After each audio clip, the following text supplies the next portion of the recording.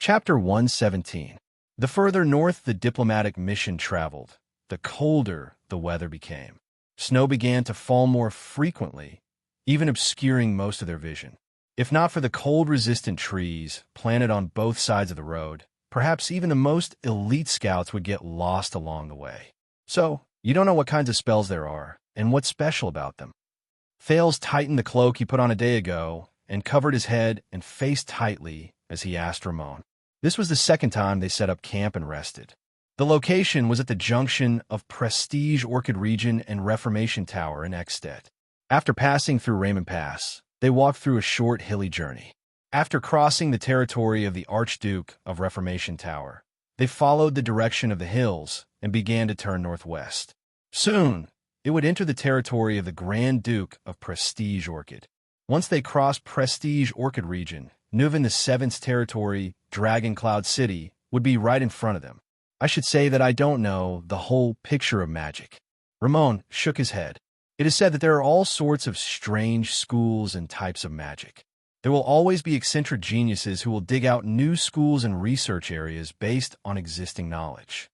Ramon sat by the fire and explained to Thales, who was beside him. But other than those unusual creatures who are independent, most of the wizards have their own clear affiliations. Belonging? Thales' eyes lit up. You mean, in ancient times, it was the gathering place of wizards and the magic organization they belonged to? Ramon's eyes sparkled. The three major magic towers. Magic Tower? Thales turned his head abruptly. The bits and pieces of information he obtained when he investigated the origins of mystics in Mindy's Hall surged into his mind again. I've heard about this before. Thales' eyes lit up. So, the ancient wizards gathered in the three magic towers to conduct research. The three great magic towers are not just three towers, nor are they just three locations. Ramon muttered, "Wizards are not weirdos who stay in their towers." It is said that the three great magic towers represent the three attitudes and values of a wizard. What attitude? Thales asked curiously. You mean the attitude wizards have when they face knowledge? Ramon shook his head. I do not know. It is very difficult to find information about the mages in the past. Thales sighed. All right, we're the three great magic towers. Don't tell me you don't even know this? Ramon nodded and smiled. I know that. He looked around furtively and saw Ida dozing off by the fire. Putre and Kent Vita were arguing about something in the distance. Wyatt tried his best to communicate with Ralph, but failed in the end. Tolja had led the scouts to scout the road ahead and had yet to return. The Ekstedt soldiers around them seemed to have gotten used to them. When he saw that the distance between them and their attention was still far away, Ramon cautiously approached Thales. He extended his finger towards the snow-covered ground in a field of vision that only the two of them could see. First, the ascetic tower. Ramon gently drew a square on the ground that was turned 45 degrees, with one corner facing downwards. He then connected the diagonal lines of the square and drew a cross inside. According to the information I've read, they are the most ancient group of mages.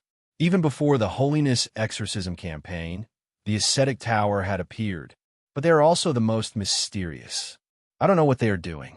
I didn't manage to find out much about them. Thales frowned. Next, the alchemy tower. Ramon drew a circle. Then, he drew two triangles on the left and right sides of the circle. Each of them had a corner pointing outwards. The side of the circle where the triangles were near was an arc, matching the arc of the circle. Ramon then drew a small circle at the center of the circle. Thales recognized that the pattern looked like an eye. Ramon continued. As the name suggests, it is said that the alchemy tower is an important aid for humans to defeat the orcs. Their creations are all prepared for war or practical use. Some of their products have been passed down to this day and are still usable. They are rare items that only a few people possess. Finally, the soul tower. Ramon then drew two shapes. The upper and lower semicircles of the twos overlapped. The pattern was especially strange, and its meaning was unknown. There are all kinds of strange information about them. One moment, they are said to be the protectors of the secular world. The next moment, they are said to have an agreement with the Empire. Or They're said to be on bad terms with the other two magic towers. There are even some who say that their existence has brought a lot of chaos to the world, and that they are practically the source of all evil. I am also unable to understand the things that they are researching. Obviously, they're different from the other two magic towers. Ramon looked at Thales. The latter nodded to show that he remembered it. The doctor quickly extended his hand and nervously wiped off the 3 patterns, leaving nothing behind. That's all I know. As for the rest, I know nothing about the 3 great magic towers' inheritance, characteristics, history, and origins. Knowledge regarding magic has been completely banned. Ramon sighed. Also, you must never draw these 3 patterns in front of anyone, such as Murat. There will be trouble. Thales raised his eyebrows. Then, you drew them in front of me without any worries? Am I that trustworthy? Ramon turned his head and revealed that strange expression again. Trust? Ha! Ramon chuckled softly. His big nose twitched. I think you're not interested in magic for no reason. The ability to deflect mystic guns. Thales' pupils trembled. Damn it, he still cares a lot about it. I keep feeling that it is not a psionic ability. Ramon chuckled. It should be some kind of magic, but I just don't know what it is yet. That's why you were so thirsty for information about magic, right? Some kind of magic? To be precise, Thales said in his heart. Your deduction is correct. Thales fixed his gaze on him. Constellation's new prince come the next king. Not only is he interested in magic, he even possesses some sort of magical power. Ramon beamed with joy. His haggard, dignified face made Thales feel nauseous. Just thinking about it makes me excited. Thales let out a long sigh and carefully pondered over the knowledge he heard from Ramon over the past few days. So, the 3 great magic towers no longer exist, the prince said quietly. Ramon's smile froze. He clasped his hands together, lowered his head, and hunched his back. The strange doctor wiped off a snowflake on his nose and sighed. It is said that this is the case. Do you know about mystics? They're not the slightly stronger warriors that ordinary people think they are. In fact, Thales did 3 somersaults in his heart. Found it. On the surface, the second prince said without batting an eyelid. As a member of the royal family, I know some things about mystics. They are the undying calamities. Ramon looked at Thales with a solemn gaze. Exactly. It is said that from the governments of various countries to the churches of the gods in heaven, and even the demons in hell, all of them fear them. They are afraid that one day they will make a comeback and launch a second battle of eradication. If that is the case, the calamities are the main cause of the destruction of the magic towers? Thales asked in a daze. Ramon straightened his collar, and his expression became extremely solemn. I do not know whether the calamities were the ones who destroyed the magic towers, Ramon said in a low voice. But I believe that the so-called calamities, the so-called mystics, and the magic towers are all products of the wizard's research. Thales said in disbelief. So, everything related to magic in the world, including inheritance, knowledge, and history, were all intentionally banned. Ramon exhaled deeply. Yes, I guess that someone did not want to see the emergence of a new calamity. Thales frowned deeply. Magic brought about an unmanageable risk, so they simply shut down and banned the existence of all magic. This is too stupid. Thales sighed. Because they were afraid of the possibility of mystics appearing in their power, they banned magic. What a short-sighted and stupid decision. I agree with you on this point. Ramon clenched his fists. It is precisely to fight against the mystics and their harm that we need to seek possibilities for magic, isn't it? Although the 3 great magic towers were destroyed, their ruins should still exist, right? Thales stroked his chin. You didn't go there to try your luck. Ruins? Ramon curled up the corner of his lips and said with an unpleasant expression, This is the worst part. Those damn countries, they looted and destroyed almost every single bit of information related to magic, wizards, and magic towers. I can't even find out where the ruins of the magic towers are. Ramon curled up one side of his mouth and said with an unpleasant expression on his face. Thales frowned deeply. Maybe I can wait until I return to the country and check the records of the royal family. Ramon snorted coldly. Don't mention it, especially Constellation. Your ancestor, the great king of Renaissance, Tormund I, personally ordered that all traces related to magic in Constellation be completely wiped out. Thales was stunned. And more than 600 years ago, the kingdom's secret intelligence department was the one who carried out the ban on magic. Ramon said hatefully, "It took me a lot of effort to find some traces in Ekstedt. They called this plan to purify the world." Thales stared at the snow in a daze and pulled his cloak tighter. "How did they do it?" The prince raised his head. "If magic is really as important as you said." Thales was stunned. "They did it." Ramon raised his head. His eyes were filled with hatred.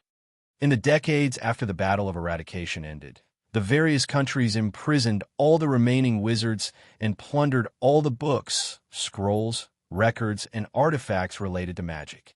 They even investigated all the people who had close contact with the wizards. The most important thing was that they wiped out all traces of magic from history. Of course, all those who intended to study magic and revive it would immediately become a thorn in the side of the various countries' agencies and the temples and churches once they were discovered. They would be eliminated without hesitation, just to ensure that magic would never appear again. All of them fell silent. For a moment, only the crackling of the flames and the mournful whistling of the cold wind could be heard. If the kingdom's secret intelligence department was in charge of the plan to purify the world 600 years ago, then there might still be a lot of information left in the secret intelligence department. Thales muttered to himself, "Hey, to dig things out from the kingdom's secret intelligence department without anyone knowing." Thales sighed.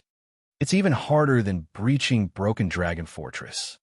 Ramon stared coldly at the fire and finished Thales' sentence. "Wait." Thales thought of a question, and a strange expression appeared on his face. "Doctor," he said slowly, "Murat was not the first chief of the kingdom's secret intelligence department, was he?" "Nonsense. The kingdom's secret intelligence department was established more than 600 years ago when Constellation was founded." Ramon snorted coldly and exhaled a long breath. Murat. He was a human, not a long-lived species or an eternal being. Thales rolled his eyes. Poor emotional intelligence. How pitiful. "You didn't understand what I meant. I was saying," Thales said impatiently, "who was the first chief of the kingdom's secret intelligence department, the person in charge of the plan to purify the world?" Ramon was stunned. He immediately turned his head to look at Thales. "This will be a clue." Thales rubbed his hands, which had turned red from the cold, and exhaled a mouthful of mist.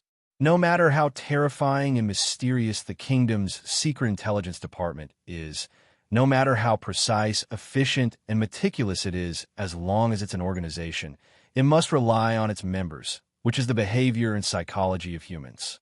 And humans are always complicated. Thales blinked. "Do you understand what I mean?" Ramon frowned. "Two. What?" Thales asked, puzzled. Ramon looked around vigilantly again. He turned his head around and said, "Two people, 600 years ago." The strange doctor lowered his voice. "In year 38 of the calendar of eradication, two people led the kingdom's secret intelligence department and were responsible for the specific implementation of the plan to purify the world." "Very good," Thales said quietly. "Even if 600 years have passed, we can always find out about their past. Who are those two people?" Ramon chuckled and uttered two names. The first name made Thales' expression change. Leinster Covendier, the first chief of the kingdom's secret intelligence department. Ramon put on an expression that said, "I knew it," and said with great interest, "And the first master of the Covendier family, one of the 6 great clans of Constellation, the first Duke of Iris Flowers." Thales widened his eyes. Ramon continued, "As well as his deputy, Halva Caribbean, one of the 13 distinguished families, the first master of the Long Sword of Twin Towers, the first count of Walla Hill, and later the wise prime minister of the kingdom." Just as Thales was carefully thinking about these two names and the meaning behind them, an Extension sentinel let out a loud roar that pierced through the northland sky, where the cold wind rustled. "Be on guard." The elite extension soldiers around him immediately drew their weapons. Countless sounds of metal being unsheathed rang simultaneously. The atmosphere was tense and somber. Unlike the group battle formation of Constellation, these Northlanders had stern expressions, but they were not flustered. They formed groups of two with their backs against each other. They stood scattered around the perimeter of the camp, facing the cold wind and fluttering snow around them. The light cavaliers mounted their horses together under their commanding officer's command and rushed to the perimeter. The heavy cavaliers and heavy infantrymen immediately began to put on their armor. Ida instantly dashed to Thal's side. Wyatt and Ralph rushed over as well. "Be alert," the elven protector, whose age was unknown, said in a grave tone. "How unlucky. It's another army." "Army?" The second prince thought of something. Under the moonlight, Thal's sharp vision, which had been modified by that fluctuation, allowed him to quickly see the source of the threat clearly. To the north of the camp, the figures of countless fully armored cavaliers appeared amidst the indistinct falling snow. Light armor, gray robes, white horses, and masks. They were swift and silent. They almost blended into the snow around them. In this kind of weather, Poutre, who rushed over from behind, frowned. "They're elites."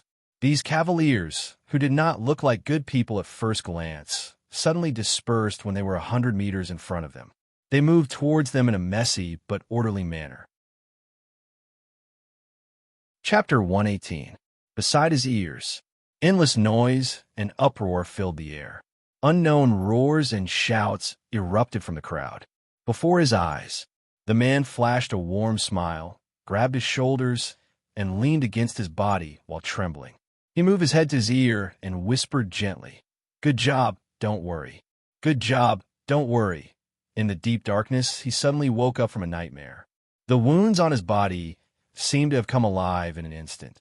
At the same time, an unbearable pain erupted. His face contorted, and he suppressed the cries of pain in his throat. First, he focused his attention on sensing everything around him. The wind and snow howled in his ears, and a stench assaulted his mouth and nose. A few low cries of livestock came from a few steps away. He raised his trembling left hand with difficulty, and as expected, he touched an old bumpy wall made of rough bricks. The power of eradication surged. In the pitch-black darkness, his surroundings gradually appeared in his senses. This was the place he fled to after he dragged his heavily injured body and sent a message to the Brotherhood's informant. It was an ordinary livestock pen in the Northland countryside. It had a simple but thick thatched roof, a rough handmade fence on one side of the wall, and a muddy ground mixed with water, snow, urine, mud, and his own blood. Safe. The blood mystic is not nearby. Only then did he let out a low, painful groan. 2 puncture wounds, 6 lacerations, 2 bone fractures, abrasions, contusions, and muscle strains are countless. She's clearly a girl with a beautiful smile. He thought of the blood mystic and smiled bitterly. Why is she so hot-tempered? I just wanted to use the legendary anti-mystic equipment to poke a hole in your real body. When he thought of this, he touched the 2 weapons beside his hand. "Lance?" He sighed in pain. "I've been tricked by you again." Not far away, a herd of thick-furred pigs, 2 big and 6 small, gathered together uneasily. They kept each other warm while trying their best to stay away from the new, uninvited guest. A black dog stood outside the fence, bravely guarding the border of its territory, and let out a low, warning growl at him. The falling snow outside the house gradually subsided. His perception was able to extend out of the circle and touch another wooden house with a thatched roof. There were 4 people sleeping soundly inside. 2 were relatively calm, while the other 2 were young and restless.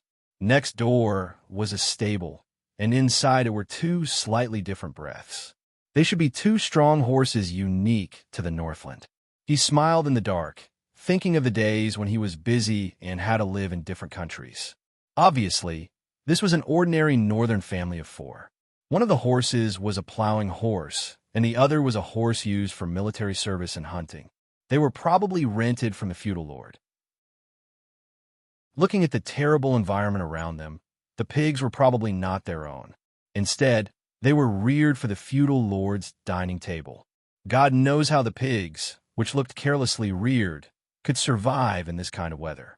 After all, this place wasn't like the South, where there were completely different and meticulous methods of raising livestock. He remembered that a long time ago, she, that dirty girl, also told him that she wanted to come to the north to take a look. How did the Northlanders survive in such cold weather? I wonder if they raised piglets? She blinked her curious eyes and looked at herself. But at that time, he only lowered his head and wiped the blade on his leg. Do the Northlanders raise pigs? Now I have the answer. I have to write this down. I can tell her in the future. But now, the next moment, the smile on the man's face faded. Lying on the ground, he clenched his teeth tightly. The power of eradication surged into him and seeped out of every pore, urging the wounds on his body to close, repair, and heal.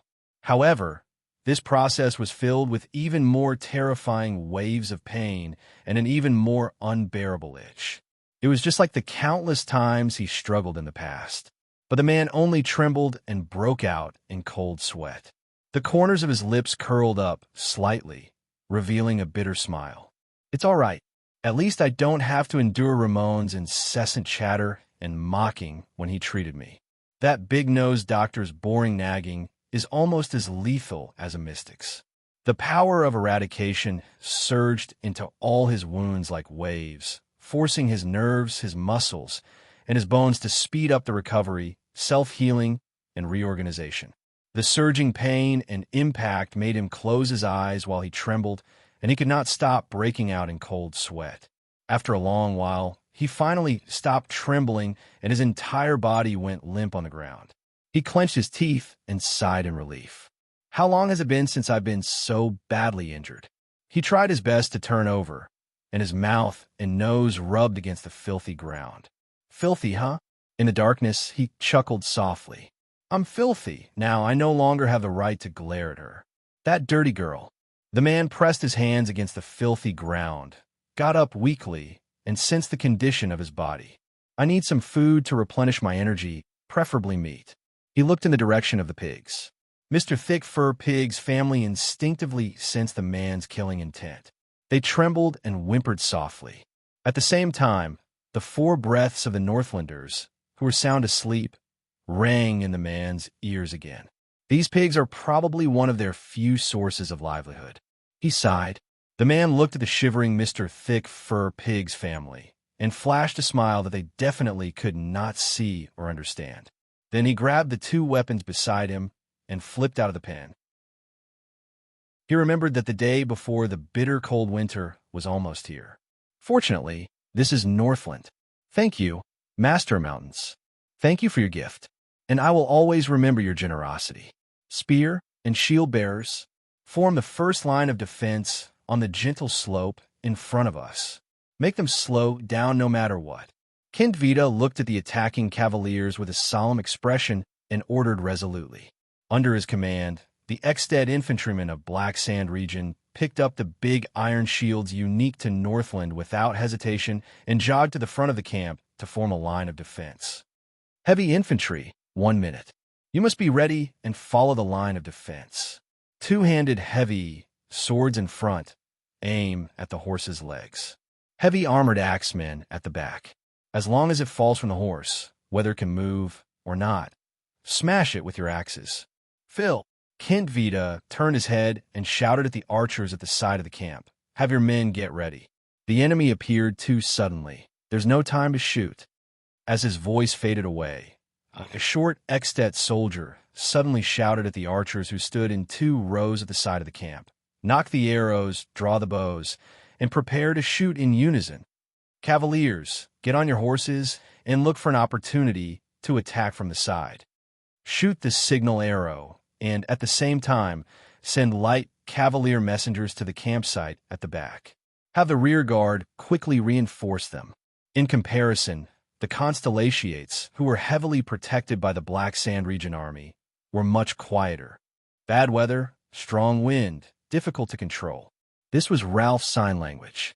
As expected, It caused Waya to frown again. I knew it. There's going to be a war again. Ramon gritted his teeth and chattered in Thales's ears. Nothing good will come out of following you. You're a prince and a piece of cheese that attracts flies. And I'm really just a normal doctor.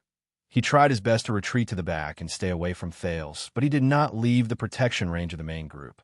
The cunning doctor, Waya Casso, who was watching him coldly, pressed his hand tightly on the hilt of his sword and snorted in dissatisfaction. Thales ignored the doctor. With a stiff expression, he looked at the cavaliers who were flanking them with complicated emotions. It was not that he was too apathetic in the face of threats, but ever since he left Eternal Star City and headed north, he had experienced too many inexplicable threats. So much so that when he encountered a similar situation again, his first reaction was no longer shock and nervousness, but a long sigh. What is it this time? Can't they just let me reach Dragon Cloud's city safely? But Thales forced himself to think of something logical. Black Sand Region's army of more than 2,000 soldiers had been vigilant along the way, and they had been careful in their journey. Why would they not be vigilant against this group of uninvited guests? Poutre said that the people opposite them were elites, but the escorts around him were also elites of Black Sand Region, so there should be no need to be too worried. Right? Then, a familiar voice traveled from afar among the group of masked, light-armored cavaliers in gray. "Soldiers, lower your guard." It was Tolja. Thales heaved a sigh of relief. The Fire Knight of Black Sand Region, one of the 5 war generals of Extet, who had set out to investigate, appeared from among the cavaliers opposite them. He stopped beside the campfire at the outermost perimeter. These are King Nuven's personal guards. They are the troops he sent to receive the Prince of Constellation's diplomat group.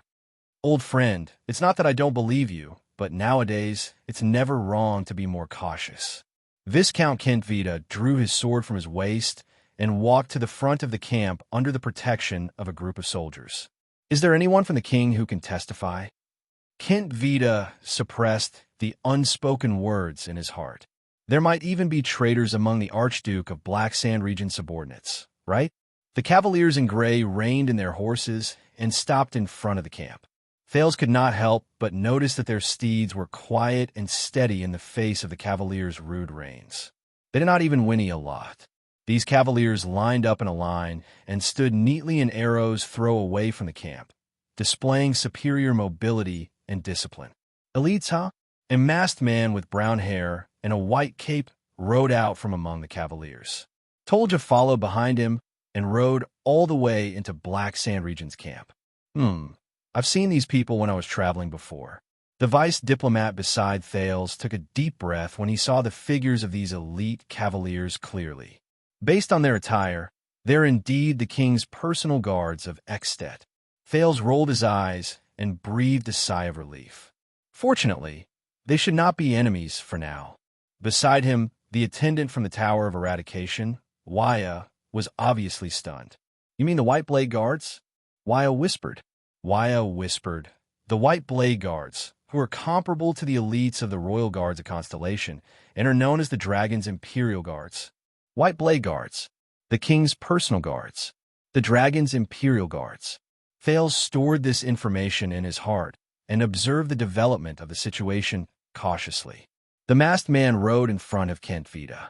He first cast a glance at the Archduke of Black Sand Region's most trusted strategist, then looked sharply in the direction of the Constellations.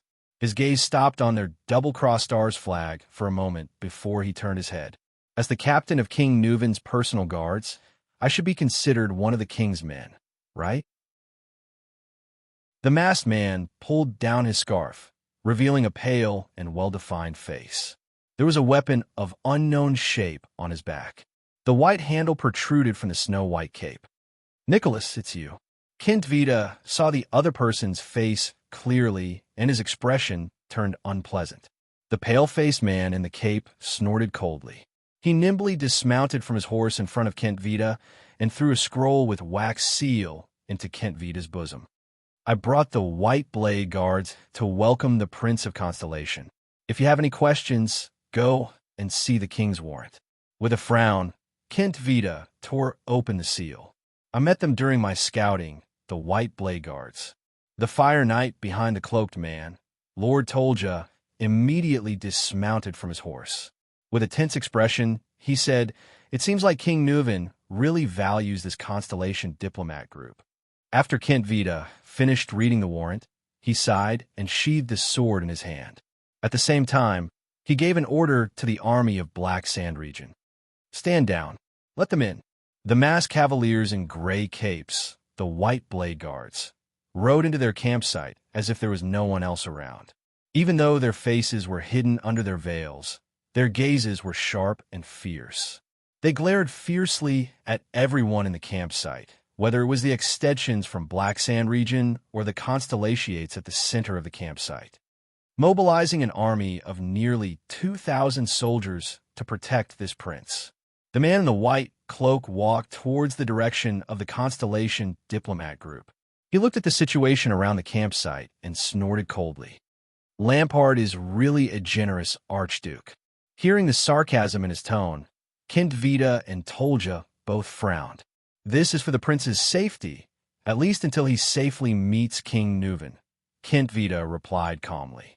"We believe that there are people in Ekstedt who want the prince's life.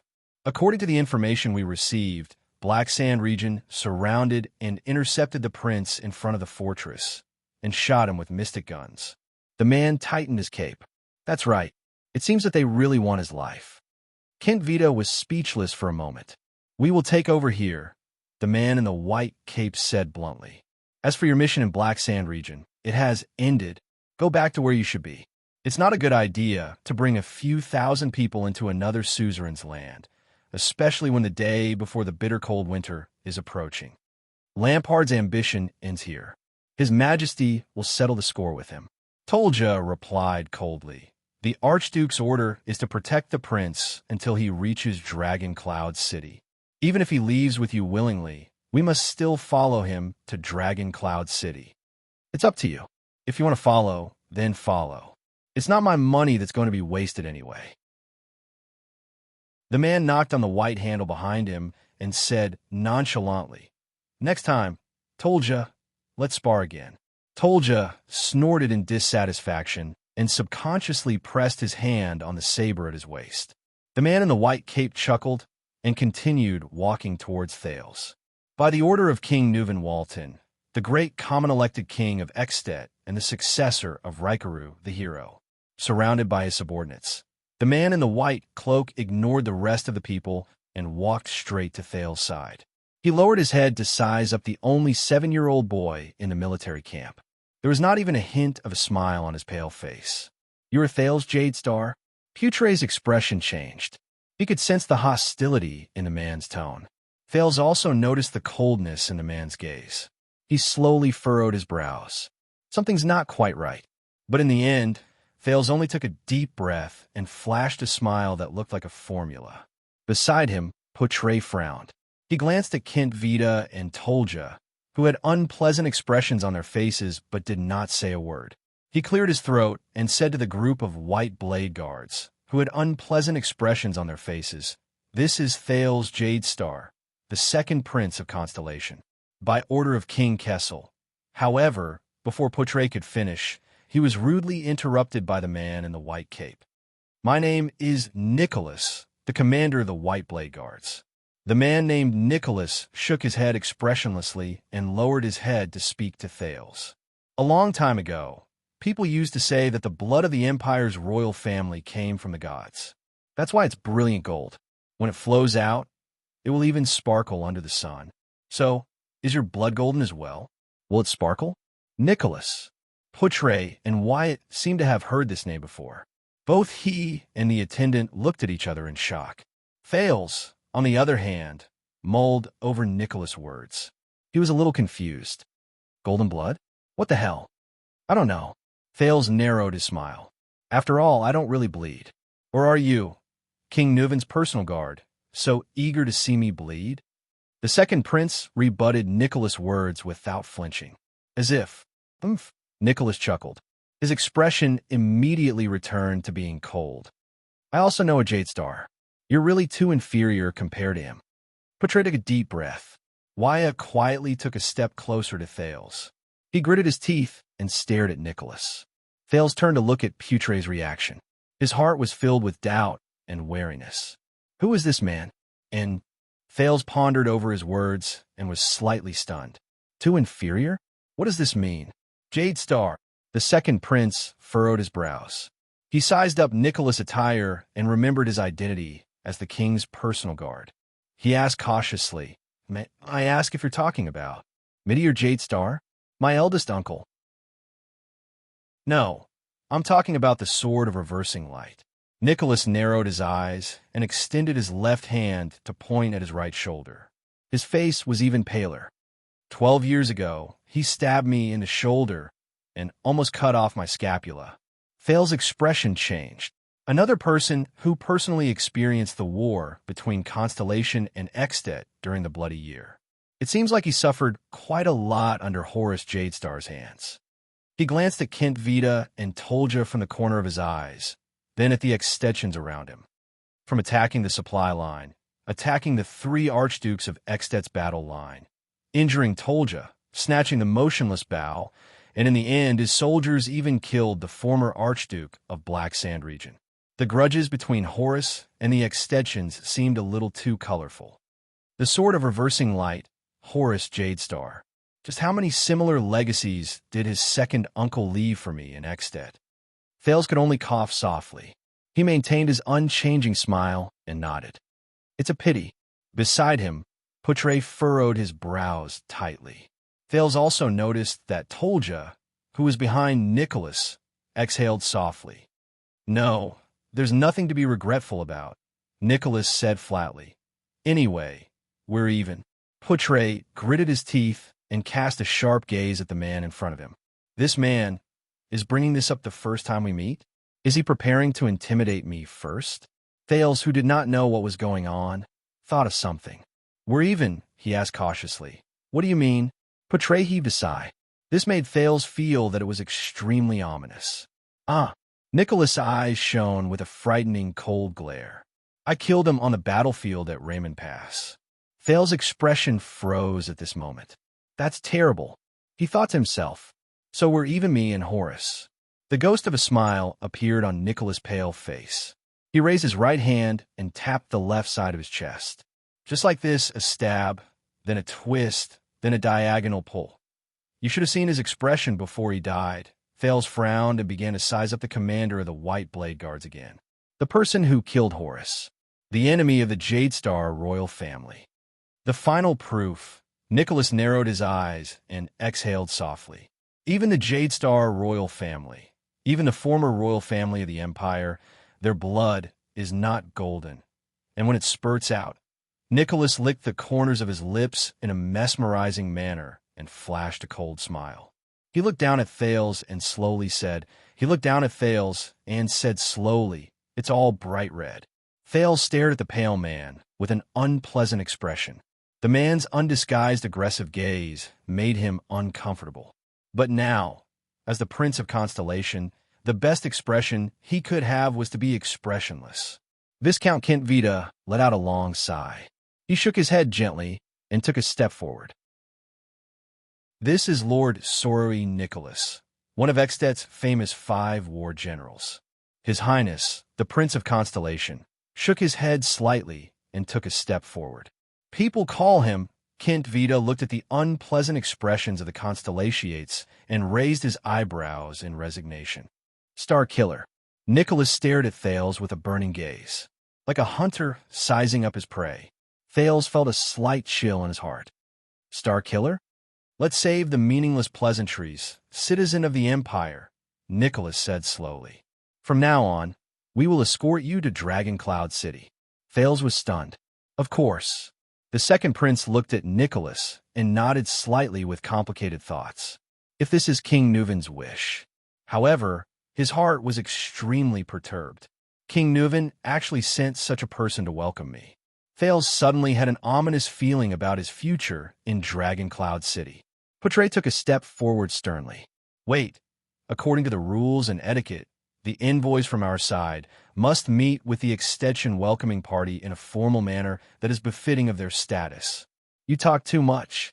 Nicholas rudely cut off the vice diplomat's words. I don't have time to waste. In the next moment, Thales saw Nicholas' expression turn serious and the cloak behind him flutter. Please believe me. This is for your safety, Your Highness. Sorry, Nicholas, the Star Killer. The pale-faced man snorted coldly with a cold smile. He gestured at the uncertain Thales Jade Star with his chin and ordered the white blade guards behind him. Time up. What? Thales widened his eyes. Chapter 119. Before Thales could react, the attendants and guards behind him took a step forward without hesitation and shielded him behind them. In the next moment, the sound of swords being unsheathed rang out incessantly. Asterisk clang. Asterisk. Waya unsheathed his blade without hesitation. The tip of the blade was pointed at Nicholas' throat. His gaze was solemn. Asterisk swoosh. Asterisk Ralph's remaining hidden blade also popped out of his sleeve. The blade was pointed at Nicholas' heart.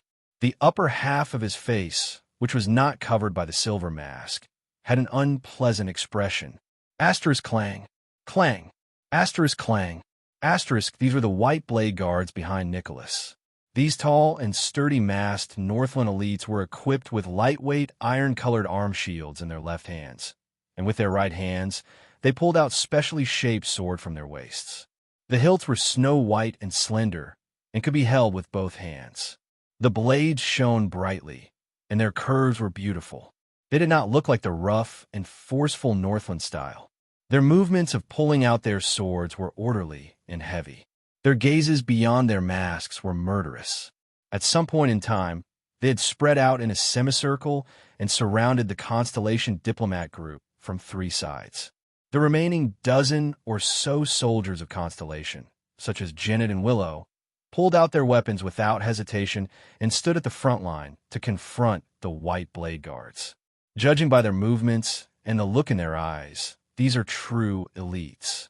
Our royal guards are nothing more than this. Aida's voice traveled into Thales' ears. They are even more powerful than the Black Sand Region's army. Even if they were to go up against the Vampire Sacred Blood army, they would probably not be inferior. Thales stared in disbelief at Nicholas, who had a cold smile on his face. What's going on? Tie me up and bring me to Dragoncloud City? It was not that he did not anticipate what he might encounter in Ekstedt. In fact, it was very normal for King Nuven, who had lost his beloved son, to be angry, ridiculed, and humiliated him.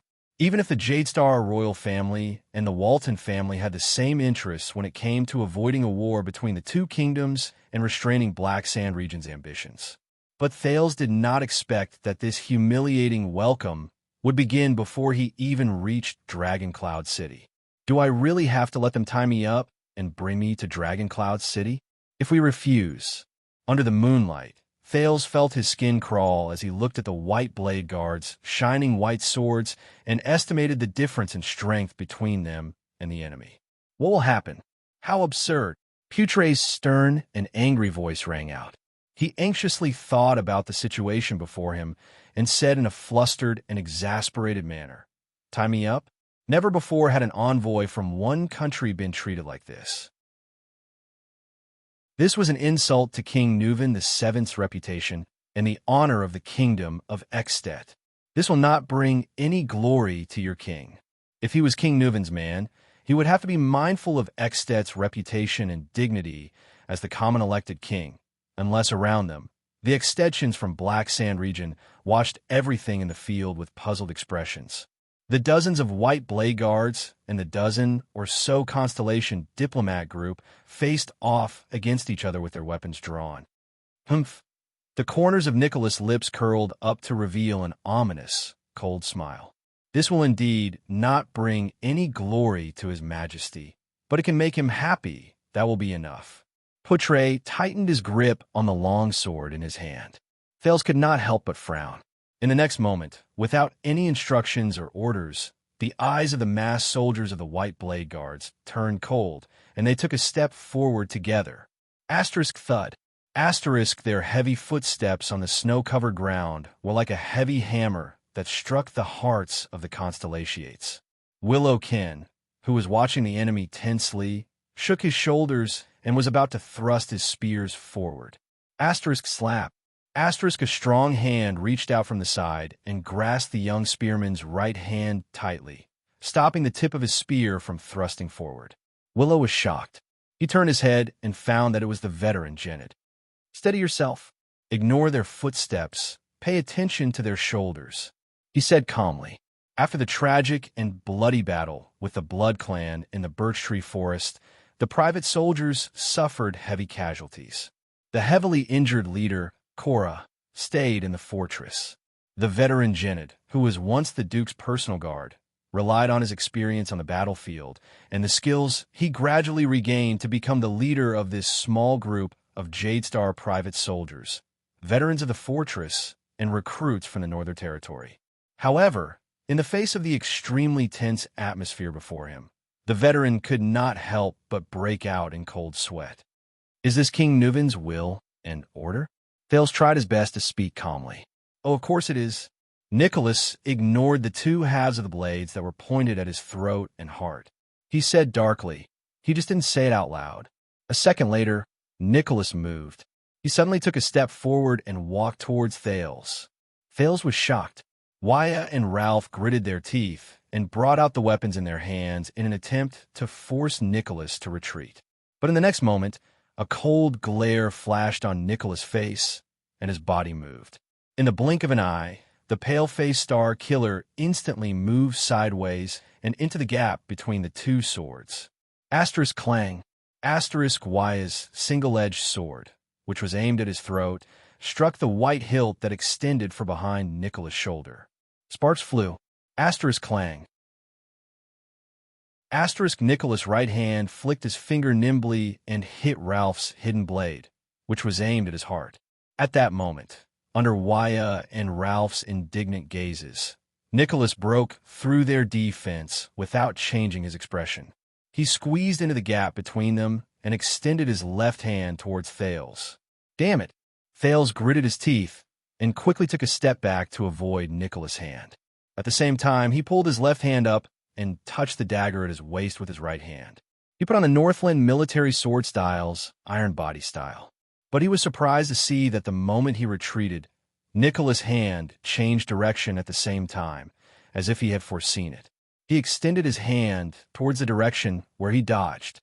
That fluctuation surged into Thales' brain in time and slowed down the scene in front of him to the greatest extent possible. In Thales' field of vision, Nicholas moved slowly, like an existence that flashed with silver light. However, every flash of light in his body brought about a change in Nicholas' figure. Is this his power of eradication? Thales' expression was tense as he thought carefully. The Star Killer's figure, movements, speed, changes, and trajectory all entered Thales' consciousness at that moment. After a moment of estimation, a pessimistic conclusion surged into Thales' mind.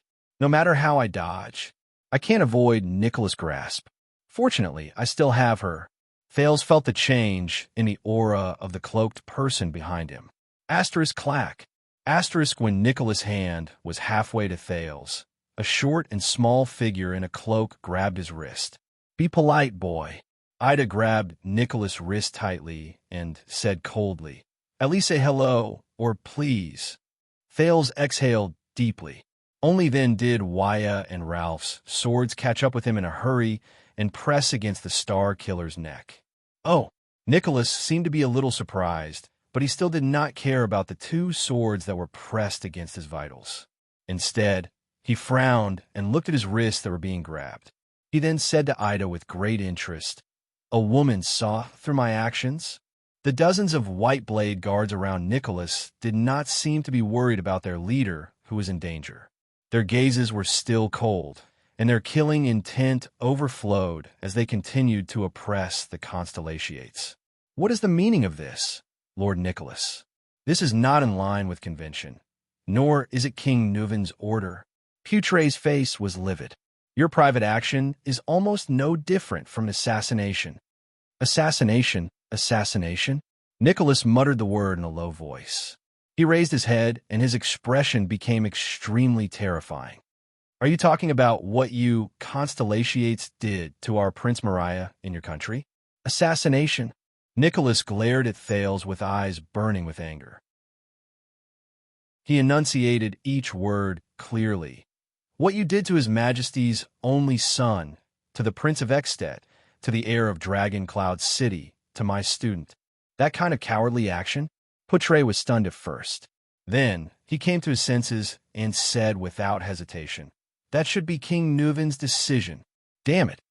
Thales panted softly and bit his lower lip. He looked at Nicholas, who was being held back by Ida and had Waya and Ralph's swords pressed against his throat. He gritted his teeth. This situation, how should I deal with it? Force Nicholas to retreat? Thales took a deep breath.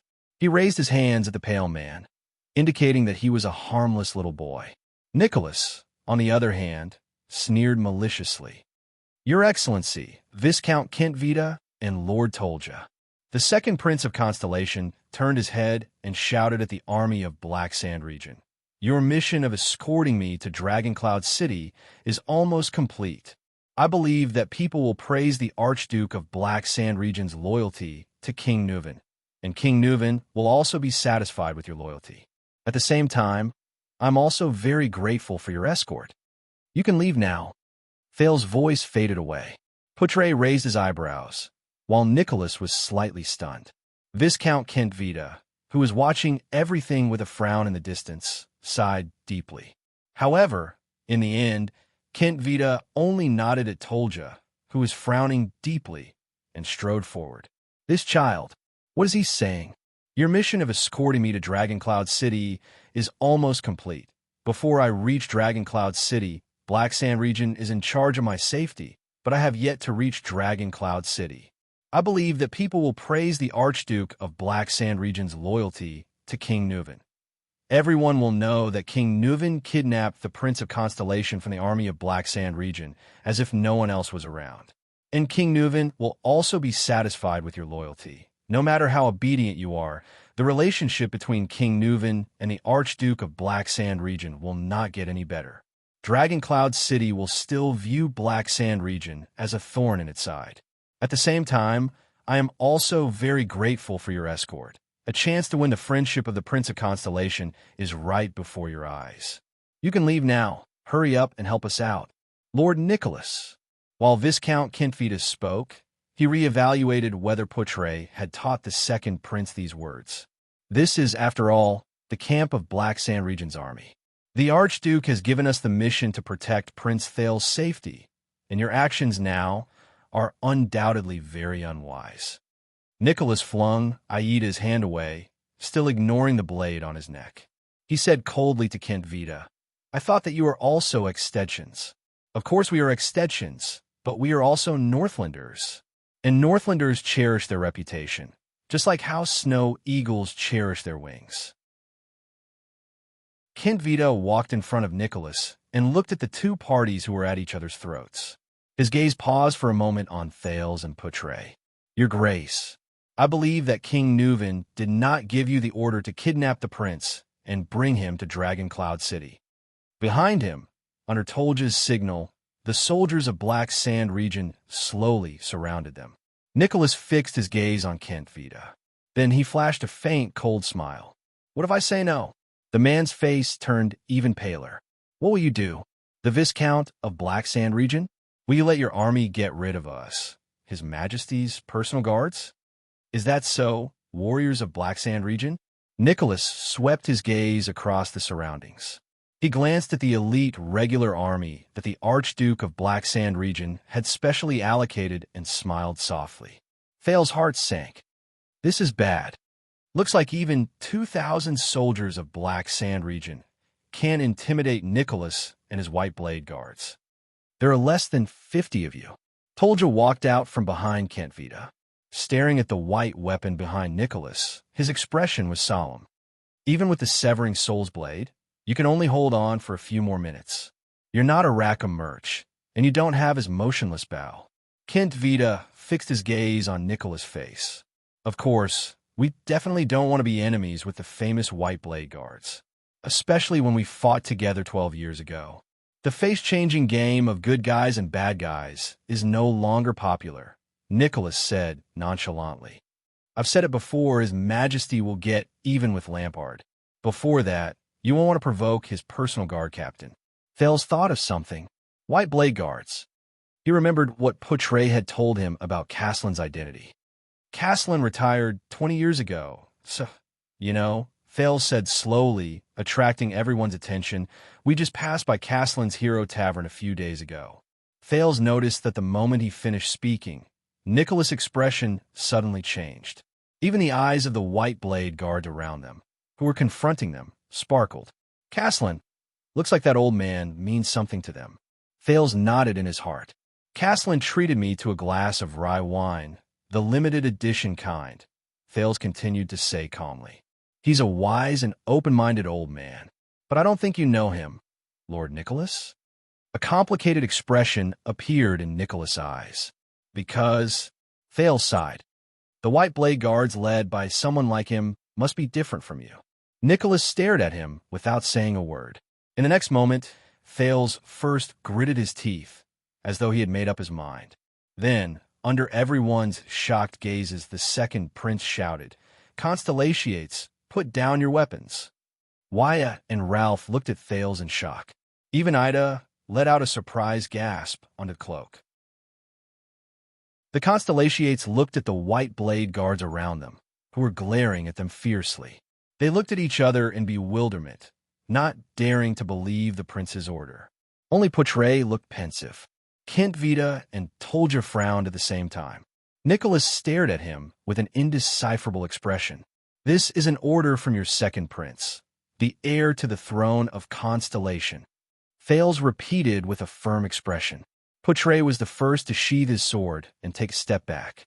Then, Jennard sheathed his sword without hesitation. Wyatt glanced at the prince in disbelief. Under the latter's unquestionable gaze, he gritted his teeth and withdrew his sword from Nicholas' neck. Then it was Ralph, then the fifth, the sixth, until all the Constellations sheathed their weapons. Under everyone's watchful eyes, Thales took a step forward, past Wyatt and Ralph's protection, and arrived in front of Nicholas. You should have done this a long time ago. Nicholas lowered his head and looked at him expressionlessly. The earlier you submitted, the less pain you would have suffered. Enough, Your Excellency. Thales interrupted him coldly. I don't know why you insist on bringing me back to Dragoncloud City with you tied up. Whether it's a new grudge or an old one, whether it's Prince Mariah or Prince Horace, Thales suppressed the trembling in his voice. But before I complete my first mission, I will only answer to King Nuven. Nicholas stared at the second prince of Constellation in astonishment. This will be a conversation between the future king of Constellation and the current king of Extet. Thales took a deep breath. But before that, you want to humiliate me, who is about to talk to King Nuven. There is no doubt that your actions are tarnishing King Nuven's honor. Does a father who has lost his only son no longer need to care about his own honor? Ask yourselves, White Blade Guards, Northlanders. Thales turned to the White Blade Guards around him. His personal guards, the White Blade Guards, the Dragon's Imperial Guards, humiliatingly tying up a 7-year-old child and bringing him to Dragoncloud City. Let everyone know the magnanimity of Extet's common-elected king, Raikaru the hero's successor, and the ruler of the Northlanders, King Nuven VII. The gazes of the White Blade Guards became unfocused beyond the veil covering their faces. Castellan told me that whether it is the history of the Empire or the symbol of the dragon, these are not important. What is important is whether the Northlanders can still persevere and live their lives well. Thales turned around and spread his arms. He raised his head and stared at Nicholas with a steady gaze. Over the past few days, we have eaten the Northlanders' food and drank their wine. According to Northland's customs, we are now King Nuven's guests. We are guests in the land under his rule. Now, we are finally about to reach his doorstep. Let us Constellations, the so-called descendants of the Empire. Let us see the magnanimity and glory of the Northlanders, and whether it is worth it for us to take this dangerous journey. The White Blade Guards quickly exchanged glances, then looked at their commander in unison. Kent Vita's gaze kept shifting between Thales and Putre. He seemed to be deep in thought. Weil looked worriedly at the Star Killer in front of him, and the most crucial decision-maker, Nicholas, slowly narrowed his eyes. After a few seconds, "Very good, Thales Jade Star." He looked at Thales and smiled faintly. "You and your uncle are not that far apart." Thales was stunned. "Put away your weapons, my brothers." Nicholas looked at Thales with a complicated expression. "Let His Majesty decide who our guest belongs to, even if his hatred for us runs as deep as the sea." Upon receiving the order, the White Blade Guards sheathed their swords in an orderly manner. Thales finally breathed a sigh of relief. The people of Constellation, including the two commanders of Black Sand region, also breathed a sigh of relief. At this moment, alert, outside the camp, the soldiers of Black Sand region once again let out an alarming shout. Everyone's attention was instantly drawn to the area outside the camp. Under the moonlight, a new group of cavaliers appeared before their eyes and headed towards the camp. Kent Vita narrowed his eyes and asked Nicholas, "Your companions?" Nicholas did not answer him. The sound of hooves could be heard from outside the camp. It was a dozen cavaliers, carrying a strange flag. They slowly headed towards their camp. It was a flag with a white background. A golden ear of wheat with an arc was drawn on it. It stretched from the upper right corner of the flag to the lower left corner and crossed with an equally golden dagger. "Good night, everyone." An unfamiliar male voice traveled into their ears from afar. "Praise be to the Lady of Harvest and the Maiden Shepherd of the Ocean. May they bless all of you with no worries about food or clothing and a prosperous life." Kent Vita took a few steps forward. Looking at the flag with the ear of wheat and the dagger, he slowly frowned. "I am Lesa Kent Vita, the Viscount of the city of Lighttown. This is the military camp of the Archduke of Black Sand region." Viscount Kent Vita said loudly. "Who goes there?" Under the protection of a dozen cavaliers, a middle-aged man with a golden ponytail slowly rode out from the crowd. He was dressed in a gorgeous coat and a top hat embedded with jewels to keep out the cold. "I am Shiles Bamra, the honorary Marquis of Good Flow City." The middle-aged man stopped his horse. He took off his hat and placed it on his left chest. With a friendly and humble smile on his face, he bowed slightly in Kent Vita's direction. "I am from the friendly and generous 16 City-States Alliance of Camus Union. I am a member of the 36 seats in the Camus Union Parliament. I am representing the Alliance's Good Flow City on a diplomatic mission to Ekstedt. I heard that Constellation's second prince is here, so I specially came to meet you." Midnight, Dragon Cloud City, Westbound Avenue. He was a black-haired, black-eyed Far Easterner. He was about 30 or 40 years old. The Far Easterners aged at a different rate compared to the Redalians and Northlanders. It was not easy to tell their age from their appearance. Holding an everlasting lamp, he walked steadily in the dark and cold underground cellar, intending to start his day's work. But in the next moment, he frowned, as if he sensed something. He stopped in his tracks. In the silence and darkness, his eyes carefully swept across every corner in front of him. His ears listened to all the movements in the cellar. There was nothing, but he did not let his guard down, because he trusted his instincts more. Most of the time, danger could not be detected with eyes and ears. Most of the time, instincts were the last things one could rely on in life. Like now, he clenched his teeth and furrowed his brows, revealing a ferocious expression in the darkness beyond the light. Just like a wolf that sensed danger, it sharpened its fangs and claws and remained vigilant of the danger in the darkness. Immediately, the Far Easterner moved. He raised the everlasting lamp with one hand and pressed his other hand against his waist when he crouched down. He turned sideways to face the left, the wall, and the darkness behind the corner. "Who's there?" the Far Easterner asked calmly. There was no answer. "If you're here to steal some money, bro," the Far Easterner spoke the lingua franca with a Northland accent. His feet moved slowly and rhythmically. "Then you've come to the wrong place." There was still no answer. The Far Easterner narrowed his eyes. The next moment his figure flashed. He covered a distance of more than 10 steps in 3 steps. The Far Easterner turned the corner. The light from the everlasting lamp illuminated everything in the corner.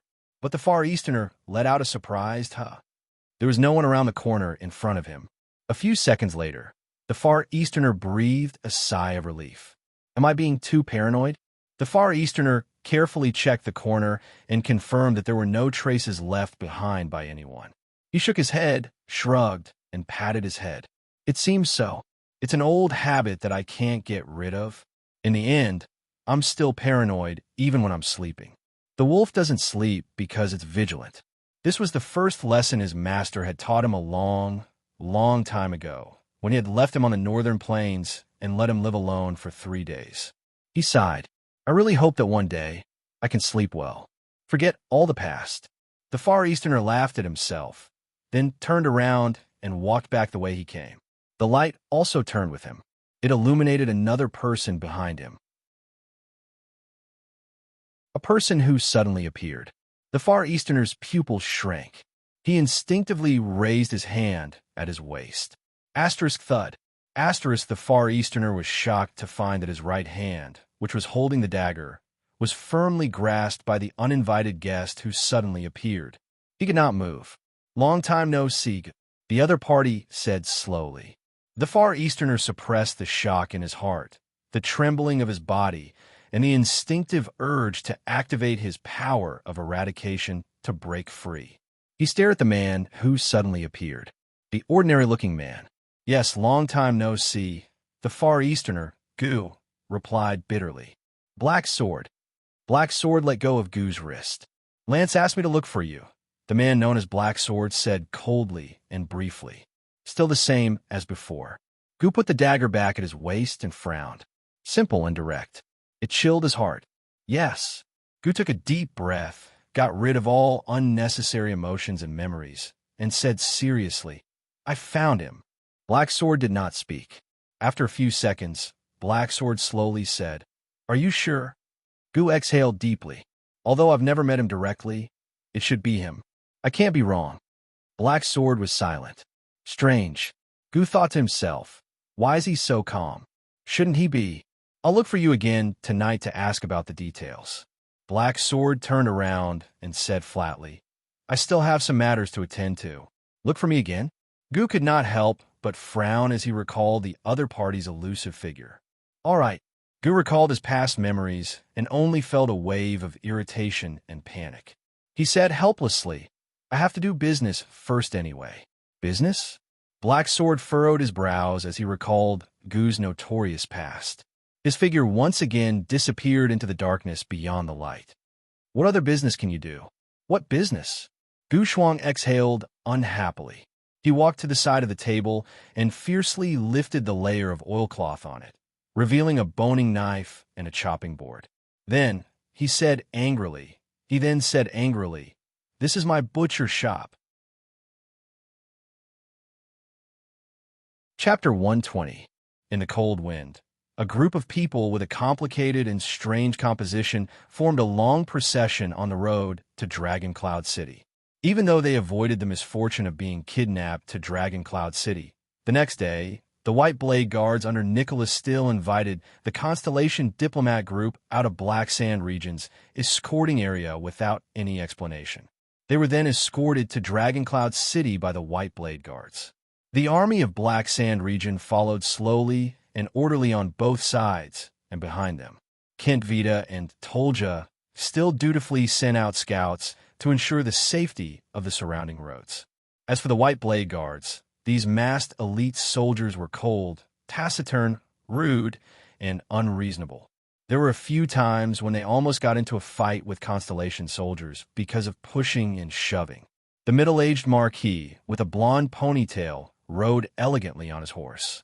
With a kind smile, he said to the second prince of Constellation, the continuation of the Jade Star family's royal bloodline and Constellation's successor is of great significance to the entire Western Peninsula. What I mean is, the replacement of the ruling royal family may bring chaos to Constellation that will be difficult to pacify for many years. This is something that the entire Western Peninsula, including us, the Camions do not want to see.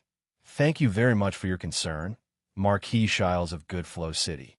Thales, who sat stiffly on his horse, nodded at the guest from Camus Union with an equally stiff smile on his face. This uninvited guest seemed to be a little too familiar with him. Just like the people in front of Eternal Star City's western city gate who were dressed neatly, respectful, and attentive to serve as the local guides for first-time visitors to Eternal Star City. There were many such lads or tomboys in the Blackstreet Brotherhood. They usually worked well with the child beggars and hired thugs.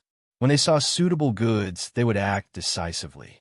The best outcome for those guests was to be swindled out of their money or have their wallets stolen. The worst outcome was to be robbed in a dark alley. Of course, the worst outcome was none of you want to know. Be careful, boy. A languid voice came from beside Thales. The Camions approached you for no reason. They must have ulterior motives. If it's not for money, then it's for achoo. As Ida spoke under the cloak, she held onto Thales' mount and sneezed loudly. She rubbed her nose pitifully. Ida, are you all right? Thales asked worriedly. Ever since we entered Northland, you have been sick. Don't worry. This temperature is nothing.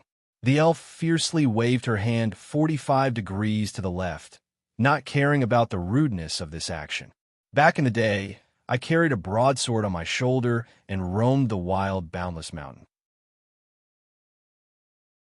I carried a human head in my hand and battled the Grand Banquet Lord. Achoo!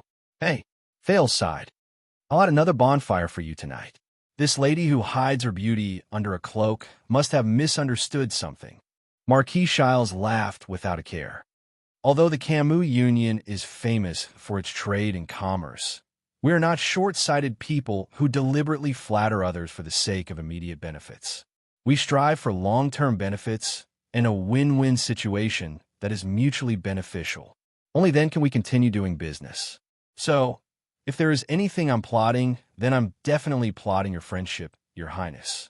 Ida snorted. Camions are all liars. None of them are good. This is especially true in Goodflow City. On the other side of the horse, Ralph scratched his head awkwardly.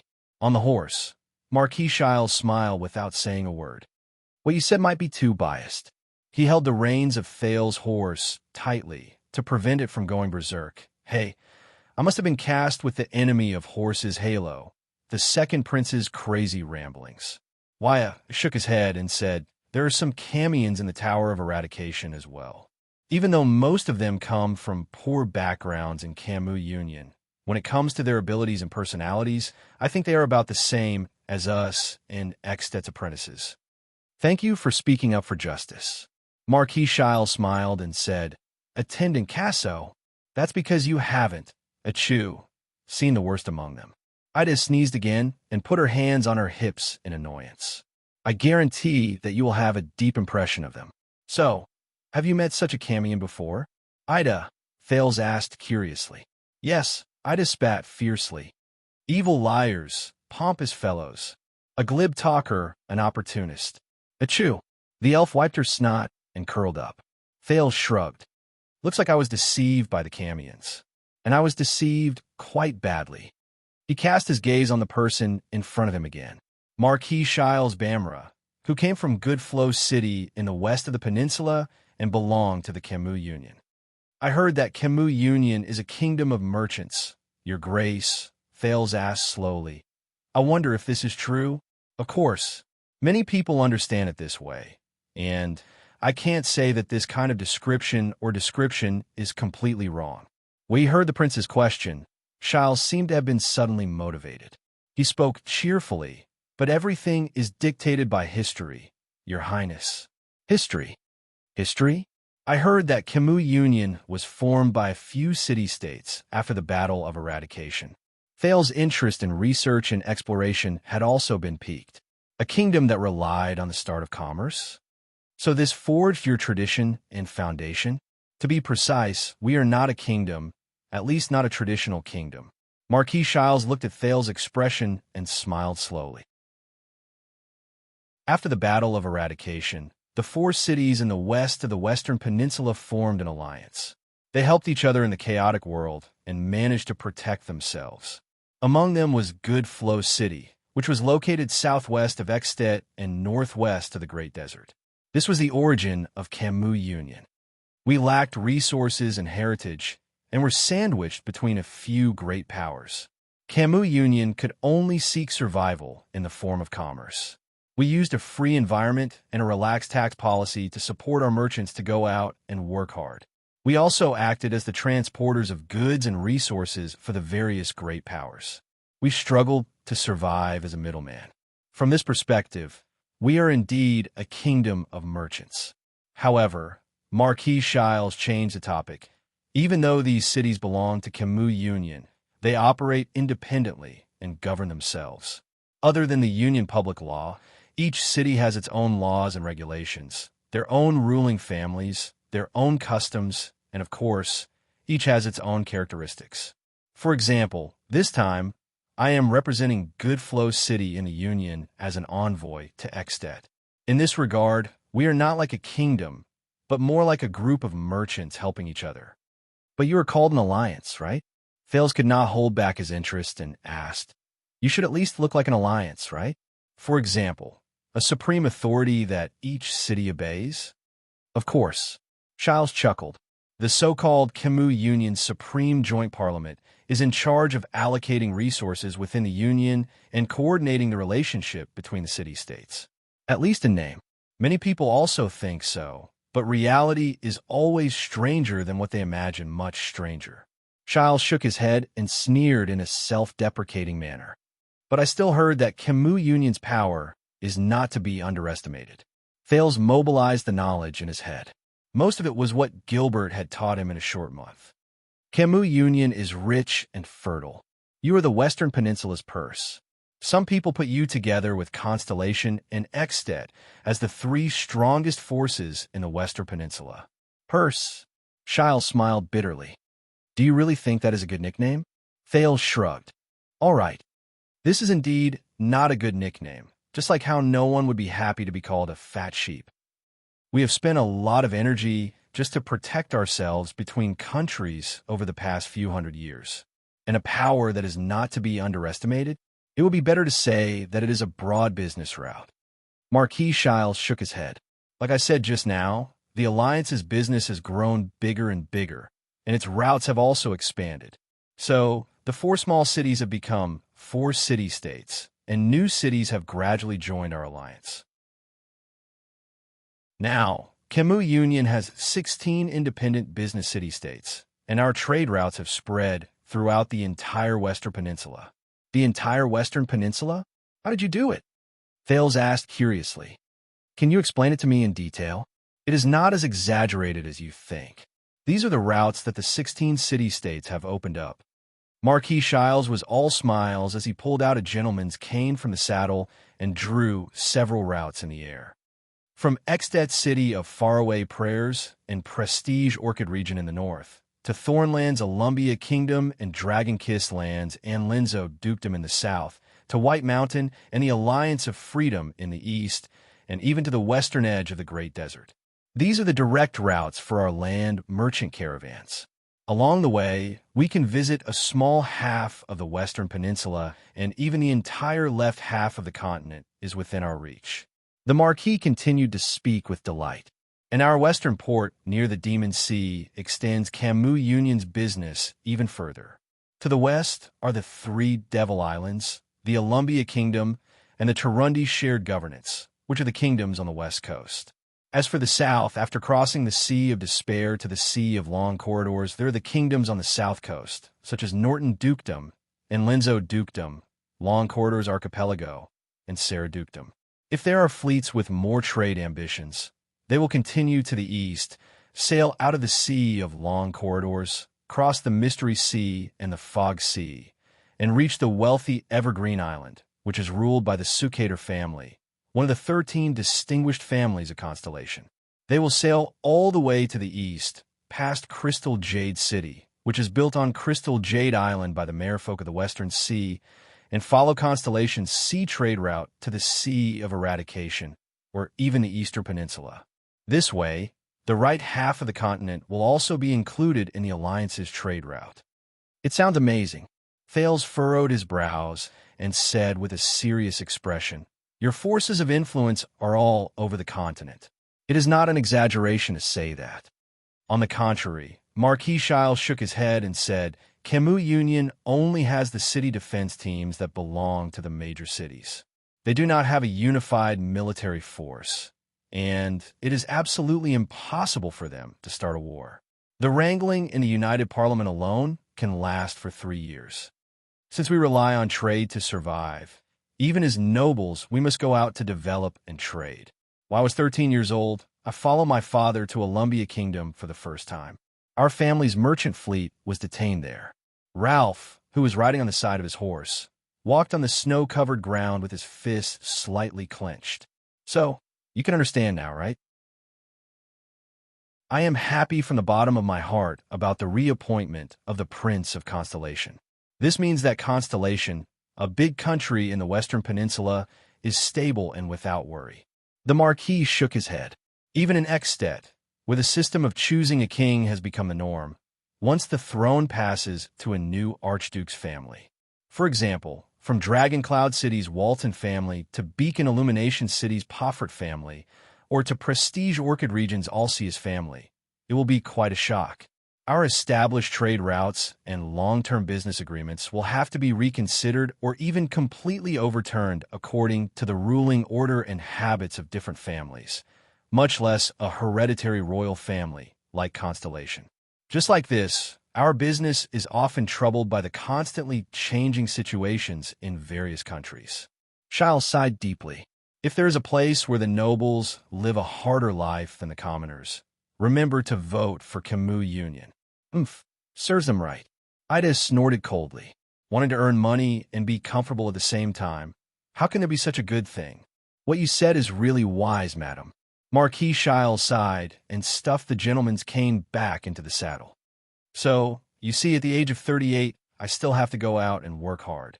So, it is also reasonable for you to come to me. Thales let out a hollow laugh. Is this to develop your future business network in Constellation? It is for the sake of friendship. Shiles winked in amusement. Of course, if you have any, and I mean any, needs that are outside the boundaries of your kingdom, please be sure to let me know. Marquis Shiles laughed out loud. As a marquis of a small city, I have no other forte, but I do have some connections in various countries. Wait, Marquis. Thales frowned. Duke's son, male merit. But I seem to have never heard of such a title as Marquis in this world. Chapter 121. In the cold wind, a group of people with a complicated and strange composition walked in a long line on the road to Dragon Cloud City. The anti-theft chapter. I went out for a meal and changed it back quickly. Thank you for reading the pirated version. Under old Castellan's regretful gaze, Thales heaved a sigh of relief after he tried his best to refuse the cup of rye wine. They rested for 15 minutes. Viscount Kent Vita turned his head and nodded at the fire knight. "Told-ya. Get ready." Told-ya ordered his soldiers. "We're ready to depart. We must reach Prestige Orchid Region before tomorrow night." Upon hearing their superior's words, Ekstedt's officers and soldiers stood up in unison. They left behind their wine money and walked out of the tavern. The people from Constellation looked at Thales. Thales glanced at Poutre, shrugged, and jumped off the bar counter. But just as he waved at old Castellan and was about to leave, "Brat, wait." Castellan left the bar counter and walked towards Thales. Thales only then realized that this old man was extremely tall. He was almost 7 feet tall. He had to raise his neck to an angle that he could barely look up at him. Fortunately, Castellan squatted down in front of him. "You want to apologize to King Nuven, don't you?" Old Castellan said slowly, "And I also heard that it is to repay Prince Mariah for his misfortune in Constellation." "Yes." Thales exhaled. "Let's see if King Nuven will be interested in my head." Castellan's gaze on him changed slightly. "When I was your age," the old man sighed, "I only knew how to follow my brother and chase sparrows." Thales smiled faintly. But before Thales could speak, Castellan continued, "Damn those messy political schemes of the nobles. They never show mercy, don't they? I don't care if you're 7 or 17. God knows how Prince Mariah died. It's a pity he was a good lad. This, Thales revealed a surprised expression. Thank you for your understanding. Sir Castellan. Castellan stared at him fixedly. Then, with an awkward expression, Thales pointed outside the door. Listen, old Castellan said flatly. I once served under Nuven. To a certain extent, I'm quite familiar with him. This tavern owner knew King Nuven. He turned to look at Kent Vida, who was not too far away. Why did they bring him here? Was it really for a break? Castellan sighed softly. He was a good king when he was young, a typical burly Walton man. I still remember Nuven Walton standing at the 38th Sentry Ground, swinging his flail at the attacking orcs. At that time, he was generous, tolerant, and just. He could stand in front of an orc's axe for a nobody. Every warrior thought it was an honor to die for him. Oh, Thale's eyes brightened. That's good. It looks like at least he won't be a king who will simply order me to be beheaded. But people change. Old Castellan exhaled. His gaze became misty and unfocused. Nuven is also a human. He'll also grow old. There will come a day when he will be bewitched by slander and beauty and be controlled by desires and impulses. Although he has the blood of Rikaru Exted in him, he is not a perfect dragon or a hero, especially when he is a father who has lost his son. Thales could not help but be stunned. Castellan lowered his head and stared at Thales. Be careful, Constellation's second prince. Exted uses the great dragon as its flag, but for 600 years, we have only worshipped the great dragon's strength. We have learned the great dragon's pride, but we have forgotten the great dragon's wisdom and wisdom. Although we claim to be the children of the northern wind and the dragon, the shackles of the empire on us are no less than those of Constellation. What do you mean? Thales widened his eyes. Do you mean that Exted's domestic situation may be worse than we think? Child, take care. Castellan only shook his head and gently placed his hand on Thales' shoulder. Since you paid but did not drink, consider this a bit of advice from me. Thales could only spread his hands. Thank you for your advice. Unfortunately, it was useless. What will come. No matter what, he had to face Nuven VII. By the way, Castellan hesitated for a while and suddenly exhaled. He smiled and said, if you run into any irreversible crisis in Exted, when even King Nuven can't save you. Even King Nuven can't save me? Thales was puzzled. What does that mean? There's a butcher shop on Dragoncloud's city's westbound street. Its signboard is a dagger. Castellan snorted. Under Thales' furrowed brows, he said in a low voice, the boss is a Far Easterner with the surname Gu. He owed me a favor in the past. He is an extremely daring fellow and often does things that violate the law. If you want to ask him for help, just say $6.50. Under Thales' astonished gaze, the old Castellan slapped him hard on the shoulder again. The second prince staggered again. As Thales grimaced in pain, the old man before him slowly stood up and laughed heartily. The next time you come, remember to drink my rye wine. That is the symbol of a man. Thales smiled awkwardly and left before Putre's murderous gaze could kill. Kent Vida frowned and watched Thales and the Constellations leave. Then, he slowly walked to the bar counter and turned to the old Castellan. You saw it, right? The next king of Constellation. Kent Vida's gaze was cold. You saw how different he is. He has matured and changed. What were we doing when we were 7? What was King Nuven doing when he was 7? The old Castellan stared at the door of the tavern and said slowly, this child's gaze is indeed different from the others. He could not see respect or nervousness in the child's eyes. They were only full of interest and curiosity. There was also an enigmatic confidence and determination, as if they had never wavered. This was not the gaze of a frightened child who is thousands of miles away from home. This is the next opponent that Exted will face. I'm almost certain that when he grows up, he will definitely become Exted's greatest enemy. Kent Vida curled up the corners of his mouth and knocked on the bar counter. Unfortunately, the Archduke cannot attack him directly. When did we Northlanders become cowards who would scheme against and fear even a 7-year-old child? Castellan said disdainfully in a low voice, maintaining a country amidst conspiracies and fear.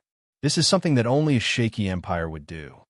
Of course, Archduke Lampard's strategist said softly, "For this, we need a better king, not an old, muddle-headed person who does not enjoy his position and does not act like a hot-blooded person who is still wet behind the ears." Humph! Castellan grabbed 2 wine glasses and placed them in the kitchen's window. "So, Chapman Lampard is really a good candidate. I believe that you still love Ekstedt and the Dragon's Kingdom deeply." Kent Vida fixed his gaze on him. "Even if King Neuven chased you out of the White Blade Guards." "Hey!" The old man seemed to be particularly dissatisfied with this sentence. "Neuven did not chase me away. I left on my own." Kent Vida did not speak. He only stared at the old man. "Really?" After a few seconds, he slowly said, "So you still don't agree?" "Huh." Castellan shook his head mockingly. "I'm just a tavern owner. What can I agree to?" "Castellan the Ground Shaker, as the former leader of the White Blade Guards, your name is still spread among them. Your story is still being sung about in the 38th century grounds," Kent Vida said slowly, "as long as you say the word why. You want me to use my influence and connections to convince my old subordinates to stand on Chapman's side?" Castellan snorted in disdain. "I believe that you will make the best choice for Ekstedt." Kent Vida's expression was indifferent, but his gaze was sharp. He stared straight at the old man, Castellan. "Castellan Lampard, after all, you are the Archduke's uncle." Castellan raised his head abruptly. "And the most famous commander of the White Blade Guards since Ekstedt was founded," Kent Vida said flatly. "In the upcoming storm, you are destined to be unable to remain unscathed. Of course, it might not just be convincing my old subordinates." Kent Vida silently thought. After all, the White Blade Guards are the king's personal guards. They are responsible for the safety of the common elected king of Ekstedt. "Do you know what this reminds me of?" Castellan interrupted his thoughts. Kent Vida politely curled the corners of his lips into a smile. The old man stared at him coldly. Quisso Lampard was asked by the Empire to convince his fellow countrymen to cooperate with the Empire, pay taxes obediently, and stop resisting. If I say no, will that brat Chapman exile me to Reformation Tower as well? Kent Vida furrowed his brows. "Go back and tell my nephew," Castellan said slowly but resolutely. "Go to hell with Lampard. Go to hell with Rumba." Kent Vida sighed and shook his head as expected. "Then, you should at least be able to help me with a second favor." Castellan snorted coldly. "All of you are always concerned about benefits, aren't you?" Kent Vida narrowed his eyes. "This time, it has something to do with that prince." Castellan put away a few cups again and ignored the Viscount. "Someone in Ekstedt wants to assassinate that prince. Whether it's to frame the Archduke or to mess up the situation," Kent Vida said with a dark expression. "They even used the officer spy lurking in our Mystic Gun unit. You know that I hate these dirty politics the most." Castellan raised his head and said rudely, "I don't want to know anything. What happens next concerns you." Kent Vida interrupted him in a deep voice. "The Archduke sent a letter yesterday saying that we found clues about the officer spy in the black market, but it was intercepted halfway. What does it have to do with me?" Castellan said rudely. "The people who intercepted the clues used the Tower of Eradication's sword style. They used an unusual power of eradication," Kent Vida said in a low voice, as if he was talking about a secret. "And they were definitely not from the Tower of Eradication." Castellan was stunned. "Go on." The old man became solemn. "What is the power of eradication? I know you will care about it." Kent Vida said sharply, "It's the kind of power of eradication you mentioned a long time ago, the frenzied and out-of-control power of eradication. I remember that you are still working for the Tower of Eradication. It's just a return of favor to Shao." A nostalgic look appeared in Castellan's eyes. "After all, it's been so many years since I graduated," but he immediately looked at Kent Vida seriously. "What else?" "The supra-class swordsman of eradication under us, Krosh. Do you remember her? She's the daughter of your comrade, that strong little girl. She was heavily injured in their hands and almost lost her life. She was the only one who escaped." Castellan clenched his fists. The clues we pursued have been cut off. The only clue we have left is that strange power of eradication. Kent Vita said sincerely, "We need your help, even if it's for the Tower of Eradication, not for Lampard." The person who is as famous as Grey Sword Guard Shao, the pride of the Tower of Eradication, the pride of the White Blade Guards, ground shaker Castellan Lampard. A few days later, in the lounge of the House of Legacy in the Tower of Eradication, we can be sure that the disaster swords do not have the complete inheritance of the Northland military sword style. One of the Supreme Class Scions, Zadie Tafner, sat on the table and said to his student, "Even if it's outdated, it's still a set of sword style meticulously researched by countless swordsmen and wizards, and the House of Legacy has the most complete security system. We can start from here." All right. Continue looking for books here, Zadie." The exhausted Cohen Caribbean leaned against the table and knocked on the table leg. He rubbed his reddened eyes. "Anyway, I can't take it anymore. But I will remember these good times, the days when I sneaked into the truth library with my teacher every night." Zadie's face instantly darkened. "Are you giving up?" His teacher said unhappily. "Are you giving up on the investigation of the disaster swords?" "I'm not giving up," the blonde police officer Cohen said angrily. "But do you know how many books there are in the truth library?" Then, "I just received a letter from a beautiful lady yesterday." Cohen ignored Zadie's unpleasant expression and yawned. "I'm going to return a favor." "Jayla, is that her name?" Cohen touched the letter in his arms, and the corners of his mouth lifted into a smile. "That cool girl with dual blades." However, at this moment, a stern and cold old voice came from behind the master and disciple. "Zadie Tafner, Cohen Caribbean." Both Zadie and Cohen trembled at the same time. Asterisk thud. Asterisk Zadie jumped off the table in a fluster and fell to the ground due to a moment of carelessness. Asterisk thud. Asterisk Cohen nervously bounced up from the ground and ended up hitting his head on the table. The two of them were in a flurry.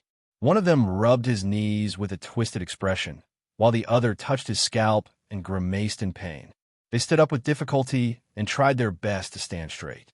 They put on their most obedient and friendly smiles and looked at the cold-faced, gray-haired old man from the far east who had appeared out of nowhere with his sword hanging from his waist. "Ah, Shao, what did you come back? They all said that you went to Blade Valley for an inspection." This was the heir of the Tower of Eradication, Zadie Tafner, who raised his hands and bowed with a face full of smiles. Master Shao. "Ah, I planned to visit you first when I came back this time. I even brought you Constellation specialties." This was Cohen Caribbean, Constellation's police officer come captain of the city defense, rubbing his hands together with a flattering expression. But the gray-haired old man, Shao, ignored their smiles. "The table in the lounge is not for dancing." Shao stared at Zadie, who had a flattering expression on his face. His cold voice made Zadie smile even more awkward. "The heir must set a good example." Of course. Zadie Tafner nodded sincerely and humbly. Then he turned to Cohen. His stern face scared the latter so much that he trembled. "Since there are chairs, don't sit on the ground." Yes. Cohen listened to Shao's teachings seriously. The two of them smiled and nodded repeatedly. They were as respectful as they could be. What a joke. This was the master of the Tower of Eradication, the Grey Sword Guard. The lightest punishment he could give to his students was to stand upside down with one hand for 10 hours. In crimes that were worthy of the lightest punishment, for example, taking 2 long steps and having poor manners. The Grey Sword Guard stared at them coldly. Zadie and Cohen stood straighter than the other. Fortunately, Shao only snorted in the end and said nothing. The two of them secretly breathed a sigh of relief, until Shao said his next sentence. "I heard," Shao said slowly, "that you have sneaked into the truth library many times over the past few days?" Zadie and Cohen froze on the spot at the same time. Listen to my explanation." Zadie smiled awkwardly. "That, you were not around, right? Cohen found some clues about the disaster sword, so this is for the Tower of Eradication for the Purgers. Cohen used the words he learned in the police station and patted his chest righteously. We are for the disaster swords, but Xiao's solemn and deep voice rose slowly and interrupted them. Very well. The gray sword guard's expression was solemn. Cohen Caribbean. Cohen immediately puffed out his chest and raised his head solemnly. He stood straight. Go to Extet immediately, Xiao said slowly. There's an old friend called Caslin who needs help. Huh? Caslin? It was Zadie. He looked at Xiao in surprise. You mean that drunken Northlander uncle who uses a sword as an axe? Xiao turned to him. His cold gaze forced Zadie to shut his mouth. But Cohen scratched his head awkwardly. I have to return to Constellation to help a friend first. Do you remember Croche? She was in the same batch as you, Xiao said in a low voice. She was injured by the disaster swords. She might never be able to use a sword again in this life. Cohen looked up with a stunned expression. Croche, the image of a Northlander girl with a buzz cut holding a sword and gritting her teeth under the scorching sun appeared in his mind. And her white teeth. All right. The police officer turned around without hesitation and said firmly to the two scions, I will go and prepare immediately. How serious is the situation? Do I need to bring my family's private army? Bringing a Constellatiate noble's private army into Extet, Zadie said in a low voice. Are you out of your mind? Cohen nodded in realization. You will not be the only one, Xiao said in a low voice. There is another person who will meet you on the way. She has just joined the Purgers. Cohen was instantly stunned. Broken Dragon Fortress, Northern Sluice Gate.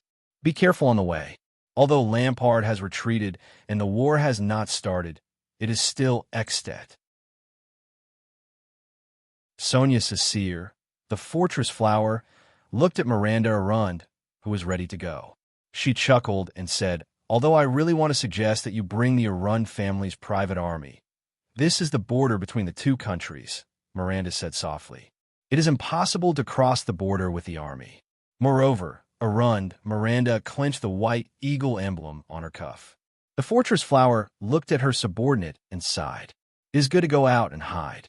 After all, those uncles and brothers from the Arund family are really annoying. Miranda bit her lip and did not say anything. This is not a hide, she said faintly. All right, all right, all right. Sonia helplessly held her subordinate's shoulders. This is for friend, right? Miranda gently patted the white sword hilt at her waist and nodded. Croche, a girl who never gives up. We are studying under the same teacher, Duke Arund's daughter said coldly. When she is in trouble, I must be by her side. I do not have many things left in this world. I must cherish them. Miranda recalled the light and bright figure in white in her memory, as well as his always cheerful and optimistic tone. She could not help but curl up the corners of her lips. She turned around and stepped into the stirrup. Don't worry, commanding officer. I'm not some helpless little tabby cat. Besides, I won't be fighting alone. Miranda Arund nodded at Sonia from her horse. An old friend will be coming with me. I will come back once the matter is settled. We are studying under the same teacher, Duke Arund's daughter said coldly. When she is in trouble, I must be by her side. I do not have many things left in this world. Chapter 122. That's fast. In the kitchen of Hero Tavern, Caslin sighed and carefully sized up the man and woman in front of him. So, you two are the most outstanding seedlings in the tower, the ones who came to help? Cohen Caribbean had already taken off his police officer uniform and put on a thick Northland leather robe, but his blonde hair was still dazzling. Miranda Arund, on the other hand, was wearing snow boots and a dark half-body armor. Her shoulder-length black hair was tied into a ponytail behind her head. She did not look like a young lady of the Arund family at all. After going through the strict training and trials of the Tower of Eradication, they knew how to disguise and hide themselves better. Survival in the wild was always a compulsory lesson for swordsmen and knights of eradication. But their disguises seemed to be ineffective in front of the old tavern man. I don't understand. The white-haired old man, Caslin, frowned. This is not a trial game. Xiao sent two nobles here. My young master and mistress? Cohen's expression froze. Did I give myself away? He lowered his head and looked at his attire. Stop looking. I'm talking about you, silly boy, Caslin said coldly to his junior. Your posture and footsteps. Cohen turned to Miranda in shock. The latter frowned and looked back at Cohen. Even from 6 kilometers away, I can smell the scent of a battlefield officer from all over your body. Caslin shook his head. Look at your frightened face, like a rabbit ready to jump up and bite someone. You just came back from the front line of the Western Desert, right? Cohen looked at the old man in surprise. How was that possible? I'm just being on guard. According to Zadie's suggestion, he had already adjusted himself well, and the symptoms of battlefield withdrawal were almost non-existent. Unless... Cohen looked at the old man solemnly. He was once one of my kind, an animal that lives on the battlefield, and a very terrifying kind. Cohen recalled the cold gazes of some of the suicide squad members in the desert, and he could not help but feel a chill in his heart. Cohen looked at the old man in front of him and gave Miranda a look. Unfortunately, his former colleague ignored him. Left with no choice, Cohen could only smile and say, Mr. Caslin, Master Shao gave us the task of tracking down the disaster swords, but his words were rudely cut off by Caslin. Caslin ignored Cohen and continued to size Miranda up. He said stiffly, As for you, little girl, you're dressed like a professional mercenary. You should be able to move about freely in a place like Columbia. Caslin ignored Cohen and continued to size Miranda up. He said stiffly, But you should know that there aren't many mercenaries in Northland. The people here are fierce and aggressive. There are many things that the men in the family can handle with a sword. Mercenaries don't have any business here. Your attire will stand out. Miranda's expression changed. And your temperament? Only a fool wouldn't recognize you as a noble, Miss Arund. But forget it. Caslin sighed. At least you're much stronger than many young nobles, Miss Arund. Hearing this, Miranda opened her mouth in shock. How could this be my identity? How could he tell? When I entered the border, there was no sign of the white eagle on me at all. I say, the old man on the chair placed his hands on his knees. His brows were raised and his face was full of suspicion. Do you really know what kind of existence you're facing? The descendants of 2 dukes and counts, and the Arund family's people. Caslin's face was full of disgust. He clicked his tongue.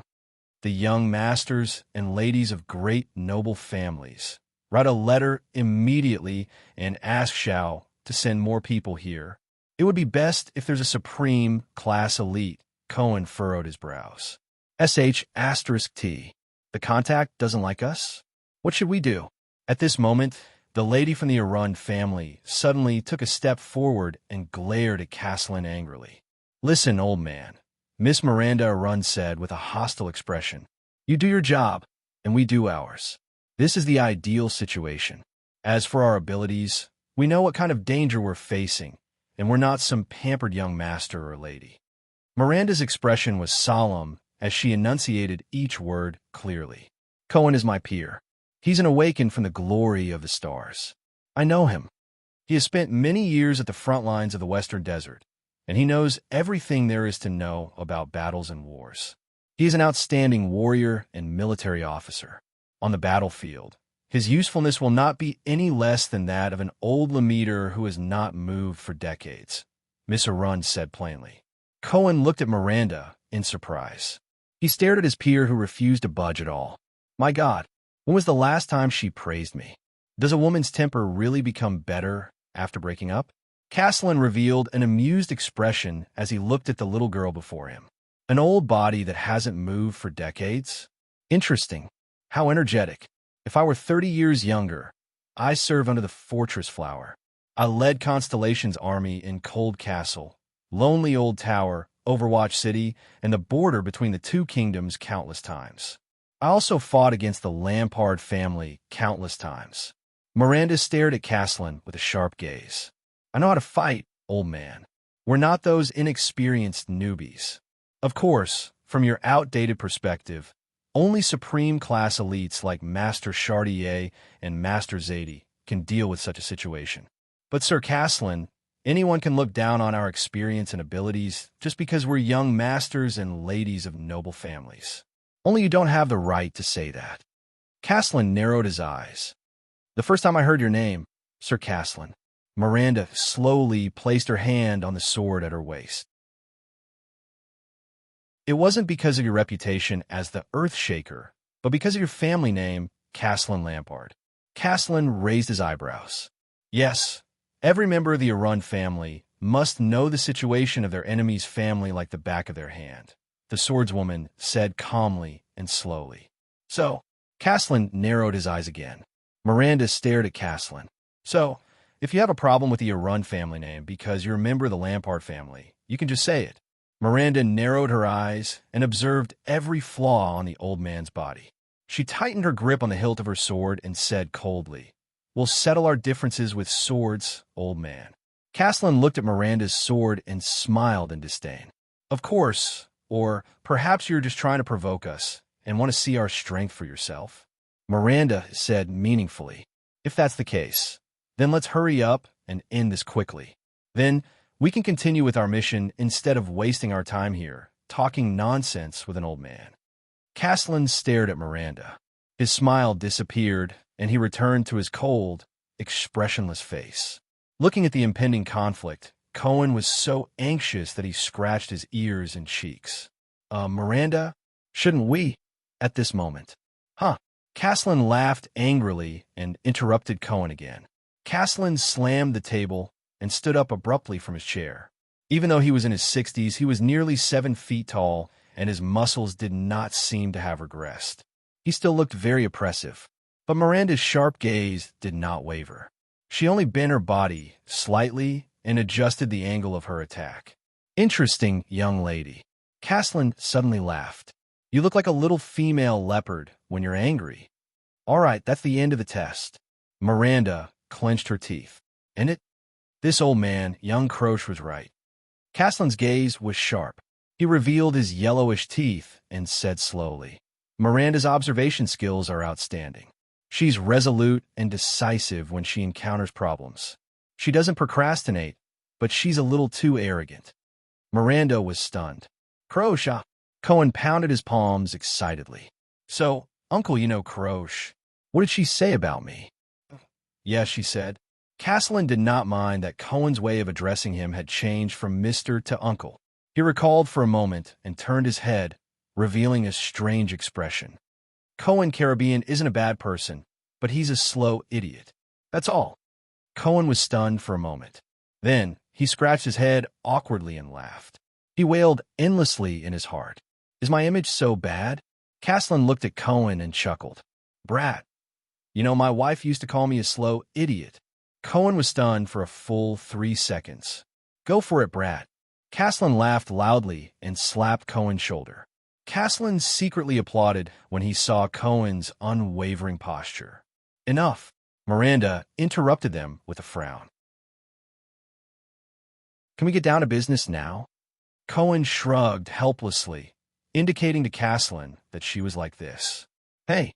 Caslin stopped smiling, and his expression changed. "Listen, I know why you were sent to deal with the disaster swords. You, brat, there's a reason you were sent here. Xiao told me you've encountered the disaster swords before, right?" Caslin looked at Cohen sternly. Cohen was stunned for a moment before he nodded subconsciously. He lowered his head. "In Constellation's capital city," Cohen said flatly. "They're related to Blood Bottle Gang. As for the other disaster swords," Cohen recalled their reunion in the Hall of Stars. He gritted his teeth and did not say another word. "It's not time yet. You didn't tell me about this, Cohen." Miranda frowned and looked at her colleague from the same period. Cohen frowned and gritted his teeth softly. He did not answer. "It's not that I don't want to tell you. But if you want to talk about the disaster swords, then Raphael." Cohen's expression did not change. He clenched his fist slightly. "And you, young lady." Caslin turned to look at Miranda. "You weren't pulled into the purgers for no reason, right?" Cohen's expression changed. He raised his head and looked at the swordwoman. She was his colleague from the same generation as him, had similar experiences, and had known him for many years. Miranda gritted her teeth and did not say a word. Caslin did not say anything either. He only waited quietly for her to answer. After a while, Miranda spoke with difficulty. This is related to my father, the guardian of the Northern Territory, the former guardian duke of the Northern Territory, Val Arund. When she said this, the young lady of the Arund family paused. Cohen looked at her worriedly. That duke who committed treason? But in Caslin's eyes, even though the well-dressed young girl's voice was shaky, she still gritted her teeth and enunciated each word slowly. In the past 4 to 5 years, I found out that he was in contact with some strange swordsmen from the north, and their power of eradication is very strange. Miranda raised her head and said with a solemn expression, I told Chartier about this. Cohen looked surprised. See, this is why you are here. You have all come into contact with the disaster swords. You have even fought against them and know their characteristics, Caslin said slowly. So you were included in the purgers. When he heard the familiar words, Cohen's expression became solemn. Uncle, you also know about the purgers? He asked. No. Caslin could not help but laugh. Cohen looked at him strangely. A long, long time ago. Caslin's expression slowly became cold. Shao and I formed the purgers. Cohen's eyes widened. Miranda stared at the old man in shock. Listen, the purgers have existed for a long time, the old man said slowly. Just like how the disaster swords have been active since a long time ago. A long time ago. Cohen repeated solemnly. He remembered the records of Blood Bottle Gang and the disaster swords in the past 100 years. A long time ago. Caslin nodded solemnly. We were 2 young men who were crazy about swordsmanship and curious about the power of eradication. We tried to find out the truth about the disaster swords and finally eliminate their threat. At that time, we were about the same age as you. We were far from supreme class. We were impulsive and active and did not care about the consequences, Caslin said flatly. Shao, I did a lot of hard work. We used all kinds of methods, but the results were always ineffective. And at that time, the disaster sword were much more low-key and secretive than they are now. Most of the time, we could not find any traces of them for several years. Caslin's expression was nostalgic. Later, I joined the White Blade Guards. As for Shao, he became the Scion, Caslin said slowly. Then, the purgers stopped, until one day, Shao informed me that he was going to gather the purgers again. Why? Cohen was puzzled. Why do you want to gather them again? Caslin gave him a profound look. Because 12 years ago, the disaster swords started their activities again. There was an oppressive solemnity in Caslin's words, and they were more active and deadly than before. Cohen was stunned. 12 years ago, doesn't that mean? Miranda clenched her molars tightly. She was also shocked by this fact, but the little girl's face was pale. It was as if she had recalled some unbearable memories. Follow me. Caslin stood up. I will bring you to Croche and the clues about the disaster swords. The old man turned around and led them away. This time, the matter involves more than just the disaster swords and the Tower of Eradication. It also concerns the Prince of Constellation, Caslin said as he pushed open a door and led the way. Wait, what did you say? Cohen asked in surprise. You mean the second Prince of Extet, Thales Jadestar? Miranda furrowed her brows. Yes. When he said this, Caslin smiled. He's an interesting child. He just rested at my place not long ago. The heir of Constellation. What happened between him and the disaster swords? Cohen asked solemnly. Didn't Shao and the others tell you? Caslin turned around, puzzled. Cohen shook his head. Beside him, Miranda seemed to have thought of something and her expression changed. Caslin said slowly, That's right. The disaster swords are trying to assassinate your prince. At that moment, both Cohen and Miranda were stunned.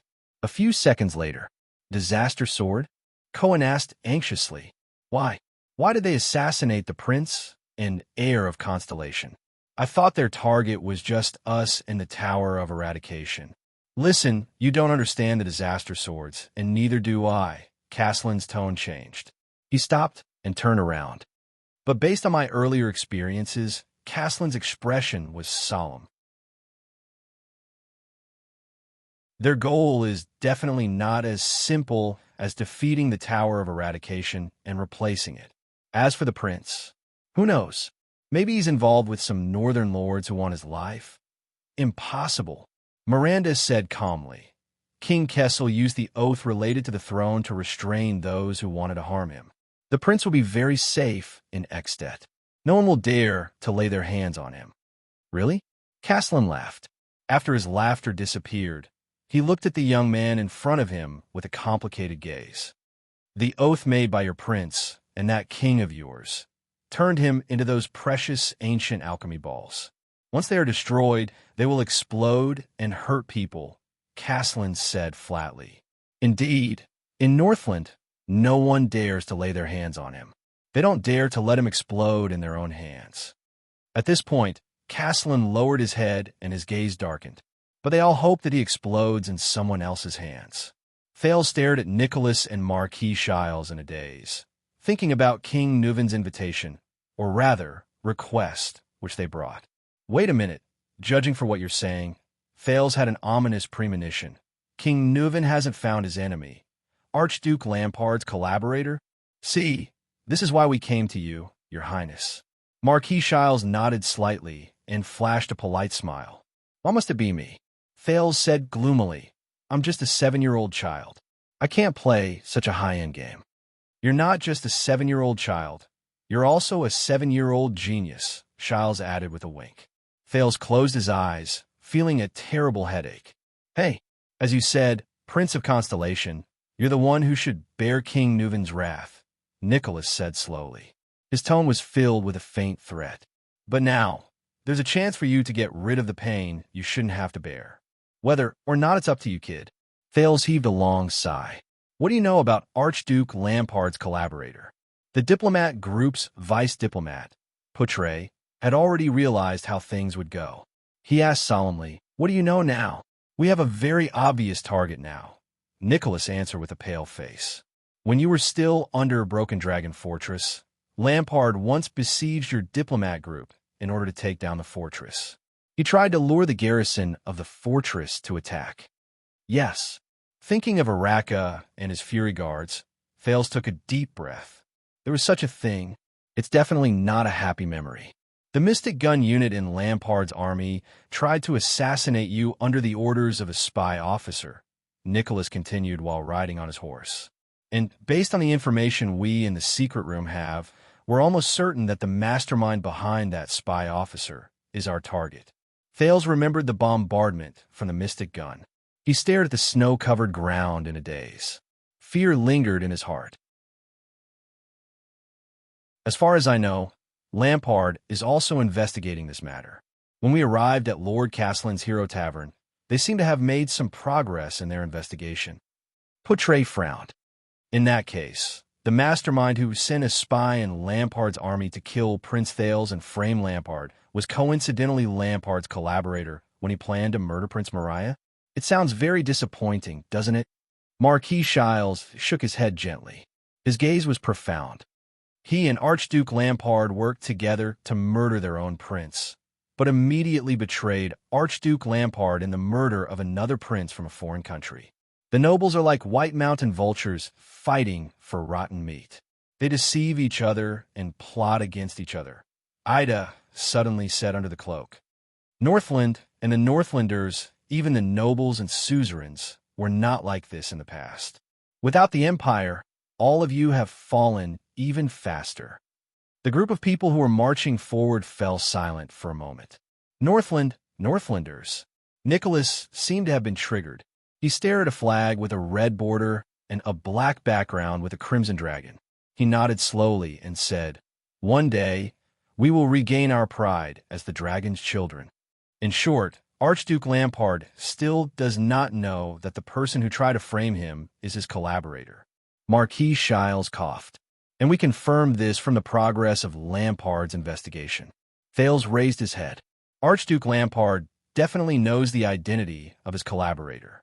If that's the case, why not tell Lampard the truth and work with him? Don't forget that Lampard is also His Majesty's enemy. Conspiring with him to take revenge on another enemy? I don't think the ruler of Black Sand region will obediently cooperate with us. Marquis Shiles sighed. Besides, the Northlanders' character, TSK. We won't work with scum like Chapman Lampard, who killed his own family. Nicholas' eyes were filled with gloom, and he and his collaborator have to pay the price for Mariah's death. Archduke Lampard and his collaborator are your enemies. One of them killed most of your men under the fortress, and the other tried to kill you with a mystic gun. Marquis Shile's smile did not diminish. He took over the unpleasant topic and continued pressuring Thales. King Nuven made it very clear that regardless of whether your highness agreed to it or not, you are already on this ship. Thales closed his eyes and took a deep breath. Even though he knew that from the moment he was crowned with that title, he would have to face everything he once hated the most. But he still underestimated the power of the game of power in this circle. It was a game where you could not choose whether you wanted to play or not, and whether you wanted to try your best. Born for Constellation. Is this how it goes? What an annoying feeling. The second prince of Constellation slowly opened his eyes. To lure out Lampard's collaborator, is it? The prince said flatly. What does Nuven intend to do?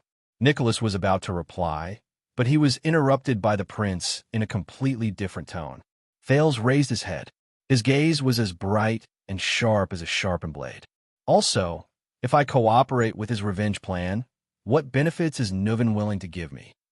Nicholas was stunned for a few tenths of a second. He noticed that Thales no longer addressed him as King Nuven or King Nuven. But the commander of the White Blade Guards immediately curled his lips and revealed a faint, cold smile. You will be satisfied.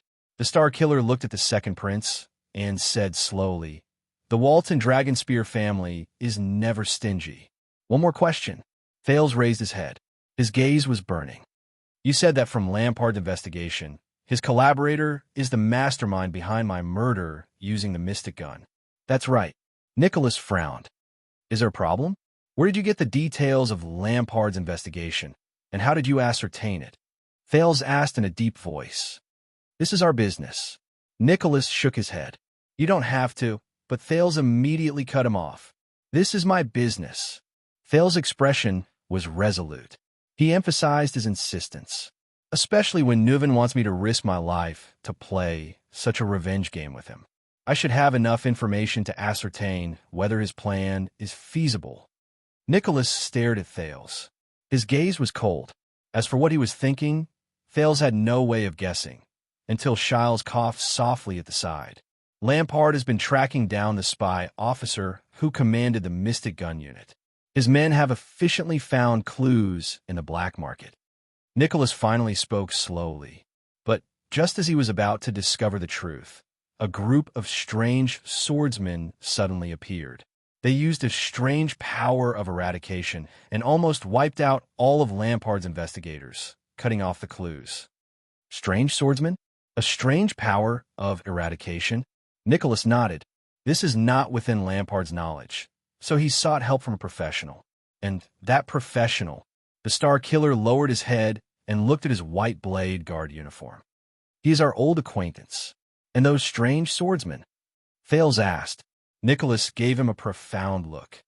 A few days ago, the people King Nuven sent to Constellation to collect the prince's body and investigate the assassination of the diplomat group sent back a message the day before yesterday.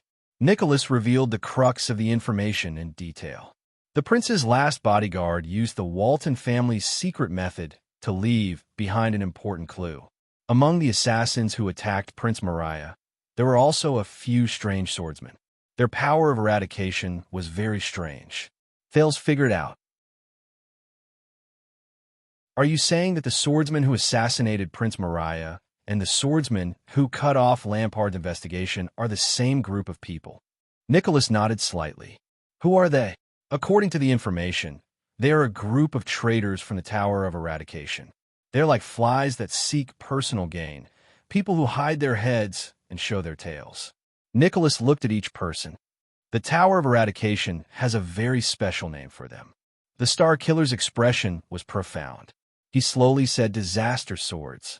Thales' thoughts were interrupted for a moment by this name. Disaster, Sword of Eradication?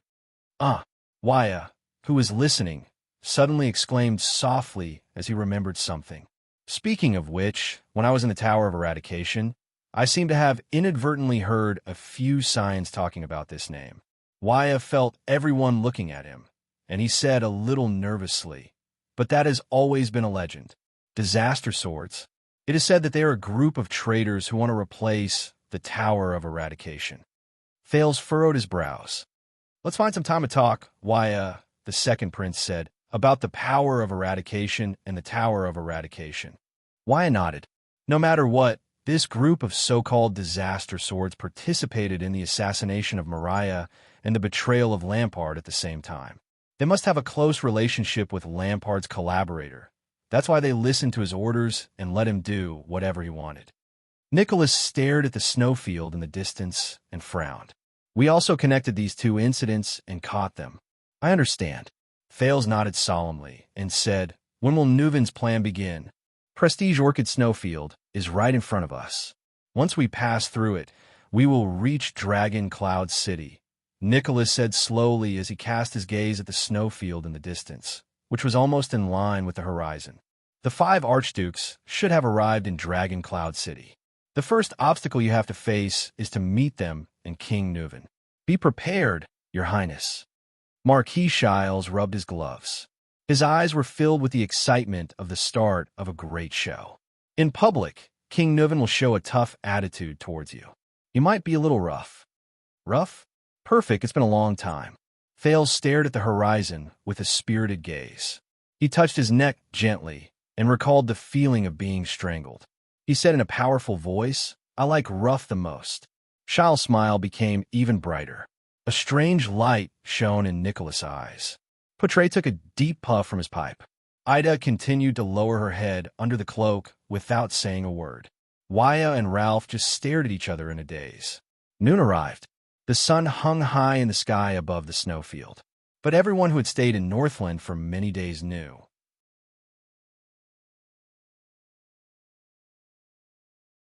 Chapter 123. Before Thales could react, the attendants and guard behind him took a step forward without hesitation and shielded him behind them. It's still an anti-theft chapter. Please come back later. In the next moment, the sound of swords being unsheathed rang out incessantly. Asterisk clang. Asterisk Waya unsheathed his blade without hesitation. The tip of the blade was pointed at Nicholas' throat. His gaze was solemn. Asterisk swoosh. Asterisk Ralph's remaining hidden blade also popped out of his sleeve. The blade was pointed at Nicholas' heart. The upper half of his face, which was not covered by the silver mask, had an unpleasant expression. Asterisk clang. Clang. Asterisk clang.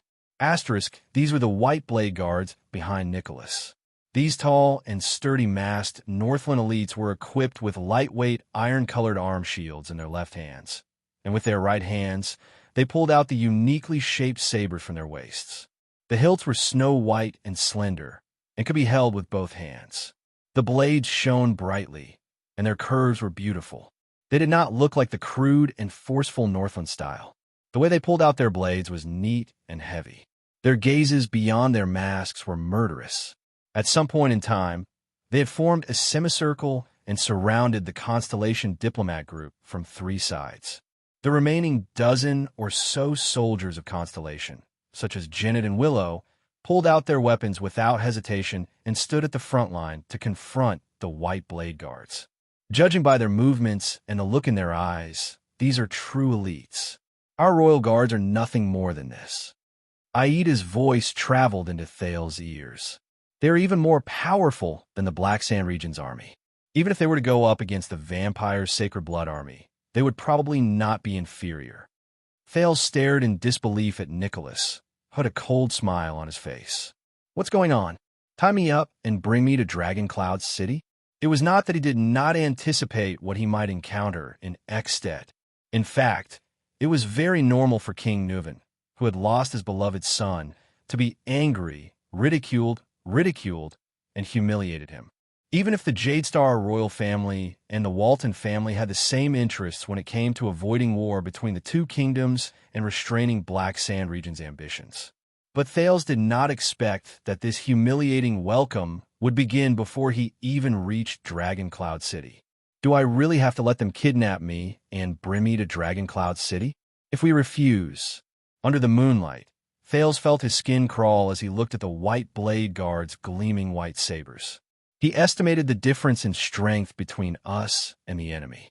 How will things develop? How absurd! Putre's stern and angry voice rang out.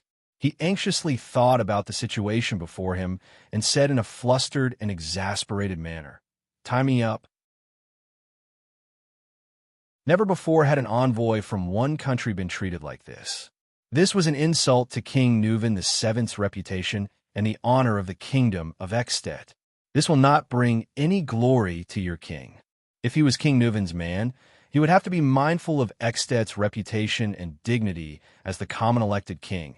Unless around them, the Extetians from Black Sand region watched everything in the field with puzzled expressions. The dozens of white blade guards and the dozen or so Constellation diplomat group faced off against each other with their weapons drawn. Humph! The corners of Nicholas' lips curled up to reveal an ominous, cold smile. This will indeed not bring any glory to his majesty, but it can make him happy. That's enough. Putre tightened his grip on the long sword in his hand. Thales could not help but frown. In the next moment, without any instructions or orders, the eyes of the masked soldiers of the White Blade Guards turned cold, and they took a step forward together. Asterisk thud. Asterisk their heavy footsteps on the snow-covered ground were like a heavy hammer that struck the hearts of Constellation's people. Willow Kin, who was watching the enemy tensely, shook his shoulders and was about to thrust his spears forward. Asterisk slap. Asterisk a strong hand reached out from the side and held the young spearman's right hand tightly, pressing down on the tip of the spear he was about to thrust.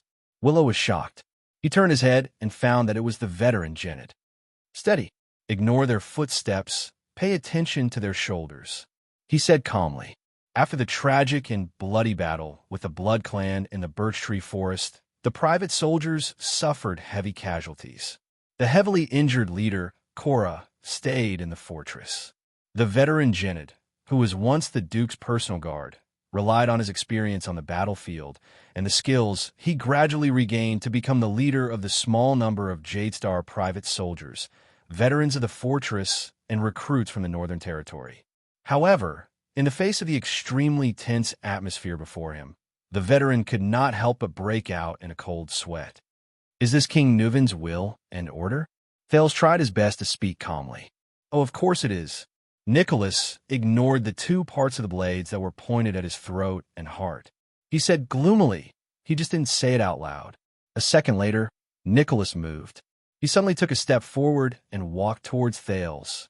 Thales was shocked. Waya and Ralph gritted their teeth and brought out the weapons in their hands in an attempt to force Nicholas to retreat. But in the next moment, a cold glare flashed on Nicholas' face, and his body moved. In the blink of an eye, the Pale Star Killer instantly moved sideways and into the gap between the two blades. Asterisk clang. Asterisk Waya's single-edged sword, which was aimed at his throat, struck the white hilt that protruded from behind Nicholas' shoulder, and sparks flew. Asterisk clang. Asterisk Nicholas, on the other hand, nimbly flicked Ralph's hidden blade, which was aimed at his heart. At that moment, under Waya and Ralph's indignant gazes, Nicholas broke through their defense without changing his expression. He squeezed into the gap between them and extended his left hand towards Thales. "Damn it!" Thales gritted his teeth and quickly took a step back to avoid Nicholas' hand. At the same time, he pulled his left hand up and touched the dagger at his waist with his right hand. He put on the Northland military sword style's iron body style. But to his surprise, he saw that the moment he retreated, Nicholas' hand changed direction at the same time, as if he had foreseen it. He extended his hand towards the direction where he dodged. That fluctuation surged into Thales' brain in time and slowed down the scene in front of him to the greatest extent possible. In Thales' field of vision, Nicholas moved slowly, like an existence that flashed with silver light. However, every time the light flashed in his body, Nicholas' figure would change. Is this his power of eradication? Thales' expression was tense as he thought carefully. The Star Killer's figure, movements, speed, changes, and trajectory all entered Thales's consciousness at that moment. After a moment of estimation, a pessimistic conclusion surged into Thales's mind. No matter how I dodge, I can't avoid Nicholas' grasp. Fortunately, I still have her. Thales felt the change in the aura of the cloaked person behind him. Asterisk clack. Asterisk Nicholas' hand was only halfway through its outstretched motion when a short and small figure in a cloak grabbed its wrist. Be polite, boy. Ida grabbed Nicholas' wrist tightly and said coldly, at least say hello, or please. Thales exhaled deeply. Only then did Waya and Ralph's swords catch up with him in a hurry and press against the Star Killer's neck. Oh, Nicholas seemed a little surprised, but he still did not care about the two swords that were pressed against his vitals. Instead, he frowned as he stared at his wrists that were being grabbed. He then said to Ida with great interest, "A woman saw through my actions?" The dozens of white blade guards around Nicholas did not seem to be worried about their leader, who was in danger. Their gazes were still cold and full of killing intent as they continued to oppress the Constellations. What is the meaning of this, Lord Nicholas? This is not in line with convention, nor is it King Nuven's order. Putre's face was livid. This private act of yours is almost no different from an assassination. Assassination? Assassination? Nicholas muttered the word in a low voice. He raised his head, and his expression became extremely terrifying. Are you talking about what you Constellations did to our Prince Mariah in your country? Assassination? Nicholas' eyes were filled with rage as he glared at Thales. He enunciated each word clearly. What you did to His Majesty's only son, to the Prince of Exstead, to the heir of Dragon Cloud City, to my student. That cowardly act? Putre was stunned at first. Then he reacted and said without hesitation, that should be decided by King Nuven. Damn it. Thales panted softly and bit his lower lip. He looked at Nicholas, who was held back by Ida and had Waya and Ralph's swords pressed against his throat. He gritted his teeth. This situation, how should I deal with it? Force Nicholas to retreat? Thales took a deep breath. He raised his hands at the pale man, indicating that he was a harmless little boy. Nicholas, on the other hand, sneered maliciously at him. Viscount Kentvita and Lord Tolja. The second Prince of Constellation turned his head and shouted at the army of Black Sand Region. Your mission of escorting me to Dragon Cloud City is almost complete. I believe that the people will praise the Archduke of Black Sand Region's loyalty to King Nuven, and King Nuven will also be satisfied with your loyalty. At the same time, I'm also very grateful for your escort. You can leave now. Thales' voice faded away. Putre raised his eyebrows, while Nicholas was slightly stunned. Viscount Kentvita, who was watching everything with a frown, sighed deeply. However, in the end, Kentvita only nodded at Tolja, who was frowning deeply, and strode forward. This child, what was he talking about? Your mission of escorting me to Dragon Cloud City is almost complete. Before I reach Dragon Cloud City, Black Sand Region is in charge of my safety, but I have not reached Dragon Cloud City yet. I believe that the people will praise the Archduke of Black Sand Region's loyalty to King Nuven. Everyone will know that King Nuven kidnapped the Prince of Constellation from the army of Black Sand Region as if no one else was around. And King Nuven will also be satisfied with your loyalty. No matter how obedient you are, the relationship between King Nuven and the Archduke of Black Sand Region will not get any better. Dragon Cloud City will still see Black Sand Region as a thorn in its side. At the same time, I'm also very grateful for your escort. A chance to win the friendship of the Prince of Constellation is right before your eyes. You can leave now. Hurry up and help us out. Lord Nicholas. While Viscount Kentvita spoke, he re-evaluated whether Putre had taught the second prince these words. This is, after all, the camp of Black Sand Region's army. The Archduke has given us the mission to protect Prince Thales' safety, and your current actions are undoubtedly very unwise. Nicholas flung Aida's hand away. Still ignoring the blade on his neck, he coldly said to Kentvita, I thought that you were extensions as well. Of course we are extensions, but we are also Northlanders. And Northlanders cherish their reputation, just like how snow eagles cherish their wings. Kent Vito walked in front of Nicholas and looked at the two parties who were at daggers drawn. His gaze paused for a moment on Thales and Poutre. Your Grace, I believe that King Nuven did not give you the order to kidnap the prince and bring him to Dragoncloud City. Behind him, under Tolja's signal, the soldiers of Black Sand region slowly surrounded them. Nicholas fixed his gaze on Kent Vito. Then he revealed a faint, cold smile. What if I say no? The man's face turned even paler. What will you do? The Viscount of Black Sand region? Will you let your army get rid of us and His Majesty's personal guards? Is that so, warriors of Black Sand region? Nicholas swept his gaze across the surroundings. He glanced at the elite regular army that the Archduke of Black Sand region had specially allocated and smiled softly. Thale's heart sank. This is bad. It looks like even 2,000 soldiers of Black Sand region can't intimidate Nicholas and his White Blade Guards. There are less than 50 of you. Tolja walked out from behind Kent Vito and stared at the white weapon behind Nicholas. His expression was solemn. Even with the severing soul's blade, you can only hold on for a few more minutes. You are not a Rackham merch, and you don't have his motionless bow. Kent Vito fixed his gaze on Nicholas' face. Of course, we definitely don't want to become enemies with the famous White Blade Guards, especially when we fought together 12 years ago. The face-changing game of good guys and bad guys has long since gone out of fashion, Nicholas said nonchalantly.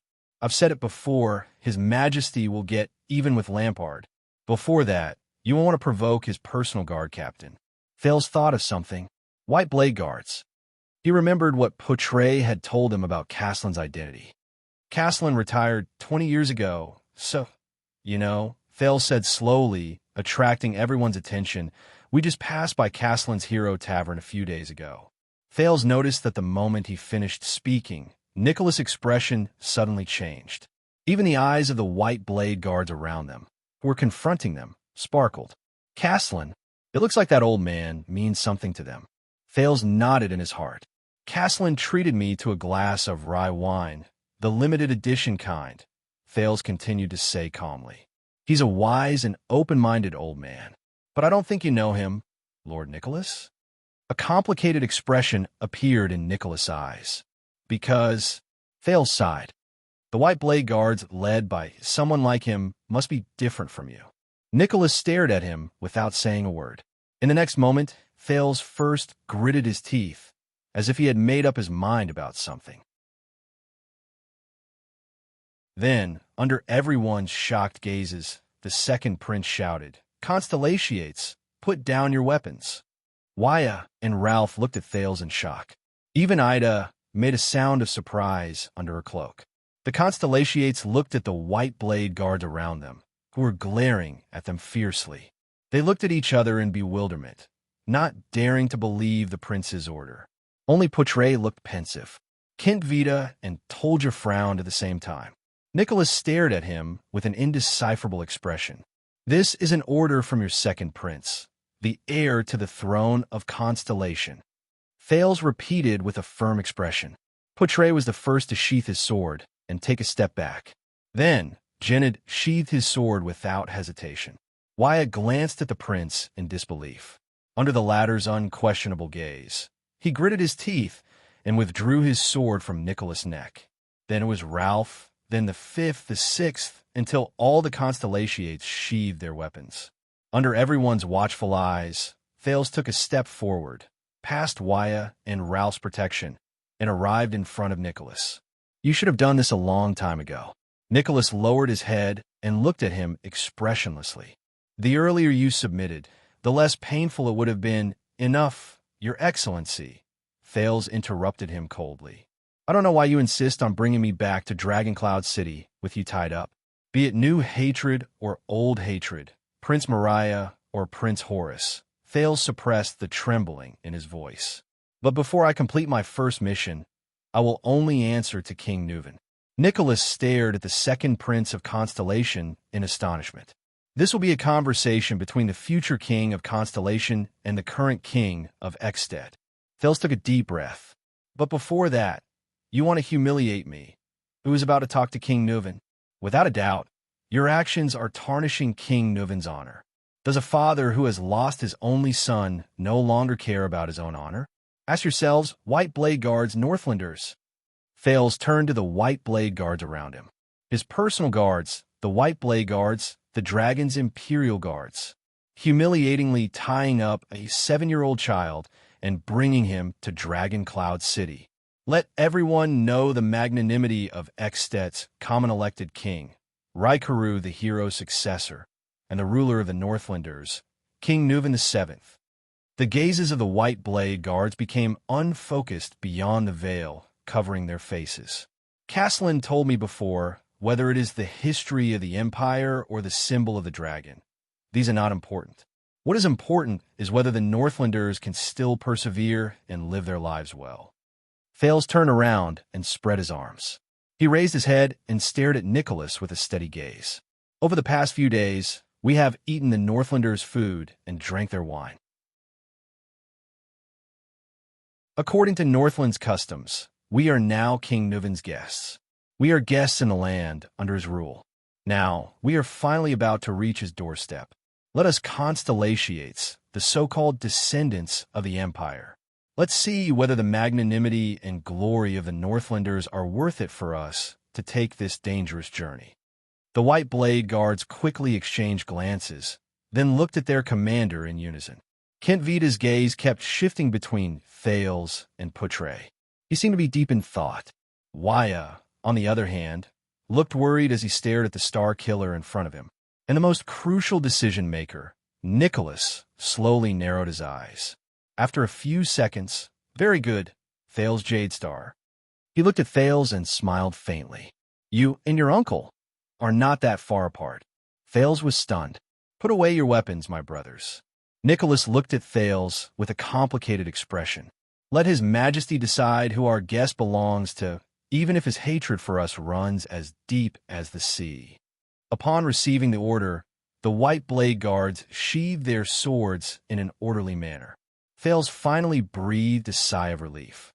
Similarly, the people of Constellation, including the 2 commanders of Black Sand region, also breathed a sigh of relief. At this moment, alert! Outside the camp, the soldiers of Black Sand region once again let out alarm shouts. Everyone's attention was instantly drawn to the area outside the camp. Under the moonlight, new cavaliers appeared before their eyes and headed towards the camp. Kentvita narrowed his eyes and asked Nicholas, Your companions? Nicholas did not answer him. The sound of hooves could be heard from outside the camp. It was a dozen cavaliers, carrying a strange flag. They slowly headed towards their camp. It was a flag with a white background. A golden ear of wheat with an arc was drawn on it. It stretched from the upper right corner of the flag to the lower left corner and crossed with an equally golden dagger. Good night, everyone. An unfamiliar male voice traveled into their ears from afar. Praise the Lady of Harvest and the Maiden of the Ocean. May they bless all of you with no worries about food or clothing and a prosperous life. Kentvita took a few steps forward. Looking at the flag with the ear of wheat and the dagger, he slowly frowned. I am Lessa Kentvita, the Viscount of the city of Lighttown. This is the military camp of the Archduke of Black Sand region. Viscount Kentvita said loudly. Who goes there? Under the protection of a dozen cavaliers, a middle-aged man with a golden ponytail slowly rode out from the crowd. He was dressed in a gorgeous coat and a top hat embedded with jewels to keep out the cold. I am Shiles Bamra, the honorary Marquis of Good Flow City. The middle-aged man stopped his horse. He took off his hat and placed it on his left chest. With a friendly and humble smile on his face, he bowed slightly in Kentvita's direction. I am from the friendly and generous 16 City-States Union of Camus Union. I am a member of the 36 seats in the Camus Joint Parliament. I am representing Good Flow City in the Union as a diplomatic envoy to Ekstet. I heard that the second Prince of Constellation is here, so I specially came to meet him. I am representing Good Flow City in the Union as a diplomatic envoy to Ekstet. I heard that the second Prince of Constellation is here, so I specially came to meet him.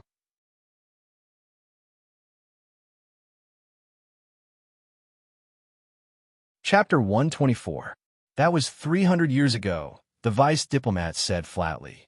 At that time, Meteor Jadestar was one of the many princes of Constellation. Portray sighed slightly. It was said that he was very similar to Tormund I, the founder of the kingdom. When he was young, he was an impulsive, lively, and restless prince. Not long after he became an adult at 16, he snuck out of the capital to pursue the adventures in those stories and poems until he met Chara and Kaplan in Dragon-Kissed Land. Thales raised his eyebrows and said in shock, "Snuck out of the capital? So, those princes and princesses who go on patrol incognito and sneak out of the palace really exist? Hey, don't just talk about your kingdom's princes," Marquis Shiles protested. He then turned his head and smiled at the second prince. Kaplanira is a Camian and the pride of Good Flow City. He was born into a famous merchant family with a fishing industry. It was said that he was quick-witted, mature, and steady from a young age. He was known as a genius, just like you, Your Highness. Thales flashed an ugly smile. "What about you?" Portray glanced at Nicholas, who had his arms crossed. "Don't you have anything to say about the Northlanders?" The Star Killer raised his eyes and glanced at the crowd. Chara was a well-deserved hero, a typical Northlander, a fearless extension. Nicholas shook his head expressionlessly. He did not have a surname, and future generations did not need to remember his surname, because he did not need to use his birth and blood to prove his greatness. It was enough to just look at his actions. Marquis Shiles winked at Portray in resignation. "No surname? Is that so?" An enigmatic voice came from behind. But after the war, Chara married a noble lady from the Walton family and fused his bloodline with that of the Dragon Spear family. Everyone turned around. Thales was surprised to find that it was Ida who spoke. She sat on the snow with her arms around her legs, and her disdainful words came from under her cloak. "Speaking of which, this rash elf protector has been a little talkative lately. His son took the Walton surname and became the Archduke of Dragon Cloud City. With his father's prestige, he was elected as the common-elected king of Ekstedt. And just like that, Chara sat behind his son and king as regent for 30 years, until his death. Is it enough to just look at his actions?" "Huh." Ida chuckled. "In my opinion, the so-called hero Chara is nothing more than this in the face of power." Nicholas frowned. Thales had a curious look on his face. Portray coughed. "In short, Your Highness, the three of them met in Dragon-Kissed Land and formed a team. From then on, they began a legendary adventure. In 10 years, as mercenaries, exploration teams, merchants, adventurers, and even expeditions, their footprints covered the entire Western Peninsula and even the western coast of the Eastern Peninsula. The friendship between the three of them was indestructible, and the stories they experienced during this period have long since become legends composed by bards, especially after the Battle of Dawn. For example, Seeking Dragon in the Desert, 1,000 miles of demon hunting, the chaos of the Devil Sea, the founding of the Anlenzo Duchy, the wanted criminals of the Forbidden Forest, the setting sun and rebirth of the Holy Tree, the mystery of the Brave Soul's Fort, and the evil god sacrifice of Horse Riding City, are all famous poems that describe their experiences in the past 10 years. At the very least, Chara's fearlessness and bravery, Meteor's steadfastness and reliability, and Kai Peng's resourcefulness and cautiousness are all vividly extolled in these poems. As Thales listened to the names of the poems, his curiosity grew. Seeking Dragon, Hunting Demon, Evil God. Isn't this what I remember from those fantasy worlds where people form teams and run around together? Why is my life completely different?" He sighed in his heart. Portray took a deep puff of his tobacco and said softly, "And the Third Peninsular War broke out at that time." No one said a word. The Western Peninsula waited for its most terrifying nightmare. The three of them faced the most terrifying enemy. Under Thales' questioning gaze, Portray cleared his throat and uttered a name softly. "Yes, sir. Lanley Corleone, the King of Nightwing." Portray raised his eyes and stared at Thales with a profound look. Thales tucked his hands into the fur cloak that protected him from the cold. He subconsciously touched the bracelet made of fangs in his bosom. Corleone. Is that so? He is the master of the Blood Sea throne, the master of the Blood Fangs Corleone family, the founder of Night Kingdom, and the eternal ruler. It is said that he is also one of the oldest and most terrifying blood clansmen. Legend has it that when he spreads his wings, even the most dazzling sun will be shrouded in a bloody and boundless night. Poutre adjusted his tone so that he looked like a group of people gathered around a fireplace to tell a ghost story. It is said that he has lived for countless years. Before he disappeared, he was once known as an existence above supreme class. The missing Night Wing King, Lanley Corleone, Thales quietly recalled the struggle between the two Corleone ladies. That was their father? Ridiculous. Above supreme class? Nicholas sneered. Something that doesn't exist at all. It's just a rumor spread by bards. Poutre ignored him and continued. The Third Peninsular War happened to be when Night Kingdom was at its peak. The Third Peninsular War happened to be when Night Kingdom was at its peak. Under the leadership of Laurie Corleone, that was the first time they appointed a blood clansman as the commander of the Allied forces.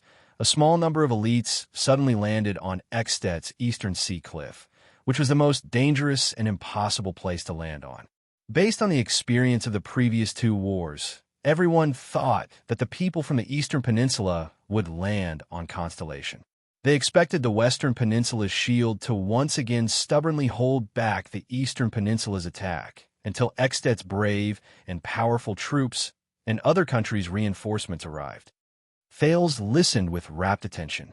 The results were predictable. Unprepared, Ekstet was caught off guard, and Elefir City was the first to be breached. Marquis Shiles laughed.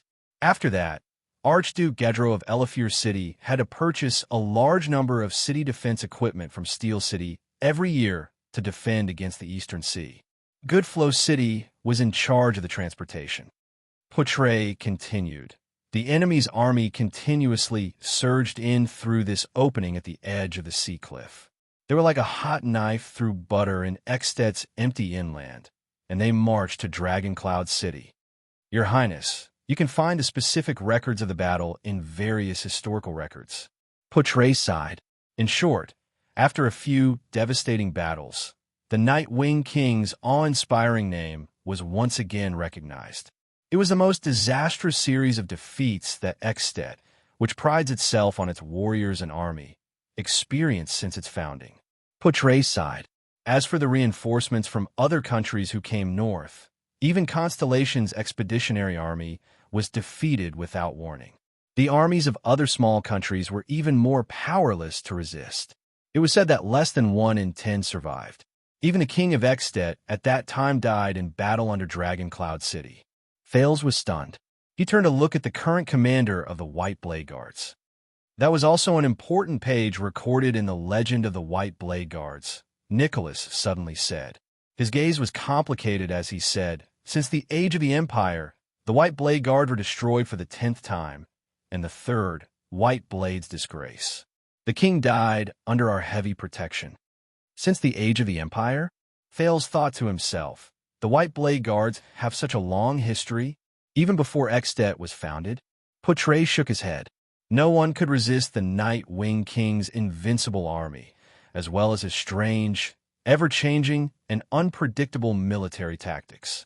The entire Western Peninsula, this is what was recorded in the Supreme History Book, was unable to gather even a single expeditionary army capable of fighting against the Eastern Peninsula within a short period of time. Just like that, the Night Wing King's army swept across Northland and was almost invincible. Dragoncloud City fell into a hopeless defense, Poutre said faintly. After the king's death, Ekstet was in chaos. Only a few archdukes were still persisting in resisting. At this time, the Eastern Peninsula also sent a letter to request for peace talks regarding the current situation. Faced with heavy casualties and a huge price to pay, Constellation and other small countries had already begun to consider the Eastern Peninsula's proposal. At this time, 3 people stood at the forefront of history and saved the Western Peninsula from imminent danger. Thales inhaled softly. The 3 heroes of dawn. Putre nodded. Chara, Midir, and Kaplan gathered the remaining troops. Their battle inspired Constellation and the other countries. The Star Killer cut him off. Stop boasting about yourself, Nicholas mocked. He crossed his arms and raised his eyes. Chara, the hero. He was the only one who stood up first. Chara carried a black flag and returned to the battlefield in Ekstedt alone. He called for and gathered the Ekstetians who were determined to resist. They fought against the Eastern Peninsula in the mountains, in the countryside, in the pine forests, in every inch of land, and on every piece of territory, without caring about bloodshed or sacrifices.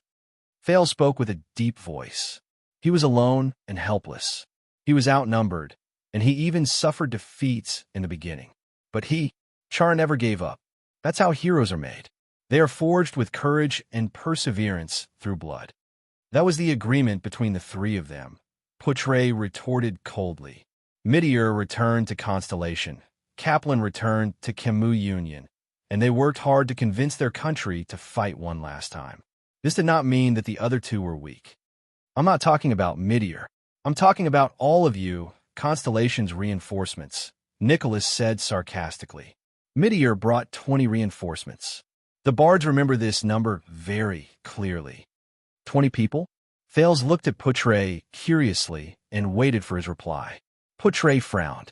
At that time, Constellation was indeed very worried about continuing to send troops.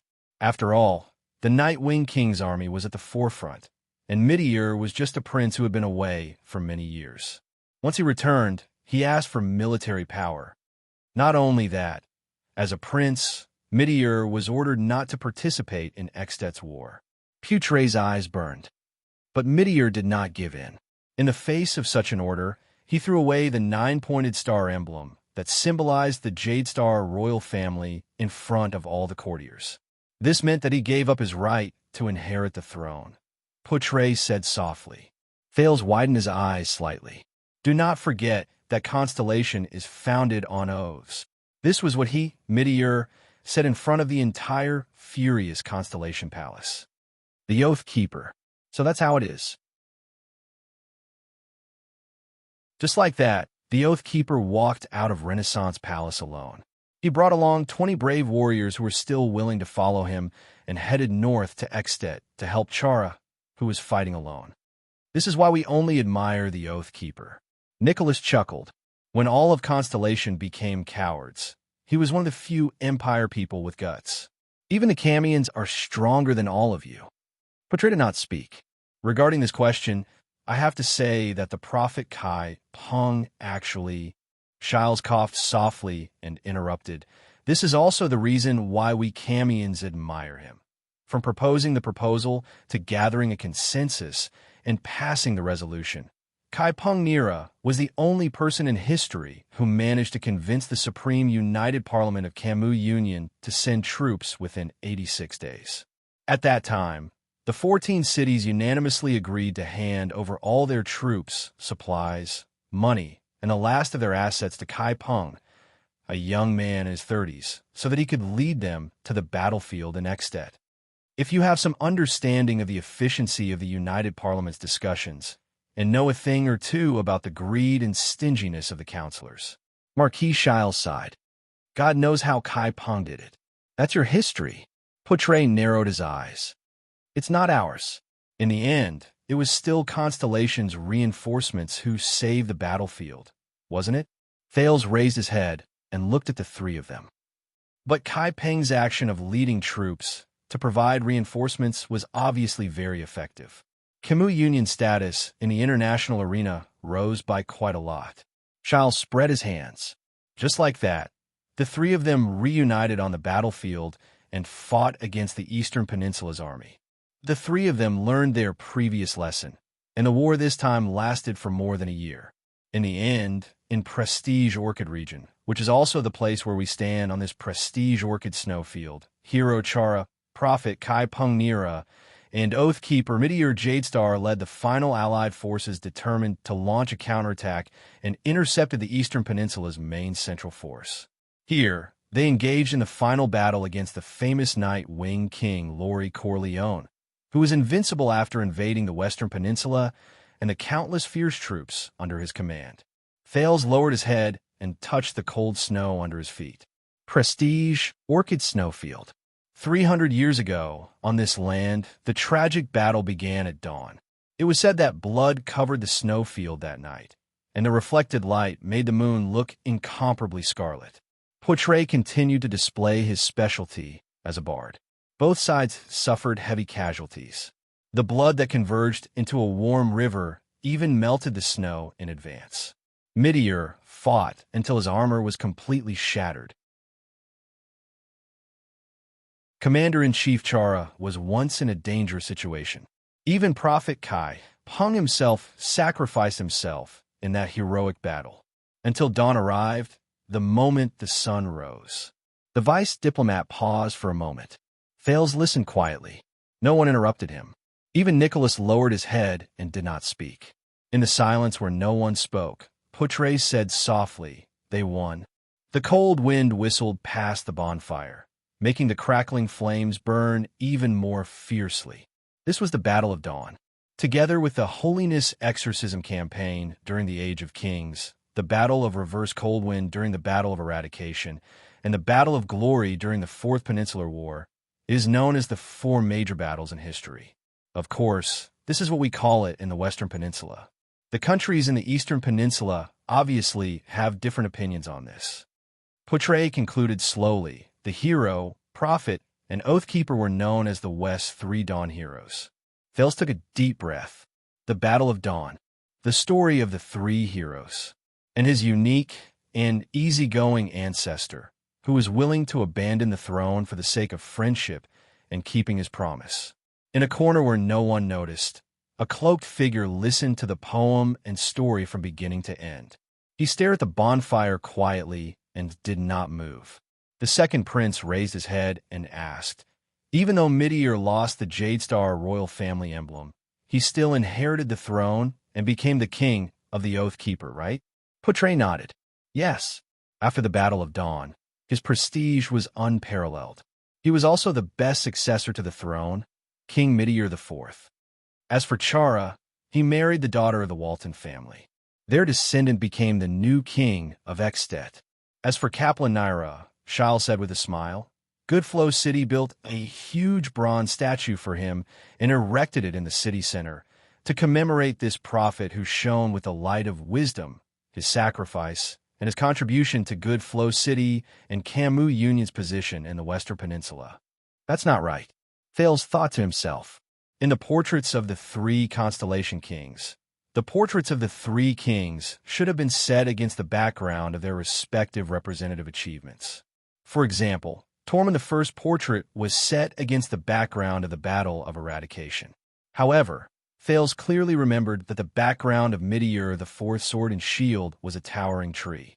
But if that's the case, shouldn't Midir IV's greatest achievement be the Battle of Dawn? Thales furrowed his brows. At this moment, Nicholas said slowly, "You didn't mention the last part, the part after the war." Portray sighed. Thales looked puzzled. What happened after the war? Portray was silent for a while before he spoke quietly. "This is the saddest thing," the vice diplomat said faintly. "Chara and Midir, these two close friends who should have been sworn brothers in life and death, after the war, turned against each other and became enemies. Even the relationship between Constellation and Extet, which had improved slightly, took a turn for the worse." Nicholas' voice rang in the air. "Midir built Broken Dragon Fortress when Extet was weak. Since then, it has become our greatest threat.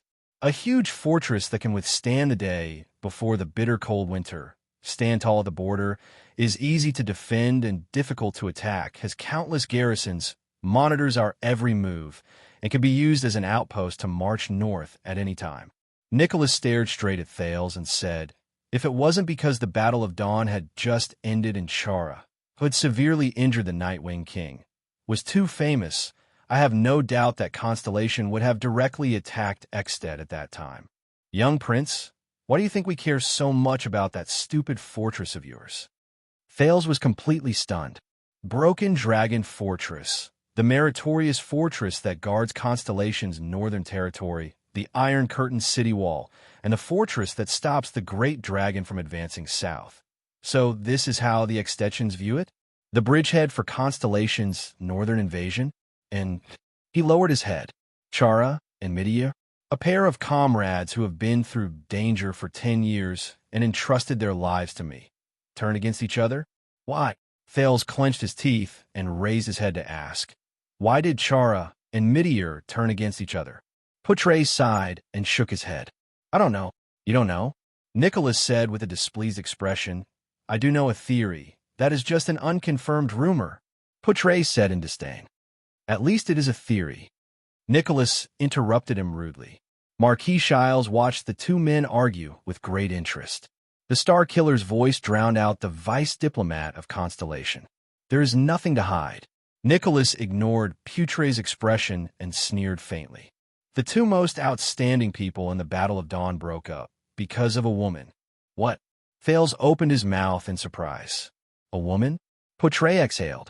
His expression was unhappy.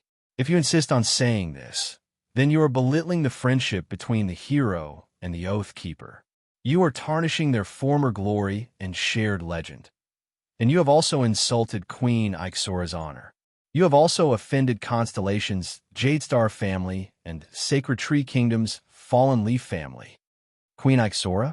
Thales heard an unfamiliar name. And Sacred Tree Kingdom, Fallen Leaf family? So what? Nicholas said coldly without giving Poutre any face. Everyone knows. When Chara insisted on fighting independently in Northland, Constellation's Oath Keeper, Midia Jadestar, snatched Chara's lover and even married her as his queen after that. Thales was stunned. Under Poutre's unhappy gaze, the Star Killer shook his head and said, an elf queen. Elf queen? The person Chara loved, Midia the Fourth's queen? The second prince's heart pounded against his chest. Another gust of cold wind blew past.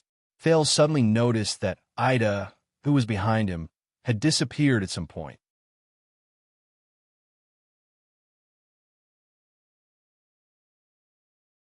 Chapter 125.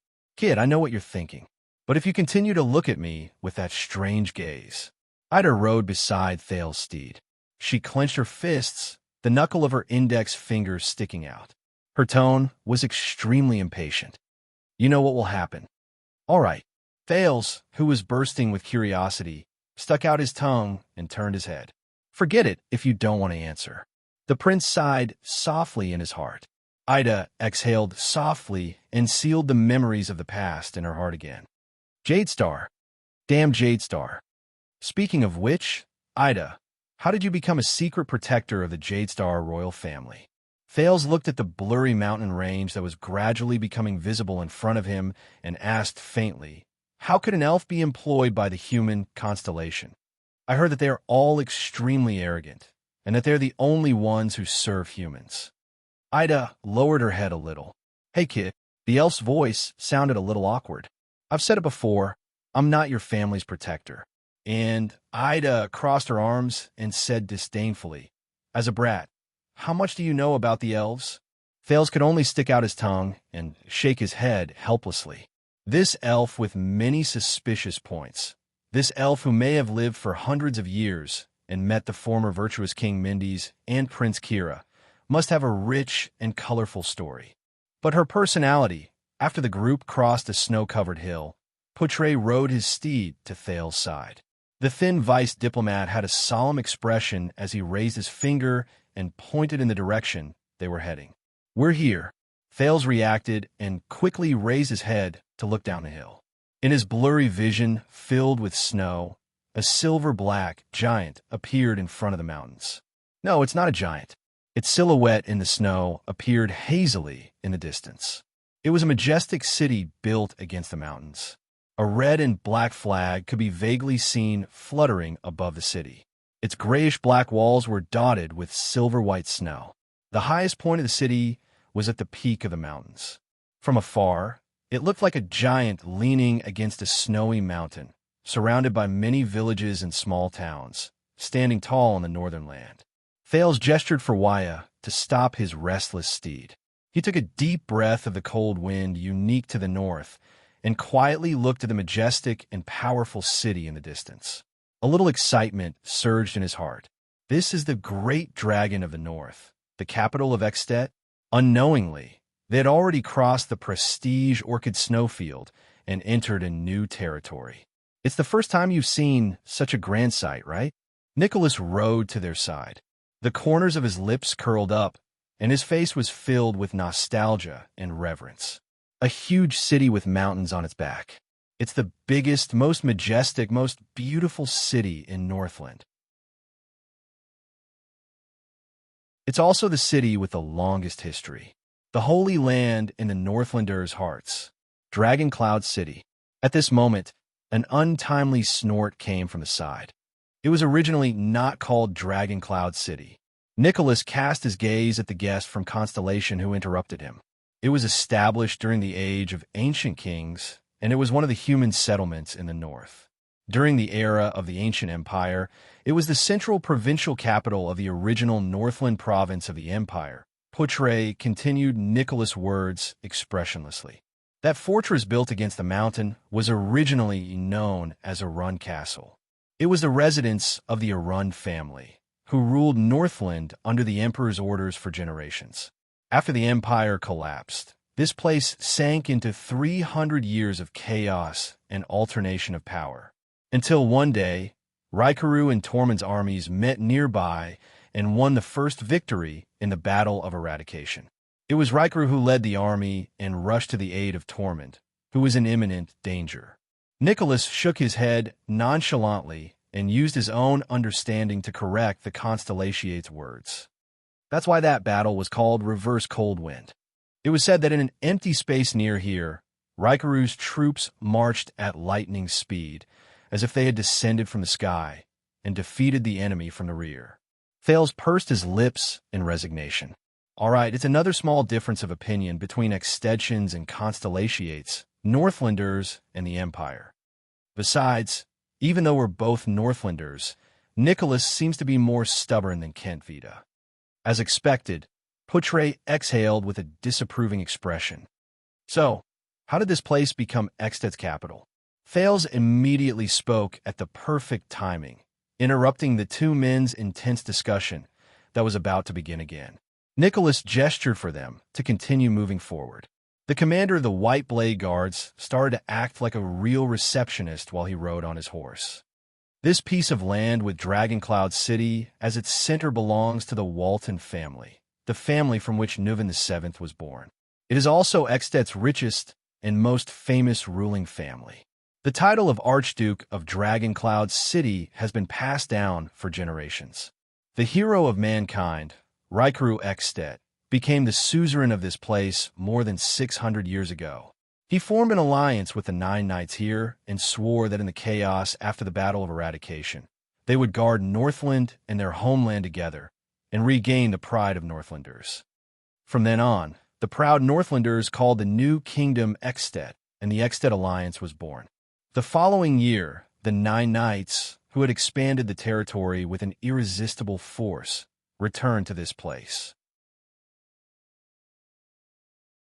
Together, they elected Raikaru Extet as the king whom the Northlanders trusted wholeheartedly and swore to follow until death. The Nine Knights then divided their forces and guarded Dragon Cloud City. The history of the Alliance ended here, and the history of Extet began. In the spirit of taking turns to rule and ruling fairly, the supreme ruler of Extet, the common elected king, was chosen from among the 10 archdukes. The rest of the people obeyed his authority and orders. This was Raikaru's oath to rule together in the past. It shows that his prestige and influence continue to this day. Because King Nuvan holds the title of Archduke of Dragon Cloud City, Dragon Cloud City has become the capital of all of Extet. At this moment, a messenger from Black Sand region passed through the layers of obstacles of the White Blade Guards with great difficulty and came to Nicholas' side, inviting him to meet Viscount Kent Vita. After Nicholas left, Thales turned his head and looked at Putre. "You have something to say," the prince said with certainty. Of course. The vice diplomat shook his head in disdain. Don't believe our hot-blooded Northlander friend. His nonsense about taking turns to rule and ruling fairly can only be used to deceive the Northlanders. In fact, in Northland or anywhere else in the world, it has always been power that speaks and strength that rules. Oh, Thales chuckled softly. Since that hot-blooded Northlander friend has left, do you mind telling me a little more, my knowledgeable assistant, the versatile Northlander? Poutre reached into his bosom, wanting to take out his pipe. However, the former bard hesitated for a few seconds, then withdrew his hand with a pained expression. It was unknown whether it was because he regretted that he did not have much tobacco left, or because he found his conscience. He then said to the second prince, I don't know if you have noticed, but the first ruler of Dragon Cloud City, the first common-elected king of Ekstedt, was Rikaru Ekstedt. But the Dragon Cloud City we see now is under the rule of Nuvan Walton VII. Thales quickly came to a realization. Ekstedt and Walton are two surnames.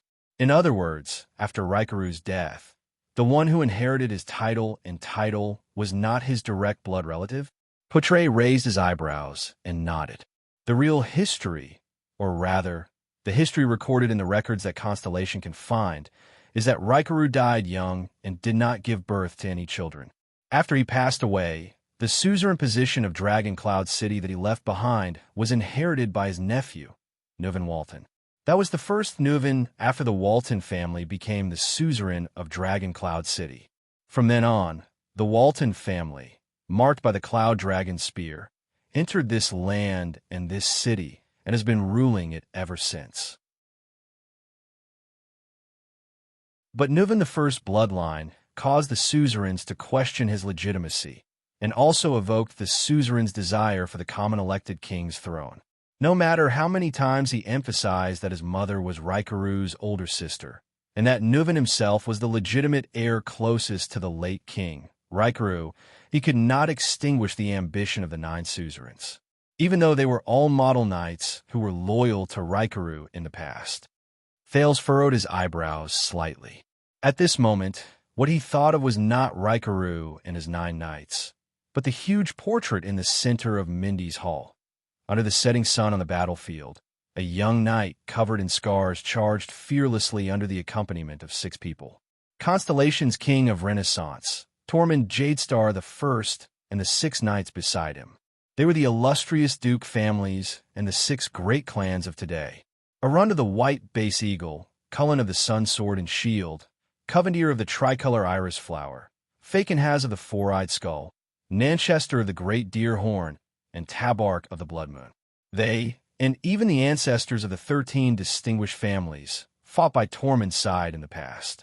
Were they also loyal to the king of Renaissance in the past, just like the 9 knights and suzerains behind Rikaru? For the legitimate right to inherit the throne of Ekstedt, Dragon Cloud City's Nuvan I had a violent conflict with the 9 knights and their descendants, Poutre continued. After the war, the stalemate and confrontation between the suzerains lasted for decades. At that time, Ekstedt was almost like 10 fragments. They were a kingdom in name, but in reality, they were enemies and could not tolerate each other. Poutre continued to speak. During this period, the survivors of the final empire built a new, insignificant country by the Shepherd's River in the south, on the territory of the former chauvinistic province. It slowly rose and continued to expand to its surroundings. Thales understood tacitly and replied, Tormund I, the king of Renaissance? Yes. Poutre nodded. His eyes shone with a strange light. Constellation. In the end, under pressure from the new constellation, Nuvan I and the 9 suzerains reached the final and most awkward compromise. With the support of the 9 suzerains, Nuvan Walton inherited the common-elected king's throne. In the name of the great former king, Rikaru, Nuvan I redefined Ekstedt's territory and conferred the title of the 10 suzerains, including himself, as the 10 legitimate archdukes of Ekstedt. However, after Nuvan I's death, the position of king had to be rechosen among the 10 archdukes. They would then vote for a new common-elected king who would rule for life. Thus, Eksted's King Selection Congress system was established and implemented for 600 years. This is the so-called Rikaru's Joint Ruling Pledge, because it was an oath made by 10 people in Rikaru's name with Rikaru's signature. Ironically, it has nothing to do with Rikaru at all. Wait a minute. Fales was dumbfounded as he listened. The King Selection. I only saw a rough outline of it in Mindy's hall. 10 archdukes voted together and chose one of them. Fales was stunned. What happens if someone has the same number of votes? Is there a mature system and style to determine the smooth election of the common elected king in the King Selection Congress? Fales remembered a magical movie from his previous life.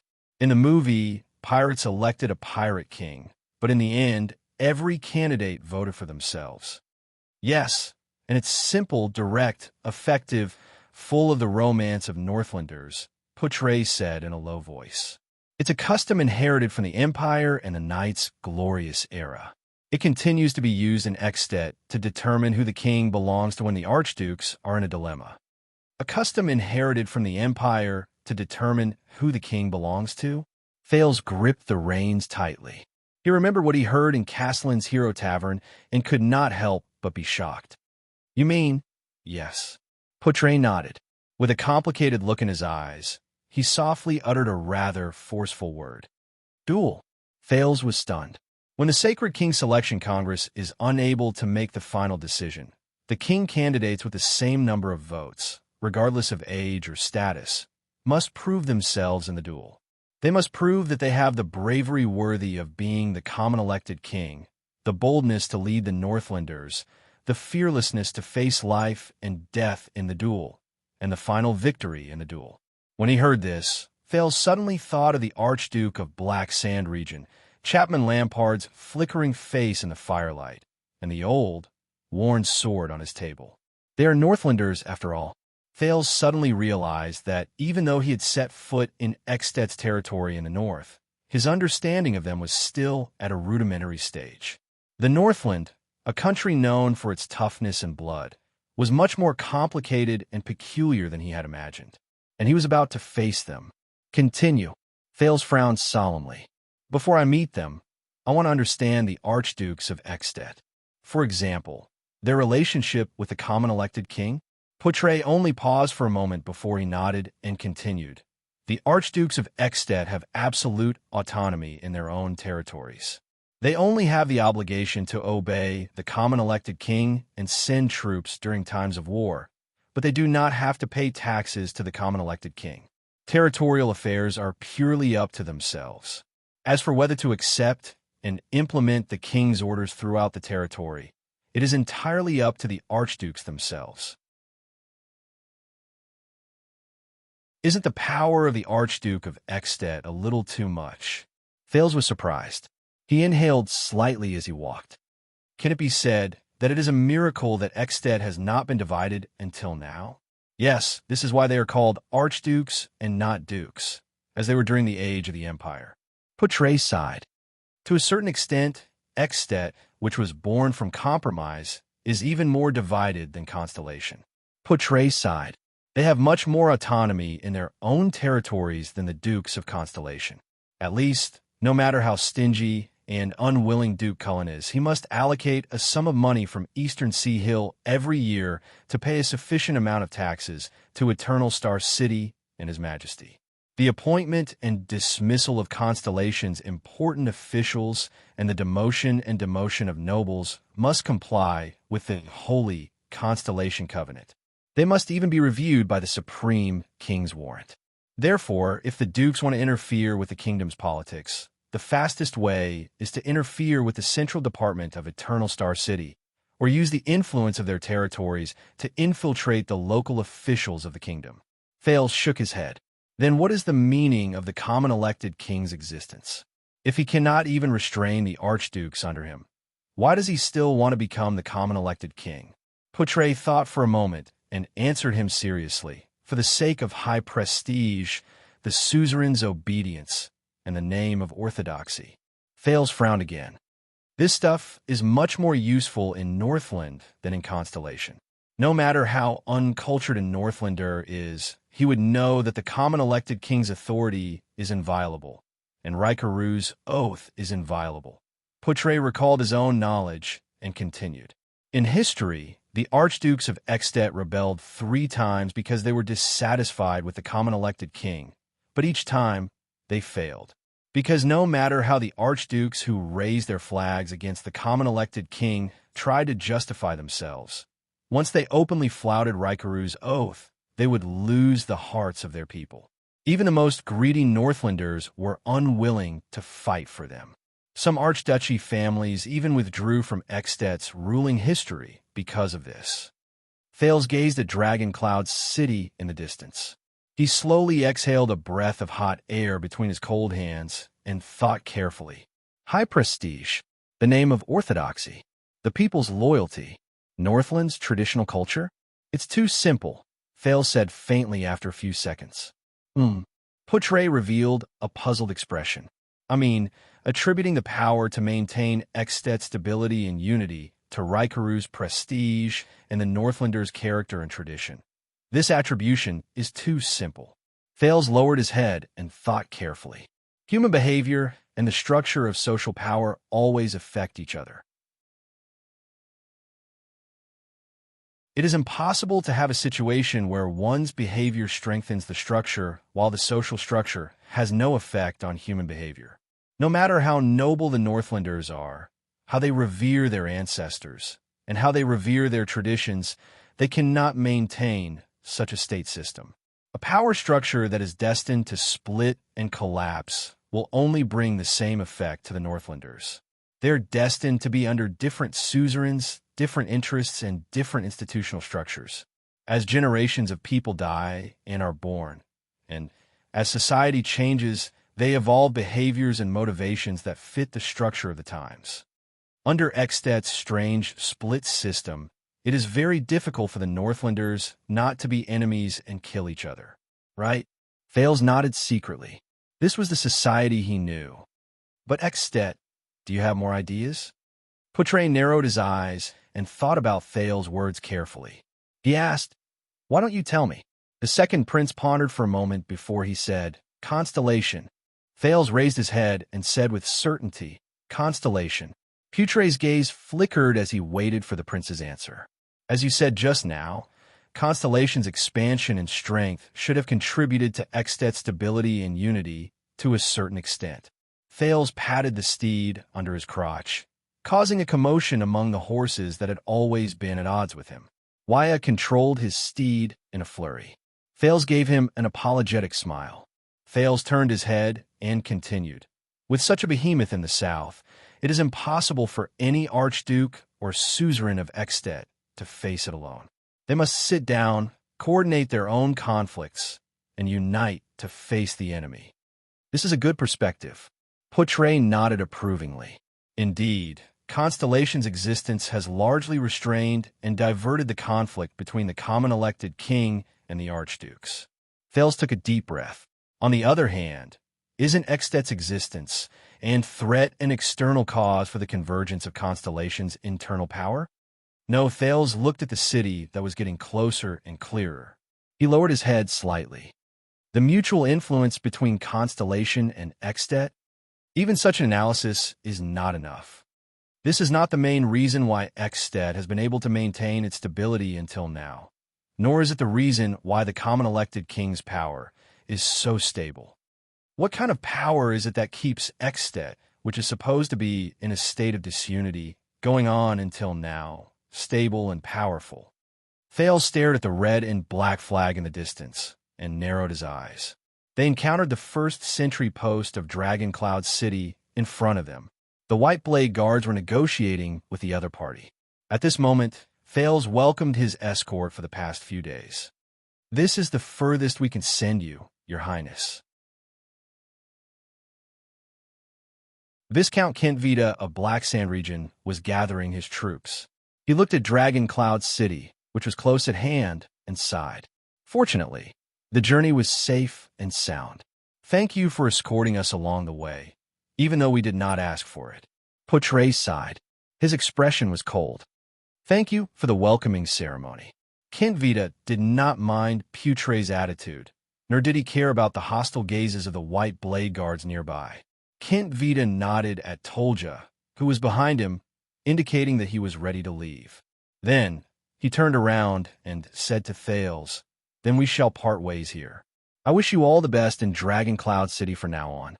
Thales stared attentively at Archduke Lampard's think tank. The ability and efficiency he displayed when he commanded the army along the way, the sharpness of his words, and the unique way of thinking he had displayed in Hero Tavern left a deep impression on Thales. A few seconds later, the second prince suddenly asked, "Why didn't the Archduke come?" Viscount Kent Vita was stunned. King Neuven sent invitations to all 9 archdukes of Ekstedt, didn't he? But Lampard didn't come. Thales recalled his discussion with Putre and said quietly, "You know, King Neuven might want all of Ekstedt to see how the common elected king handles the Prince of Constellation, starting with the friendly welcome from the White Blade Guards." At this moment, Thales did not think of the 2 practical people, Neuven and Lampard, but of the 2 concepts of the common elected king and the Archduke. In the same social structure, they each represented different powers and ranks, and they competed with each other. The Archduke has his own reasons. Viscount Kent Vita reacted very quickly. He replied faintly, "And I believe that the Archduke has told you before that both you and the Archduke are in danger. Only your sincere cooperation. King Neuven hates him, right?" Under Putre's strange gaze, Thales interrupted Kent Vita's words. Kent Vita stopped talking. His face was expressionless. "I'm guessing that what happened in Constellation's court has already spread to Dragon Cloud City. Even though there is no evidence, the Archduke of Black Sand region is already implicated in Prince Mariah's death, just like what the cold-faced Star Killer said." Thales enunciated each word clearly. "King Neuven will settle the score with him sooner or later." "And what is Lampard going to do?" Thales stared at Kent Vita's expression carefully, trying to find something from it. Viscount Kent Vita furrowed his brows slightly, then shook his head slightly. A strange smile appeared at the corners of his lips. He no longer spoke in a polite and distant tone. Instead, he spoke in a serious tone. Black Sand region stands at the front line of the border between Ekstedt and Constellation. It has been in confrontation with the Northern Territory for hundreds of years.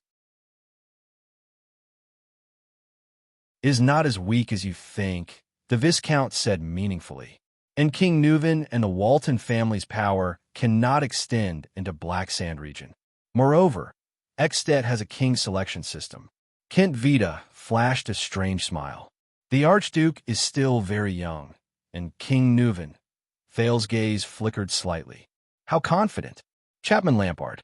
He recalled the conversation between the 2 of them in Lampard's military camp. Only such a person can be called a gambler and make even a fortress flower like Sonia so wary. "Very good," Thales mumbled, intentionally or otherwise, "because I am also very young." Kent Vita fixed his gaze on Thales. "Before I left, the Archduke asked me to bring you a message." Thales raised his head. "Please choose your enemies and friends carefully." Kent Vita flashed a smile again. He tapped his chest and said, "Benevolence and compassion are not the flaws of a king, but it is a great taboo for a king to not see things clearly." Thales furrowed his brows tightly and snorted softly. "These words," the second prince shook his head. "Let his grace wait until he himself becomes a king before teaching me these words." Kent Vita nodded without changing his smile. "I will bring the message to him." At this moment, people of Black Sand region, "Why aren't you leaving yet?" Nicholas came to their side and said bluntly, "Why? Do you want to take 2,000 people for a stroll in Dragon Cloud City?" Marquis Shiles followed them softly and laughed. "Don't mind him. I think Lord Nicholas is just a little special with his words. Stroll? How would I dare? After all, this is the territory of the Dragon Spear family, and also the place where the common elected king resides." Kent Vita smiled bitterly. "We will leave tomorrow morning. If His Majesty is as generous as ever, he can provide us with some, then get lost. If you don't want to freeze to death in the day before the bitter cold winter, you have to let Lampard come over himself. Nicholas' expression turned cold as he interrupted Kent Vita. Otherwise, His Majesty will not be in the mood to entertain you. Kent Vita froze. In the end, he did not speak again. He bowed slightly on his horse and left with a calm expression. Following him was the army of black sand region that stretched for hundreds of meters. For a time, only the diplomat group and the White Blade Guard were left by Thales' side. He faced the majestic dragon, Cloud City. Thales exhaled and turned his head to look at Dragon Cloud City, which was getting closer and closer. Suddenly, he furrowed his brows. Thales stared at a stone bridge that connected the top of Dragon Cloud City. The stone bridge was suspended in the air, and the other end led to a huge cliff. The cliff was flat and wide, but it was different from the other cliffs in Dragon Cloud City, which were full of buildings. Although the area of the cliff was not small, it was empty. He asked in puzzlement, "That cliff, why is it so flat and empty? And the big cave behind it, it seems to be man-made?" Thales narrowed his eyes and looked into the distance. Shiles moved past a few people and arrived in front of Thales. "That is the legendary cliff of the sky." The Marquis of Camus Union stared at the cliff, frowned, and shook his head. "Although I have been here many times, the story of that place. Sigh, I heard that it is the exclusive territory of their queen. Her Majesty the Queen." Thales was stunned as he observed the cliff. He subconsciously asked, "What queen? What queen?" Nicholas turned his head. His expression was strange, and he seemed to be slightly displeased. "Are you kidding me?" Thales shrugged. He wanted to exchange a glance with Poitre, who was beside him, but the latter only remained silent with profound meaning.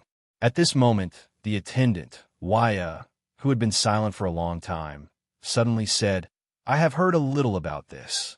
I heard that it is the temporary imperial residence of the First Queen." "The First Queen?" Thales was even more puzzled. He exhaled and looked at Nicholas. "Using a desolate and empty cliff as a temporary imperial residence? Asceticism? Whose queen is it?" Thales asked impatiently. "I thought that the Prince of Constellation would at least have some knowledge," Nicholas said sarcastically. "Of course, it is the savior of the Battle of Eradication, the greatest hero in human history, and the founder of Extet. His Majesty Raikaru Extet is his queen." Thales was completely stunned.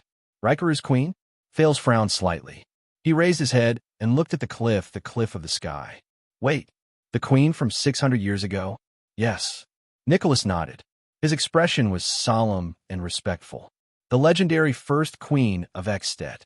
In the Battle of Eradication, the most reliable existence behind King Raikaru. His comrade, his true love, and the eternal queen when he was crowned king. She is also the most noble and perfect symbol in the hearts of the Northlanders for 600 years. Nicholas revealed a reverent expression. Although the White Blade Guards had their faces covered, Thales could still feel their emotions. They were exactly the same as Nicholas.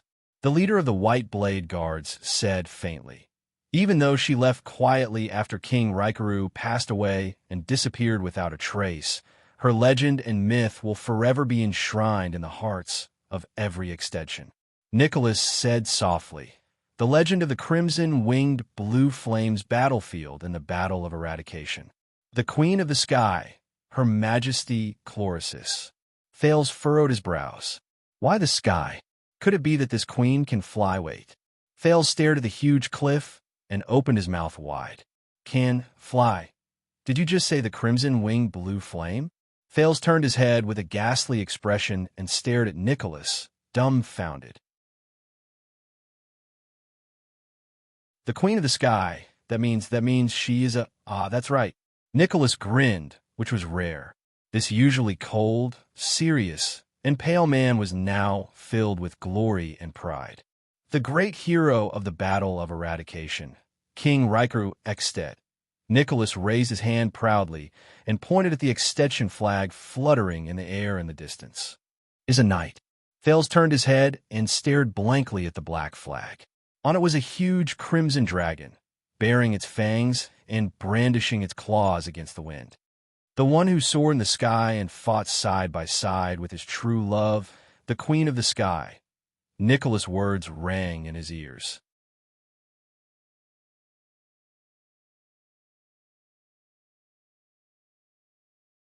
Chapter 126. Outside Dragoncloud City, in a small house in a village.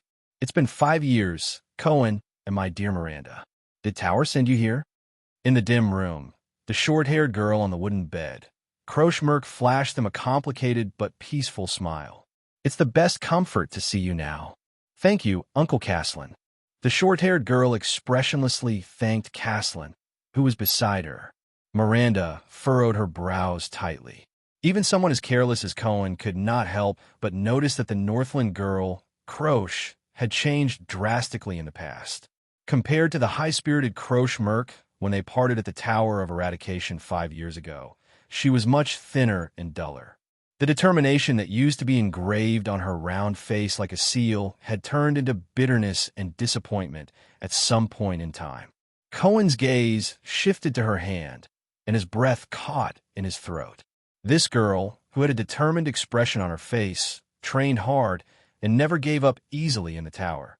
Her sword-wielding right hand, it was tightly wrapped in bandages. Croch! Cohen tried his best to shift his gaze away from her right hand. He forced an ugly smile and carefully and slowly said, "Are you all right? All right?" The moment the words left his mouth, Cohen felt the urge to slap himself. Croch looked at him slowly, her gaze calm. "I'm all right." The girl's hollow gaze made Cohen's heart ache. "It's just that my right hand can no longer touch weapons." There was silence. Cohen felt awkward and did not know how to continue. Damn it, if only Raphael was here right now. Comforting people has always been that boy in white strong suit. As expected, Miranda walked forward, leaving Cohen to roll his eyes. Then, like countless times in the past, she calmly and harshly stomped on the innocent-looking Cohen. Asterisk kiss. Asterisk just as Cohen was grimacing in pain, Miranda sat on the edge of Croch's bed. Her expression did not change as she said decisively, "Who did it?" Any consolation at this moment would be futile. Miranda thought to herself, I might as well get straight to the point so that she won't think about those pointless things. Beside her, Caslin coughed. The former leader of the White Blade Guards did not say much in front of Croch. He had seen this kind of situation in too many retired soldiers. Caslin sighed deeply in his heart, and they, the soldiers, would never know how lucky they were to be able to retire after being injured. Croch snapped out of her daze and flashed an ugly smile. I think all of you should know some of the causes and consequences. Croch's tone had calmed down. She did not sound like a swordsman who had just lost hope in using a sword.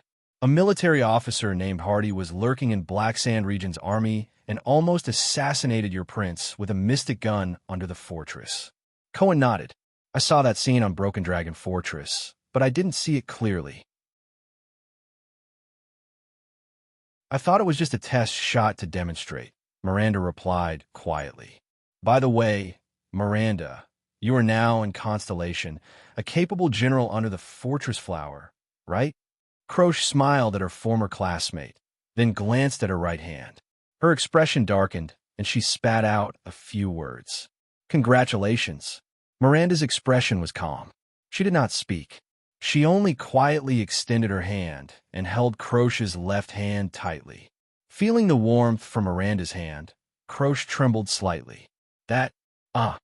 Cohen, who was scratching his ears and cheeks at the side, was about to speak when Miranda elbowed him expressionlessly, making him swallow all the words he was about to say. With a face full of grief and indignation, Cohen continued to silently bare his teeth while he continued to protest at Miranda with his gaze. Do you have to do this? Croch snickered. This scene reminded her of the past in the Tower of Eradication. Beside her, Caslin looked at Miranda approvingly with his arms crossed. What an attentive and considerate girl. She has unknowingly lifted Croch's mood. The Arun family's daughter is just a little too cold. It would be better if she could smile more. According to the Archduke's instructions, we tracked down the military officer Hardy's arms dealer. Croch maintained a smile on her face, which was hard to come up with, and continued to say, they sold the mystic gun parts that Hardy replaced from the army and were supposed to be destroyed to the south and the west. Hardy used this to exchange for more funds, and then used these funds back on the training of the troops and social relations. In a few years, perhaps His Grace's Mystic Gun Squad would be under the control of those people. Fortunately, we discovered it early and intercepted his underground arms dealer. That military officer, what did you find out about him? Miranda asked softly. Not much, Croce said flatly. Hardy came from a small village further north. It's the territory of Archduke Letko of Defense City. He was a person who personally experienced the war between Ekstedt and Constellation 11 or 12 years ago. He survived the tragic attack in defense of Broken Dragon Fortress, but he lost a hand and half of his face under the bombardment of the Mystic Gun. Miranda's face paled. It's the war from 12 years ago again. Cohen sighed and walked forward. Carefully avoiding Miranda's unarmed attacks, he asked slowly, the Archduke of Defense City, one of the two archdukes in the north of Ekstedt, the Letko family? So, Archduke Letko was the mastermind behind the conspiracy to murder the Prince of Constellation with the help of the Mystic Gun? Croce shook her head. It's not that simple. Hardy came to Black Sand region after the war and has been living there ever since. He hasn't come into contact with anyone related to Defense City, so we can't be sure that it's him. But there's one thing that makes us very suspicious. We interrogated Hardy's arms dealer and found out that Hardy mentioned once that he had a daughter named Lucy. Cohen's eyes lit up. You found his daughter? Is there something wrong with her? Not only is there something wrong with her. Croce pursed her lips tightly and shook her head. But there's no such person. There's no such person? Cohen asked, puzzled. Hardy has been single for more than 40 years. This is what we confirmed from his neighbors. He doesn't even have a wife or a lover, let alone a child, Croce said faintly. We followed the name Lucy and found that he had mentioned her name to more than one person. From the arms market in Black Sand region to the transport team in Prestige Orchid region. When we followed the trail to Dragon Cloud City, we were intercepted. The short-haired girl raised her head, her expression frightening. A group of unfamiliar swordsmen appeared. Miranda frowned. Disaster swords? Croce lowered her eyelids and nodded. How were they? How many of them were there? Cohen's expression changed. Ignoring Miranda's displeased expression, he rushed forward and asked anxiously, what kind of power of eradication did they use? How did you recognize them as disaster swords? Caslin, who was listening quietly, frowned. There were many of them. Their heads and faces were covered, and it was dark, so we couldn't see their figures and faces clearly. But their power of eradication is just like what Teacher Chartier described, Croce said flatly. It's cold, ruthless, and its power of eradication is turbulent and never stops. I'm the only one who escaped. Cohen was stunned, but he immediately reacted. Is there any more information? When and where did they appear? For example, how did they draw their swords? I've told Uncle Caslin about the details of their appearance. But Croce only gritted her teeth and shook her head with a bitter gaze. Go and complete your mission, whether it's for the Tower of Eradication or your Prince of Constellation. Cohen wanted to ask again, but Miranda grabbed his arm and shook her head. I'm tired, Croce said slowly. She slowly turned over and faced the wall. I want to rest for a while. Cohen and Miranda looked at each other, then at Croce. Finally, under Caslin's gaze, they bade farewell and left. Cohen, before leaving, Croce suddenly called out to Constellation's guard. Cohen turned his head back in shock. She turned her head and raised her eyes. There was an indescribably complicated expression in her eyes. You be careful. Cohen was stunned for a moment. Then, he was pulled out of the room by Caslin. You saw what she looked like. To be honest, based on my observation, I don't think she's really injured to the point where she can no longer use her sword. It's the barrier in her heart that prevents her from continuing to use her sword, Caslin said flatly. What do you mean? Barrier in her heart? Miranda asked with a frown. Croce is the daughter of my old subordinate in the White Blade Guards. Following the two young men out of the house, Caslin looked at Dragon Cloud City in the distance and shook his head. You met her in the Tower of Eradication, so you should know that she's very ambitious. I guess it's also because you constellations indoctrinated her. Hey, Cohen protested. What do you mean by we constellations indoctrinated her? Croce has always been. Caslin ignored him and continued to speak to himself. She's always been strong since she was young. She always wanted to become a legendary female knight, like Heart of the Rain Lorraine. Heart of the Rain Lorraine. I heard that she was at the same time as Master Shao? Cohen asked curiously. The flag leader mercenary from the Hanbol Succession War in the Eastern Peninsula? Yes. Caslin seemed to have been reminded of the past. He paused for a moment as he reminisced. Then he flashed a smile and said, "There will always be some women that you will never dare to provoke." Immediately, the old Caslin sighed. After going through the training in the Tower of Eradication, Croce became even more ambitious. When she came back, she even recommended herself for the White Blade Guards assessment. Wanting to join the White Blade Guards, Miranda raised her head, her eyes sparkling. But she didn't succeed. Caslin raised his eyebrows. The White Blade Guards rejected her.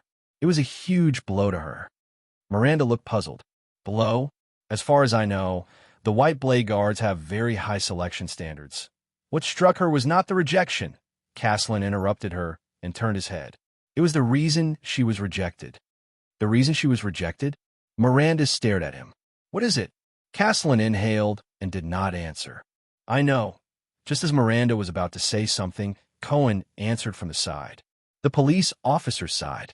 Because she's a woman, right? Caslin gave Miranda a profound look and nodded. That's right. Because she's a woman. Miranda subconsciously clenched her teeth. Although many people say that we Northlanders are very tough, and when we're fierce, even women and children can pick up weapons, Caslin sneered.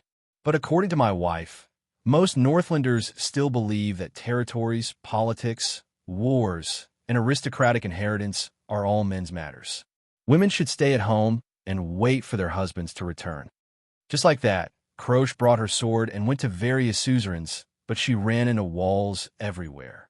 A woman who had gone through the complete training in the Tower of Eradication, a super-class swordsman, could not even get a position with a count. A few viscounts and barons were willing to take her in on the condition that she would marry them after her term was up. Without a doubt, it was all because of her father's position in the White Blade Guards. Miranda gently tightened her grip on the hilt of the sword at her waist. Compared to my smooth-sailing life in Constellation, my father's care, and Sonia's care, is this what Croce faced in Northland, and what happened to her in Ekstedt? According to her father, Croce even considered going to the southwest, to Brambleland, Dragon-Kissed Basin, or even the Great Desert to become a mercenary. But in the end, she went to Black Sand region and used her father's name to work for my good-for-nothing nephew, a viscount named Kent Vida. She got a position in his territory. Caslin sighed. Caslin sighed and said, I suspect that this is one of the methods Chapman Lampard used to draw me to his side, but looking at Croce, and this time, Caslin shook his head. So you know why, little run girl. The old man raised his gaze and looked at Miranda. To be honest, your attire is too eye-catching in Northland. Miranda did not say a word. She only stared at the distant Dragon Cloud city. When I was at the Western Front Line, due to the occasional shortage of soldiers, there were some female soldiers there, Cohen said slowly. There were female mercenaries from the southwestern countries who joined the army due to various reasons, such as being unable to survive. Most of them were female mercenaries, but they were usually not welcomed. Cohen's eyes sparkled as he said, born with less strength and weight than men, a special requirement for the style of armor on the upper body, and an absolute disadvantage in height. These are often fatal when facing orcs, because you have to jump to attack their vital points. Of course, there's also the monthly, Their status in the military camp is very low. Sometimes, they often have to rely on. Cohen lowered his head and furrowed his brows. To please their superiors and colleagues. And once they fall into the hands of the enemy, especially the Baron Bone people, they often end up much worse than men. That's why even I often avoid female soldiers when choosing soldiers for the assault team. Miranda still did not say a word. I guess this is also the consideration of the White Blade Guards. Caslin sighed. Learning the sword in the Tower of Eradication is one thing, but women are not naturally suited for the battlefield. Excuses. Miranda raised her head abruptly and snorted coldly. All of you, men, only see the disadvantages of female soldiers on the battlefield and deliberately ignore their advantages. Advantages? Caslin furrowed his brows. Cohen raised his eyebrows helplessly. At an angle that Miranda could not see, he spread his hands at Caslin. Less exhaustion than men, endurance that far surpasses men, flexibility and agility beyond imagination, meticulous and keen observation skills, and calmness in the face of danger. These are all women's advantages, Miranda said indignantly. Even in terms of strength and height. Take the Kingdom's Wrath, for example. I saw with my own eyes that his height and strength are not comparable to Lady Sonia's. Besides, we have the power of eradication. And I am also a woman, Miranda said coldly. In the Tower of Eradication, I am stronger than you, Raphael, Miss Adun, and every single one of you who were in the same period as me. Not to mention the legendary Valkyrie like the Heart of the Rain from 30 years ago, Knight Lorraine. Cohen coughed awkwardly. Uncle also said just now that the battlefield is another matter, and you can't compare it with some special people. The police officer spread his hands helplessly. Heart of the Rain is a special case among special cases. Lady Sonia is also a legendary figure under the Duke of Starlake. And Miranda, you are the daughter of the Arun family. You were born to be trained as a warrior, suzerain, and commander. As soon as Cohen finished speaking, Miranda's murderous gaze shot straight at him and pierced through his heart. It also cut off the second half of his sentence in his throat. I think that Western Desert and Northland are more special. Caslin snorted. Western Desert is the front line of war and chaos all year round, and the Northlanders' views on women have existed since ancient times. I'm also a Northlander, Miranda retorted with a cold expression. The old Caslin led them to the stable. Two people who looked like soldiers bowed to him. You are a Northlander of Constellation, and Arun. You people even allow women to inherit. As far as I remember, you even had a queen a few hundred years ago. And Northland, Caslin sighed and said, is still very far away from accepting a female knight, a female suzerain, or even a queen. It's still very far away. No, even in Constellation, female suzerains are still looked down upon. Miranda silently said in her heart, a few hundred years ago, the Queen of Constellation didn't end up well either. There will be a day. Miranda raised her head, her gaze firm. On that day, female warriors, female swordsmen, female suzerains, and even queens will no longer be the minority. We will prove to the world that men can do it. Women can do it too. Caslin shrugged and walked into the stable. Cohen stuck out his tongue. He thought of his two devilish sisters at home and sighed helplessly. Miranda, why would Raphael like her? But when he thought of Raphael, his current position, and the power of eradication in his body, Cohen's heart sank again. The army of Black Sand region is stationed in a village near Dragoncloud City to escort the prince. They will bring Croche back. Caslin led two horses over and looked at the two young, noble swordsmen. I'll leave the next task to you. You're not going? Cohen raised his eyebrows. My appearance is not a good idea. Caslin's expression darkened. It will alarm too many people. Fortunately, I still know some people in Dragoncloud City, some old acquaintances. They can provide you with information, but when it comes to specific investigations and inquiries, identifying the disaster sword from the sword of eradication. Caslin handed the reins to the two men. No one is more experienced in this field than you and the seeds of the Tower of Eradication this time. Whether it is the innate insight of Noble's super-class combat power that adapts to the battlefield, or the ability to sense the disaster swords. You know some people in Dragoncloud City? Cohen revealed a doubtful expression. Uncle, haven't you been running a tavern in Black Sand region for 20 years? About that. Caslin touched his white hair awkwardly. At least I lived in Dragoncloud City for many years.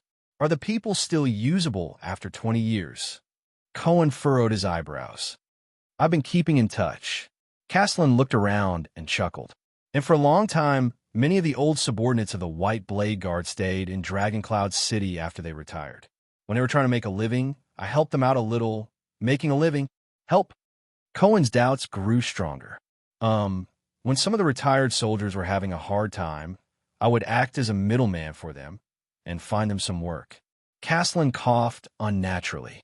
You know, there are always some jobs that require people who can fight to do. You can just say that you introduced them to the gang. Miranda had a contemptuous look on her face. It'll be easier for us to understand. Castellan coughed loudly and drowned out Miranda's words. For the past 10 years or so, the gang in Constellation, the Brotherhood, or whatever it is, has been causing a lot of trouble. They even expanded their business here. Some of my old friends are always short of manpower and wanted me to introduce them to them. So, what? Cohen widened his eyes. After all this time, Uncle, you're actually the contact and introducer for the gang in Dragoncloud City? Castellan's coughing grew louder. Under the doubtful gazes of the two young men, he raised his head in a righteous manner and patted their shoulders. Anyway, whether it's the mission of the Tower of Eradication, giving Croce an explanation, or the truth behind the assassination of the Prince of Constellation, I'll leave it to you. Miranda and Cohen revealed a contemptuous look, while the other clicked his tongue and shook his head. Remember, your mission is only to investigate, not to throw your lives away for an unverified piece of information. Before they left, Castellan became serious. But all of you have the ability to come into contact with the disaster swords and even survive their attacks, as long as you don't run into a supreme class swordsman. I believe in your abilities. The two of them looked at each other and nodded seriously. My people will help you, but if you make a big deal out of this, remember to hide yourself well. Although your prince is currently on a diplomatic mission to Extet and the tension between the two countries has largely been reduced by his arrival, it is not a good thing for Constellations, especially the family members of Constellation nobles, to recklessly expose their identities here. Castellan narrowed his eyes. Also, what you need to pay attention to and worry about is not as simple as the swords on the surface. The disaster swords may be working with an extension suzerain, such as an archduke. No matter what, they deliberately worked with a suzerain and even assassinated the Prince of Constellation. I'm afraid their motives are not simple. I understand. Cohen inhaled and mounted his horse. We will find out their background and the truth, whether it's a plot to assassinate the prince or an intention to harm the Tower of Eradication. Miranda did not say much. She nodded slightly and rode away. Cohen followed closely behind her. Castellan watched the two of them leave, then looked at Dragoncloud City in the distance. A hint of nostalgia flashed in his eyes.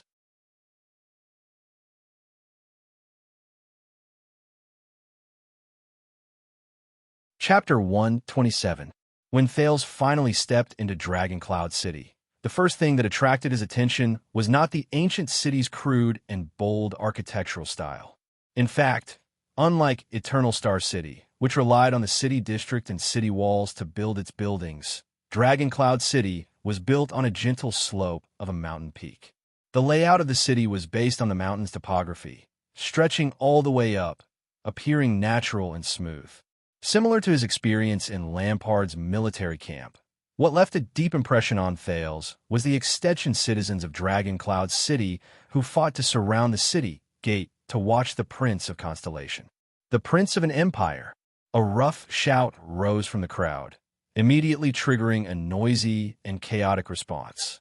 According to Poutre, this place should be filled with citizens who were busy preparing for the winter, preparing to enter the city for their last exchange, sale, and purchase goods. But he just happened to be here. Thales could only lower his head and sigh. It had been a long time since he was so popular. Although the citizens' emotions were much better than the soldiers, and the people of Dragoncloud City did not hate Constellation as much as Black Sand region. The news of the heir of Dragoncloud City being assassinated in Constellation had obviously spread. This caused Thales and the others to suffer from another round of discussions, abuse, and even rubbish flying towards them. The extensions were much more passionate than the constellations. If that king has the guts, then don't send. An angry voice rose from the crowd. Thales could not see it clearly. Before he could hear the second half of the voice, he was hurriedly escorted away by his attendants. He could only vaguely hear the words, "Let that coward come himself," as well as countless responses of praise and rebuttal, rising from behind him. Maintain order. Separate the crowd. We need to get to Heroic Spirit Palace as soon as possible. Nicholas reprimanded his subordinates and soldiers without holding back. You know what to do with those who barge into the city without permission. Fortunately, the White Blade Guards and the soldiers of Dragon Cloud City separated the crowd, or else the Prince of Constellation would have fled into Dragon Cloud City pathetically. Although it was not much different now. Thales looked at Waya and Ralph, who looked as if they were facing a great enemy. He sighed helplessly on his horse. Their unhappy expressions make it seem as if I killed their prince. Put yourself in my shoes and think about it. If you died in Northland today, and Extet sent someone to Eternal Star City to apologize tomorrow, I think I would probably have a displeased expression on my face as well. Poutre spoke loudly in the noisy environment. The latter did not seem to care about the prophecy he had just made for the prince. Thank you for your kind words, Mr. Deputy. If you lose your job in the future, I suggest that you try your luck in Western Desert. Duke Fakenhaz should be able to get along well with you. The head of the four-eyed skull, that unwelcome guardian duke of the Western Desert, Poutre snorted. Thank you for your recommendation. Thales could only snort coldly. But both of them knew that the true test was far from here, not on these simple commoners. Are you ready, citizens of the Empire?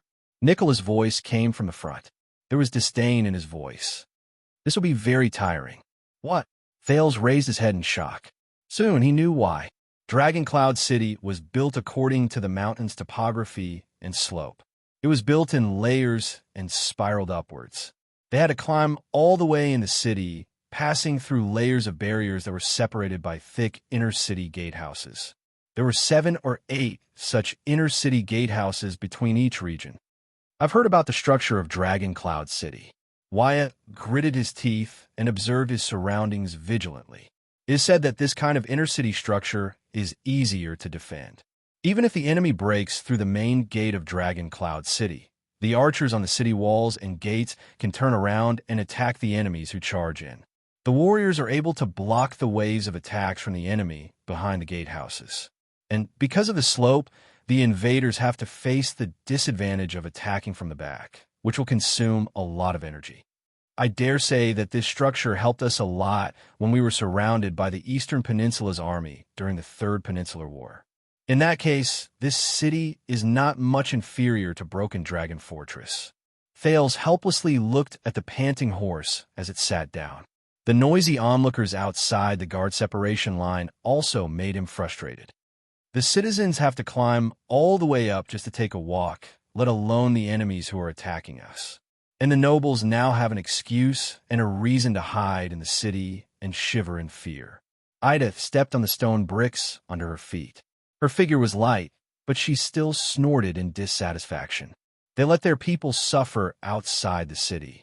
I think the first batch of people built this city purely for military purposes, but no one expected that it would one day become the capital of Extet. Thales glanced at the passers-by, who stopped walking. Don't the people who live here feel tired? To a certain extent, this city also naturally repels merchants.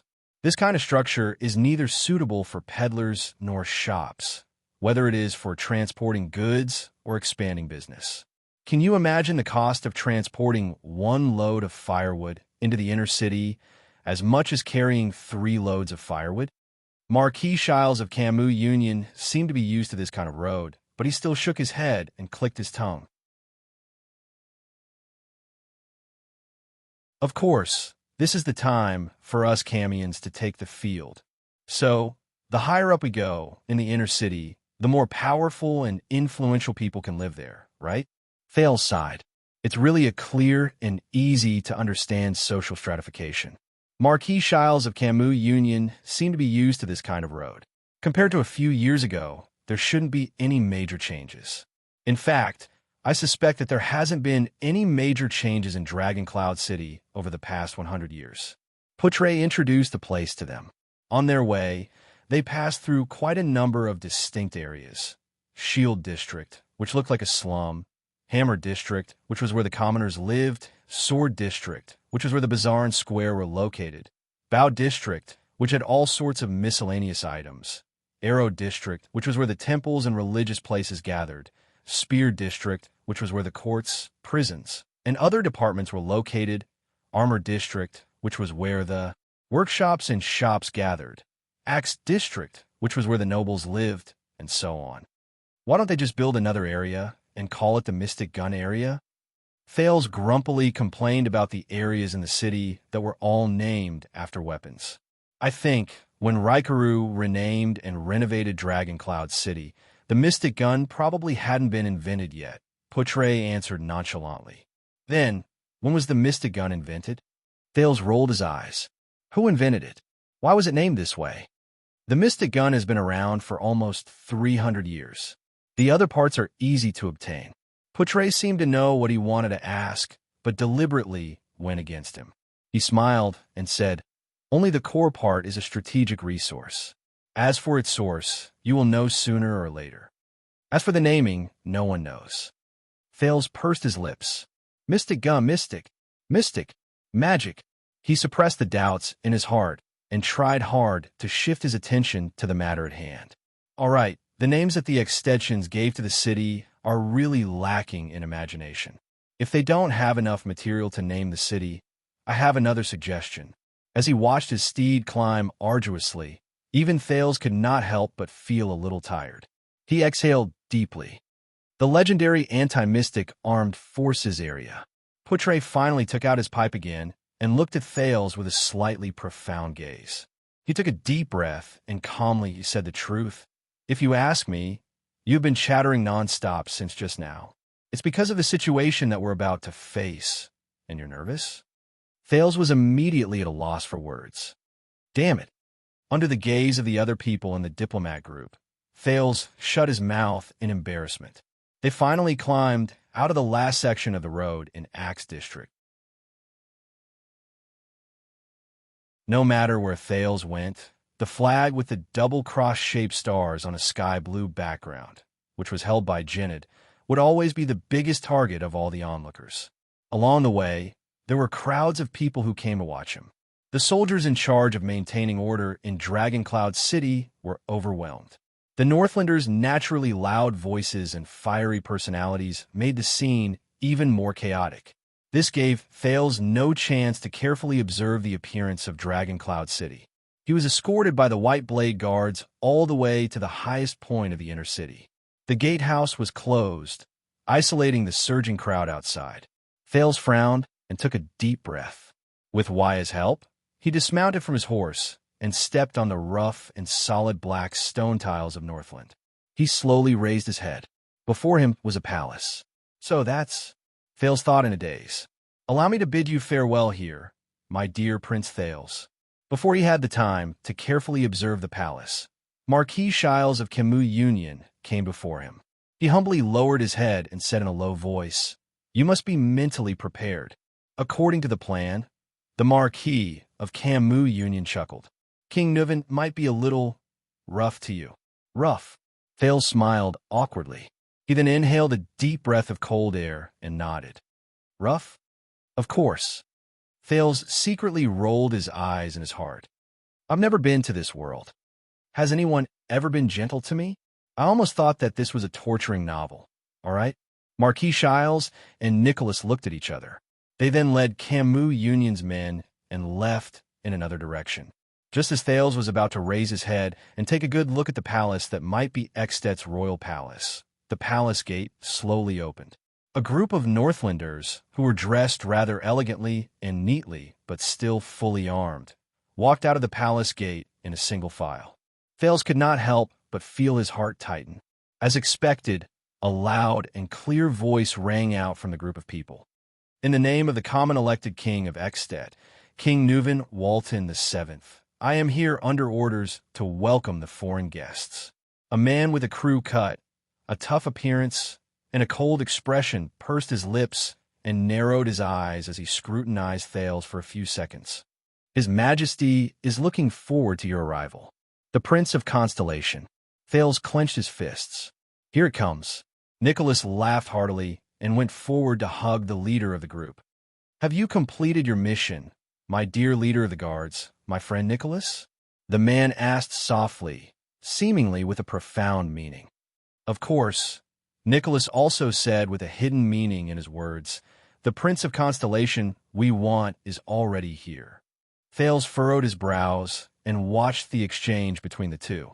Then, the leader of the men with a crew cut came before Thales and bowed to him. Welcome to Extet and its most brilliant pearl, Dragon Cloud City, Your Highness Thales from Constellation. Thales remembered Gilbert's teachings and Putre's advice on the way. He immediately smiled and returned the greeting. He looks like a bureaucrat, but his physique, Thales thought, is more like a warrior. Or should I say, almost all Northland men look like warriors? I am Lord Burnmerk. The Northland man with a crew cut was about 40 or 50 years old. He was dressed in a thick robe and had a serious expression on his face. Before I received my title, I was once a member of the White Blade Guards. Now, I am King Nuvin's administrator. I will be responsible for your reception in Dragon Cloud City. Thank you for your reception, Lord Merk. Thales nodded and confirmed his judgment in his heart. Allow me to introduce to you, as this is your first time here. Merk turned around with a straight face and raised his hand at the towering palace behind him. This is the residence of the suzerains in Northland since ancient times. From the shabby houses in the mountains during the era of kings, to the stone fortresses during the era of the Empire, to the majestic palaces today. For thousands of years, it has witnessed the history of Northland, the rise of Extet, and the prosperity of the children of the North Wind and the Dragon. Merk said solemnly, "That's right.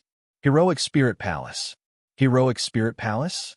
The meaning of this name, is it really suitable for a living suzerain to live in? Thales was startled. He then slowly raised his head. It was a huge palace with a simple style but heavy colors. It had a grand layout and a rough design. It was built against a mountain. Even if he were to count the ground of the inner city where he was standing, it would still be 8 or 9 stories high. The building materials were quite unique as well. Huge wood, rough stones, animal skins, and metals were all present. Many parts of the palace were even crudely polished.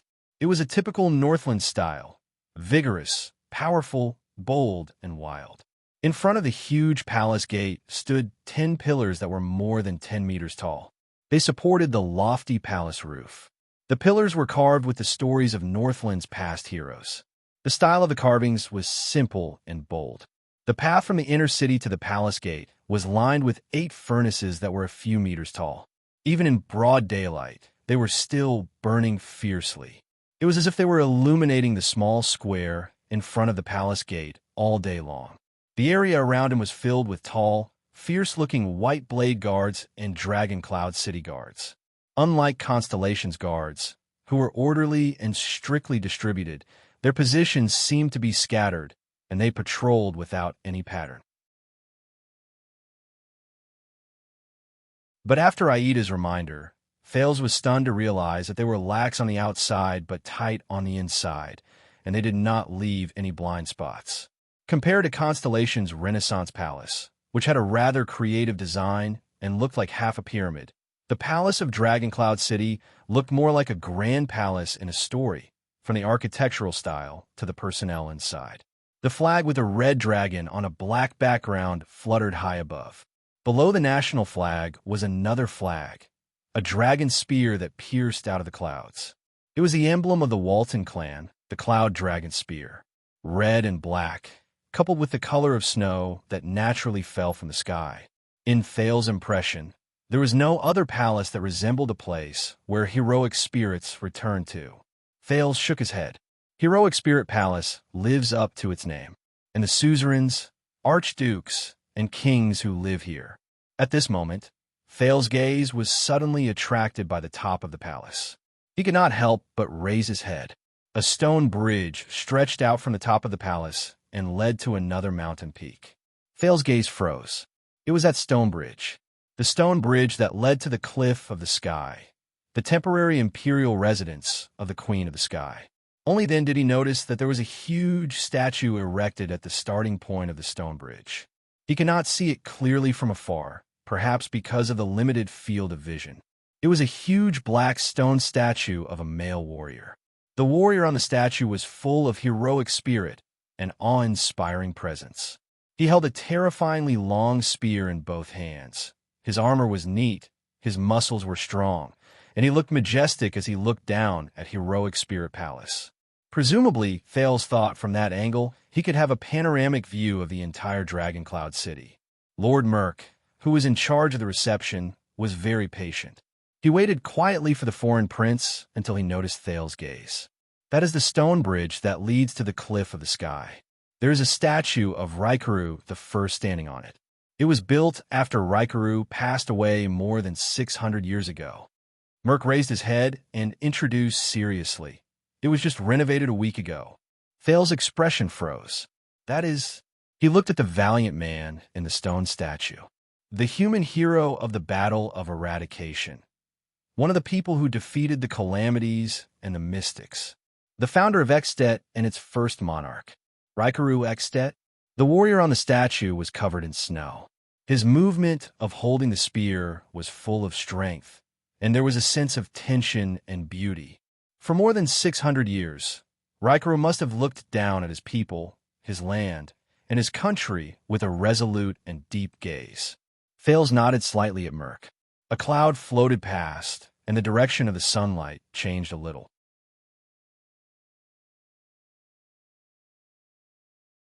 From afar, the expression of the Extension hero statue seemed to change from resolute to sorrowful.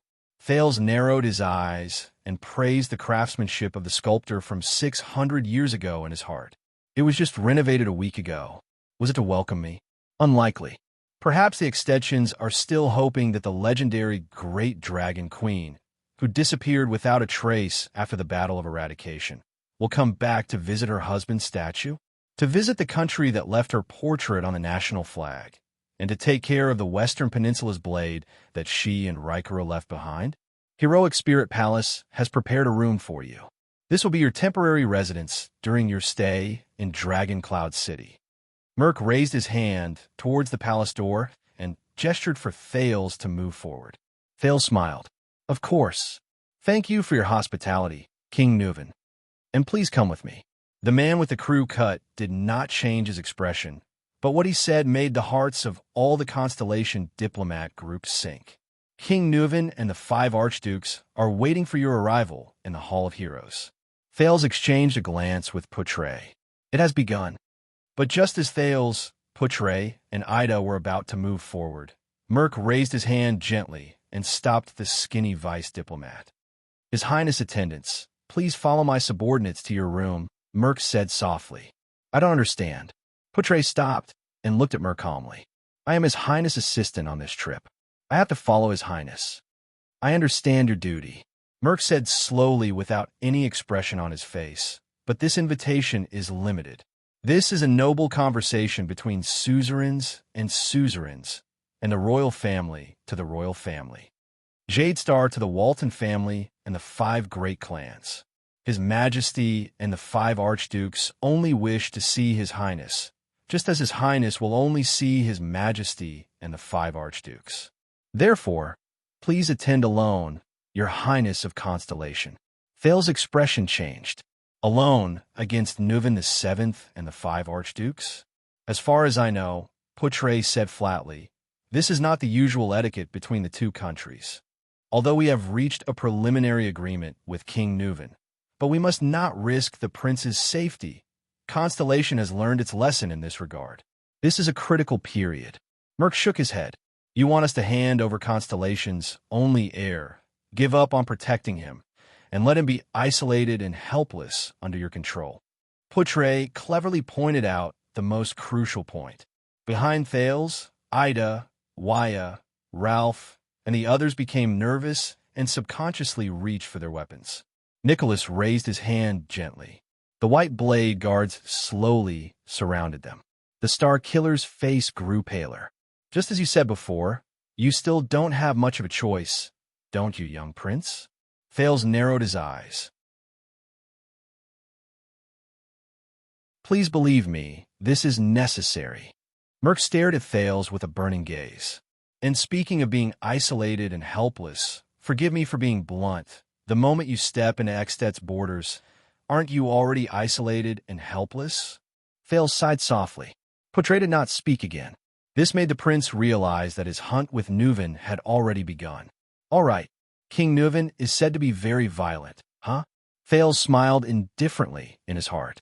Just wait and see. Under Putre's livid face and Merc's uncertain expression, Thales suppressed the uneasiness in his heart and revealed a smile. All right, I really can't wait to meet King Nuven. Thales turned his head, looked at his companions, and nodded lightly. Don't worry, I'll be back soon.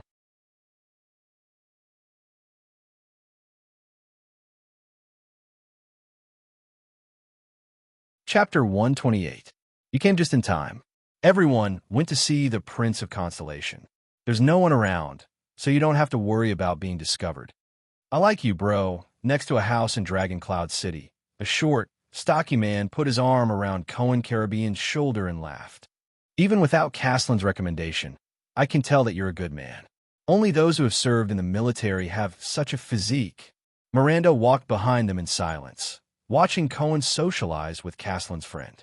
Cohen gave full play to his experience of mingling with soldiers at the front line at the borders for 3 years. He responded to them without any rudeness. You too. Big leather belt. Look at those muscles. You don't look like a retired soldier. Cohen responded with a hearty laugh. Speaking of which, how did you get this nickname? Castlin didn't tell me about it. About that, it's a story from when I was in the Glacier Sentinels. The man nicknamed Big Leatherbelt's expression changed upon hearing that. His face was full of pride. When I was still a new recruit, I was ambushed at night during the autumn harvest. So you're an elite scout from the Glacier Sentinels. Cohen was surprised. No wonder. So you fought with orcs a lot? More than that. Big Leatherbelt laughed proudly. I served in the 38th Century Ground for 10 years. My brothers and I killed a total of 52 orcs. Cohen was in awe. Orcs. These ancient enemies who had been fighting against humans since the Age of Ignorance. They're not easy enemies to deal with. Back to Big Leatherbelt's background. It was my first battle. When I was on duty, 5 or 6 orcs sneaked into the sentry ground. Big Leatherbelt shook his head. We met one head-on. It was an ugly son of AB *TCH. It was about 8 feet tall, and its wrists were thicker than my thighs. That son of AB *TCH killed 3 of our brothers and suffered a lot of injuries. I was the last one, and even my weapon was broken, Big Leatherbelt said excitedly, thumping his chest from time to time. At that time, I thought that there was no other way, so I pulled out the Sentinel's standard leather belt, jumped on its shoulder, and, as he spoke, Big Leatherbelt gritted his teeth and grabbed Cohen's neck with all his might. Just like this, tie a knot and strangle it. Cohen pulled his neck and coughed violently, feeling the excessive enthusiasm of the other party. I sat on his shoulder, my right hand desperately pulling on the leather belt, and my left hand holding the small broken shield. That son of AB *TCH raised his war hammer and hit me crazily, again and again. Under Miranda's strange gaze, Big Leatherbelt shook Cohen's neck with all his might, making him dizzy, until it fell to the ground, and my shield was almost broken. Ah! Cohen recovered from his dizziness and raised his head in surprise. You didn't let go, did you? The more heavily injured an orc is, the more powerful its counterattack will be. That's right. Bro, I can tell that you're an expert. Big Leatherbelt slapped his thigh and yelled, Don't let go. This is a lesson I learned later. At that time, I thought it was dead, so I loosened my belt. But that D*Ned beast bounced up as if it had come back to life, roaring and clutching my head tightly. Fortunately, His Majesty the King was inspecting the north at that time, and the white blade guards came as reinforcements. Castlin arrived in time and split the back of that son of AB *TCH's head with his axe. At that time, almost fainted. But from that day onwards, they call me Big Leather Belt. Huh. Cohen sighed, remembering his past at the front line of Western Desert. So, you fought with orcs before? Big Leather Belt asked curiously with great interest. Yes, but not glacial orcs, but desert orcs. Cohen smiled. We used to be mercenaries there. The way to deal with orcs is to lower our bodies, lower our heads, circle around them, or attack from their crotch. Ah, that's how the people from the Empire in the south do it. They go around in circles with the orcs, Big Leather Belt muttered. We can't do that in the north. In cold weather, our movements are stiffer than usual, and we're not flexible enough. So, in the north, the best way is to attack them head-on, in the battle quickly, and kill them in one blow. Cohen nodded approvingly. It's different in the desert. Orcs have a high resistance to heat, and they're not afraid of the high temperature of metal armor. They have everything from plate armor to chain armor. I've even seen orcs armed up to their crotch. That's when we have to use our agility to find a chance to hit their vitals. As they chatted enthusiastically about their experiences on the battlefield, Big Leather Belt finally brought them into the house. Oh, look at you, a typical Northland girl. You're big, your breasts are big, and you're pretty. Big Leather Belt invited them into the house. When he saw Miranda beside Cohen, his eyes lit up. Castellan introduced you here. Do you want to consider staying? We have a few good men here who are single, and there are even tough guys who retired from the White Blade Guards. Miranda's expression changed, and she looked at Cohen awkwardly. Cohen spread his hands, indicating that he was at his wit's end. However, Big Leather Belt immediately frowned and shook his head. Forget it. They're not good enough for you. They're all bad people who want to make quick money and don't want to work hard in their hometowns. I bet they can't take care of their families, so what right do they have to have a good wife like you? Big Leather Belt sighed. They have high standards, but they can't even support themselves. Serves them right for being single on Singles Day. Miranda did not say a word. She just listened to Big Leather Belt. A tall Northland girl like you, with a strong body and fair skin according to the standards of the upper class, must be a hot commodity in your hometown. Big Leather Belt sat down and panted. I have 3 younger sisters, so I know that girls at your age are impulsive, passionate, and always look down on the young men around home. You want to go out and find a chance to meet the bravest, most heroic, and most meritorious warrior. Maybe then you'll have the chance to marry him. But believe me, the outside world may look exciting, but it's much more complicated and difficult to understand than back home. The men outside may look handsome in armor, but they're not as pure and loyal as the silly boys back home. Listen to me. You should go home, weave the thickest robe, forge the toughest dagger, and wear the most beautiful wreath. Use them to choose the most sincere one among the young men who flock to you. But don't be too eager to sweeten him. Keep him in suspense. Then wait for him to be conscripted and come back from the battlefield. That's the standard for a man to become a successful man. Then, see how he feels about you. If he hasn't changed, hang your wreath around his neck and bring him to meet your parents. Don't care about his family fortune or his background. The most important thing is that he's responsible and loves you sincerely, cares about you, loves you, and cares for you. It's best if he's a little afraid of you. These days, wealth and a noble background can't make up for the lack of sincerity. Cohen clutched his stomach tightly, stifling his laughter as he looked at Miranda's darkening face. I've always told my daughter that she'll eventually marry into a good family when she grows up, but it must be someone who truly loves her. I'm also looking forward to the day I can hand her over to a good young man. Big Leather Belt's saliva was flying everywhere when he suddenly frowned. Cohen looked at Big Leather Belt's darkened expression in surprise. The latter stood up abruptly and rushed out of the house. You guys, I thought you went to see the prince enter the city, but you're actually hiding here. Before the 2 people in the house could react, the next second, a few screams of boys and girls came from outside the house. Dad, stop right now. Kevin, he's just here to give me something. Uncle, take your time. Ah. Big Leather Belt bellowed furiously. Give him something? Don't think I don't know what you're thinking, you damn brat. Get lost. Get lost. Stay away from my daughter. Stay away from Saija. It's not time for my daughter to get married yet. If you dare to come to Saija again, I'll break all 3 of your legs." Accompanied by the commotion next door, Cohen gaped at Big Leatherbelt, whose words did not match his actions. He exchanged a glance with Miranda, who was sitting opposite him. Then, both of them burst into laughter. As she smiled, Miranda raised her head and looked a heroic spirit palace on the hillside in the distance. Her gaze quickly became unfocused. "Silly boy from my hometown. Pure and single-minded." Step by step, Thales walked forward stiffly on the floor tiles of Heroic Spirit Palace. Unlike Renaissance Palace, which was plain and simple inside and outside, Heroic Spirit Palace's interior decoration was very contradictory. Some parts appeared rough and imposing, such as the crude carvings on each porch, the staircase handrails made of giant wood, and the beast heads on the walls that were specially made to look like trophies. However, there were many places that were exquisitely carved, such as some special, exquisitely carved floor tiles, the ceiling dome filled with paintings in the corners, the extravagant, everlasting lamp holders, and so on. The traces of history and time were also different. The material and color of the wall tiles in some corners seemed to have lasted for hundreds of years, and some places were obviously renovated in just a few years.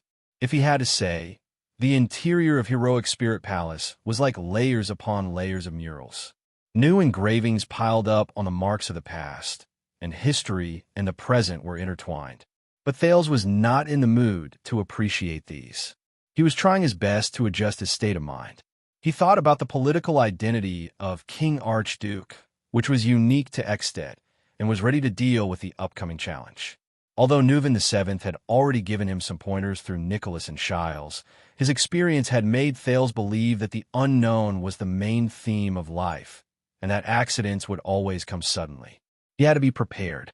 Under Merck's signal, the second prince of Constellation walked past the white blade guards, who were looking straight ahead. He passed through countless porches and slowly walked toward a stone hall that seemed to be oval. The lighting here did not seem to be good. It was dim, but there were 6 burning braziers on the 6 iron racks in the stone hall. They drove away the cold and brought some flickering illumination. Another brazier like Lampard. Do the suzerains of Ekstedt like braziers so much? Thales secretly ridiculed in his heart. He took a deep breath and stepped forward into the stone hall. Merck did not follow him. The door slammed shut behind him.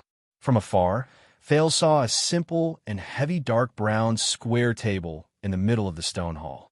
At the other end of the long table, directly facing Thales, sat a white-haired old man. He was about 60 to 70 years old, and he wore a thick red and black robe with a dark golden crown on his head. The crown looked very simple, and there was only a dark red gem embedded in front of his forehead. The old man placed his hands on the table, but lowered his head without saying a word. Due to the distance and the light, Thales could not see his appearance clearly. However, Thales already had an idea of his identity. Thales walked closer to the simple long table. On the left and right of the old man, there were 5 men with different appearances and different clothes. There were 2 on the left and 3 on the right. If there was anything they had in common, it would be that from a moment Thales stepped into the stone hall, the 5 men of different ages cast unfriendly and even fierce gazes at him, sizing up the 7-year-old boy. 1 king, 5 archdukes. Thales stood in front of the long table and immediately frowned. The extensions did not even leave a seat for him.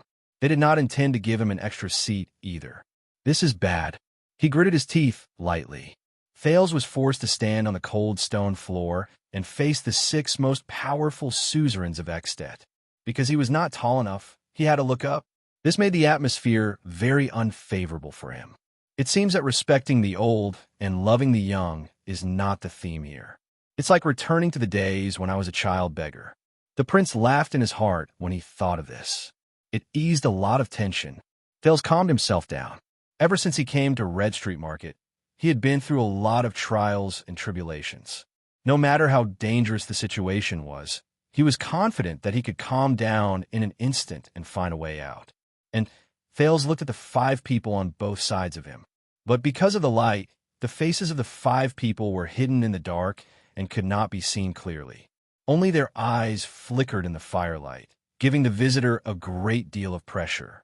And the culprit who joined forces with Archduke Chapman Lampard and Duke Valerund in an attempt to take over the throne, assassinated the prince twice, succeeded once, and even caused an unprecedented diplomatic crisis between the 2 countries. The culprit who almost caused war and conflict, disaster and death, and the culprit who caused me to end up in this situation today. Among these 5 people, Thales looked at the 5 indistinct figures in the dark and clenched his fists secretly.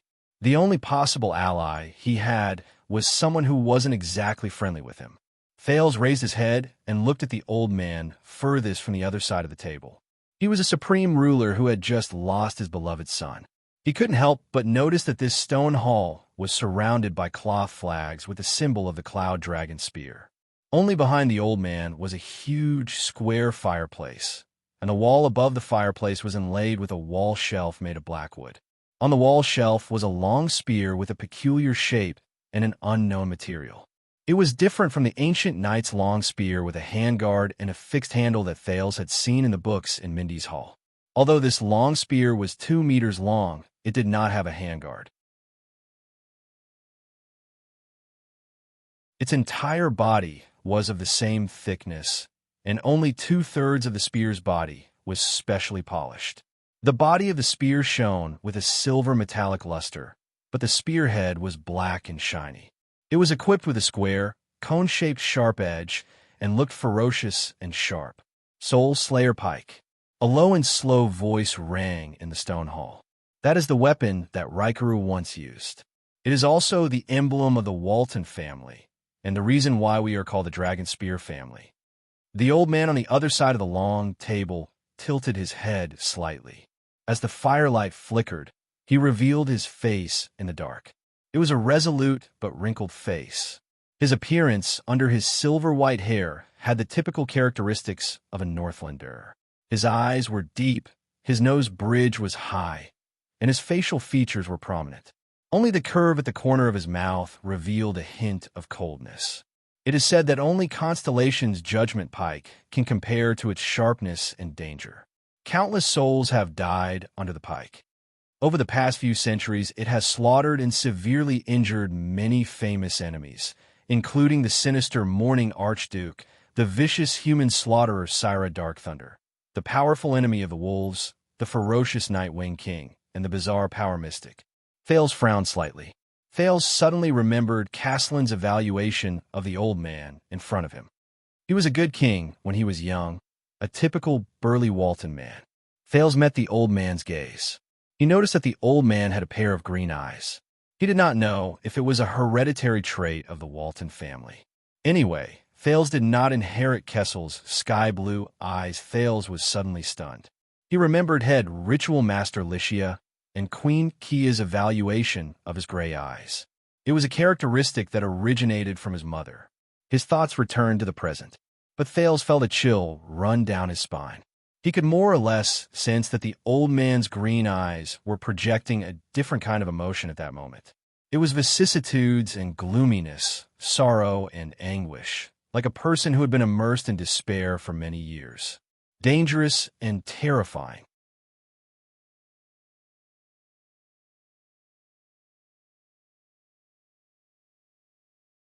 Chapter 129. Just like this, the old man said slowly, the Soul Slayer Pike will never stop, until all of our enemies are destroyed, or until the Waltons are wiped out. But when that time comes, I swear in the name of the previous kings that the world will come to an end. The old man's words fell softly, but Thales sensed that the 5 archdukes on either side of him moved, either naturally or unnaturally, in the darkness. I believe that this is a great weapon, but destruction and revenge alone may not be enough to sustain its brilliance, Thales said meaningfully, since it was once held in the hands of such a great person. I believe that Raikaru's wisdom, valiance, personality, and brilliance are also the reasons why the Soul Slayer Pike is so great. According to the plan, an expected conflict would occur between Nuven and Thales. The hunter's trap would be laid at that time. The old man did not answer. Although he knew that it was an act, Thales still curled up the corners of his mouth awkwardly. The atmosphere was very stiff. At that moment, Thales could understand what the suzerains of Constellation thought when they looked at Kessel. No one knows what a king who lives alone and without any scruples will do. The scene of the one-eyed dragon Koster forcing Thales to abdicate in the Hall of Stars was still vivid in his mind. Thales suddenly became inexplicably nervous. He swallowed a mouthful of saliva and bowed respectfully on the spot. Thales Jadestar, as the second prince of Constellation, representing my father, His Majesty Kessel Jadestar, the 39th Supreme King of Constellation, the Southern Islands, and the Western Desert. Thales controlled his body to not be nervous. This became easier after he obtained that fluctuating power. At the same time, he recited the lines he had practiced. I am here to visit the glorious Extet and the glorious Dragon Cloud City. I am here to visit the Archduke of Dragon Cloud City, who is equally respected and famous. Also the ruler of the entire Extet Kingdom, the common elected king, the born king, King Nuven Walton. The born king. This was Nuven VII's nickname. Not many people used it, but it was widely known, because people often said that when he was young, he showed the talent to be a suzerain who could govern a territory. He was almost born to be king. Thales lifted his body and stared at the old man's cold and stern expression, which did not change at all. After taking a deep breath, he slowly said, My father and I both deeply understand your loss and sorrow. He asked me to represent the Jadestar family to express his deepest apologies to you and the Walton family, and to express his condolences for Prince Mariah's misfortune. It was a matter of enmity between two families and not between two kingdoms. That was what Poitre had warned him before the battle. But he believes in your character and ability. He believes that you can make the best choice. The Jadestar family is willing to provide all possible help to make up for and save the tragic consequences. And I am here, Thales said, with the most peaceful and friendly message from the Jadestar family. Now, he was waiting for the other party's response. What followed was silence. For a time, Thales could only hear the muffled sounds from the furnace and the cold wind outside the stone hall. 5 pairs of eyes stared at him in the dark. The old man, the only one who had the right to reply, did not move either. His green eyes were as dull as ever. Just when he felt as if a century had passed, the common elected king of Extet, the Archduke of Dragon Cloud City, the born king, King Nuven VII, finally inhaled slowly. He raised his head and looked at Thales with a weary face. I'm very old, only slightly younger than your grandfather, King 80 of Constellation. But I don't have as many children as he does. King Nuven sighed. The rhythm of his words was extremely slow, making others feel the eerie chill in his tone. I only had my eldest son when I was 30 years old, and Mariah was a child I only had in my 40s. I still remember that when he was your age, he used to lean against my seat here and beg me to let him go out of the palace to hunt with the help of the white blade guards. King Nuven's expression was numb. His gaze was filled with complicated nostalgia and sorrow. I always agreed with a smile, but after his elder brother passed away, I was always careful. Nuven narrowed his eyes and shook his head slowly. I could not let him suffer even the slightest bit of harm.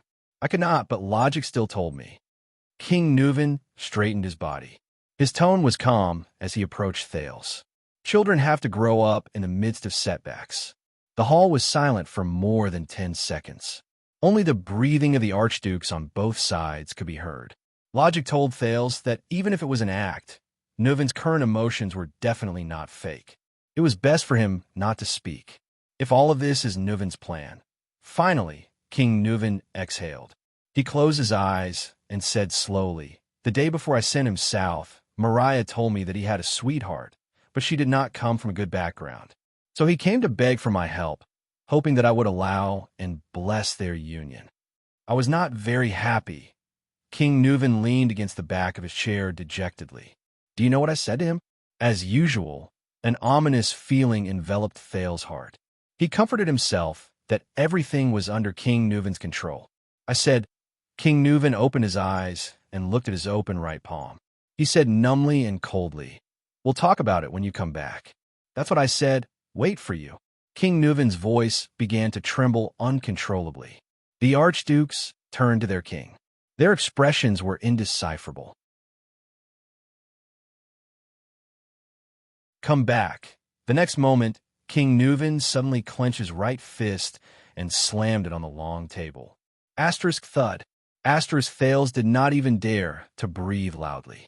He quietly watched as a father who had lost his son expressed his grief in a very real manner. That was my only son left. The old man's expression became gloomy and unreadable. I should have watched him become a real man and warrior. Then, before I died, I should have handed over my position, my wealth, my power, my everything to him, to Mariah.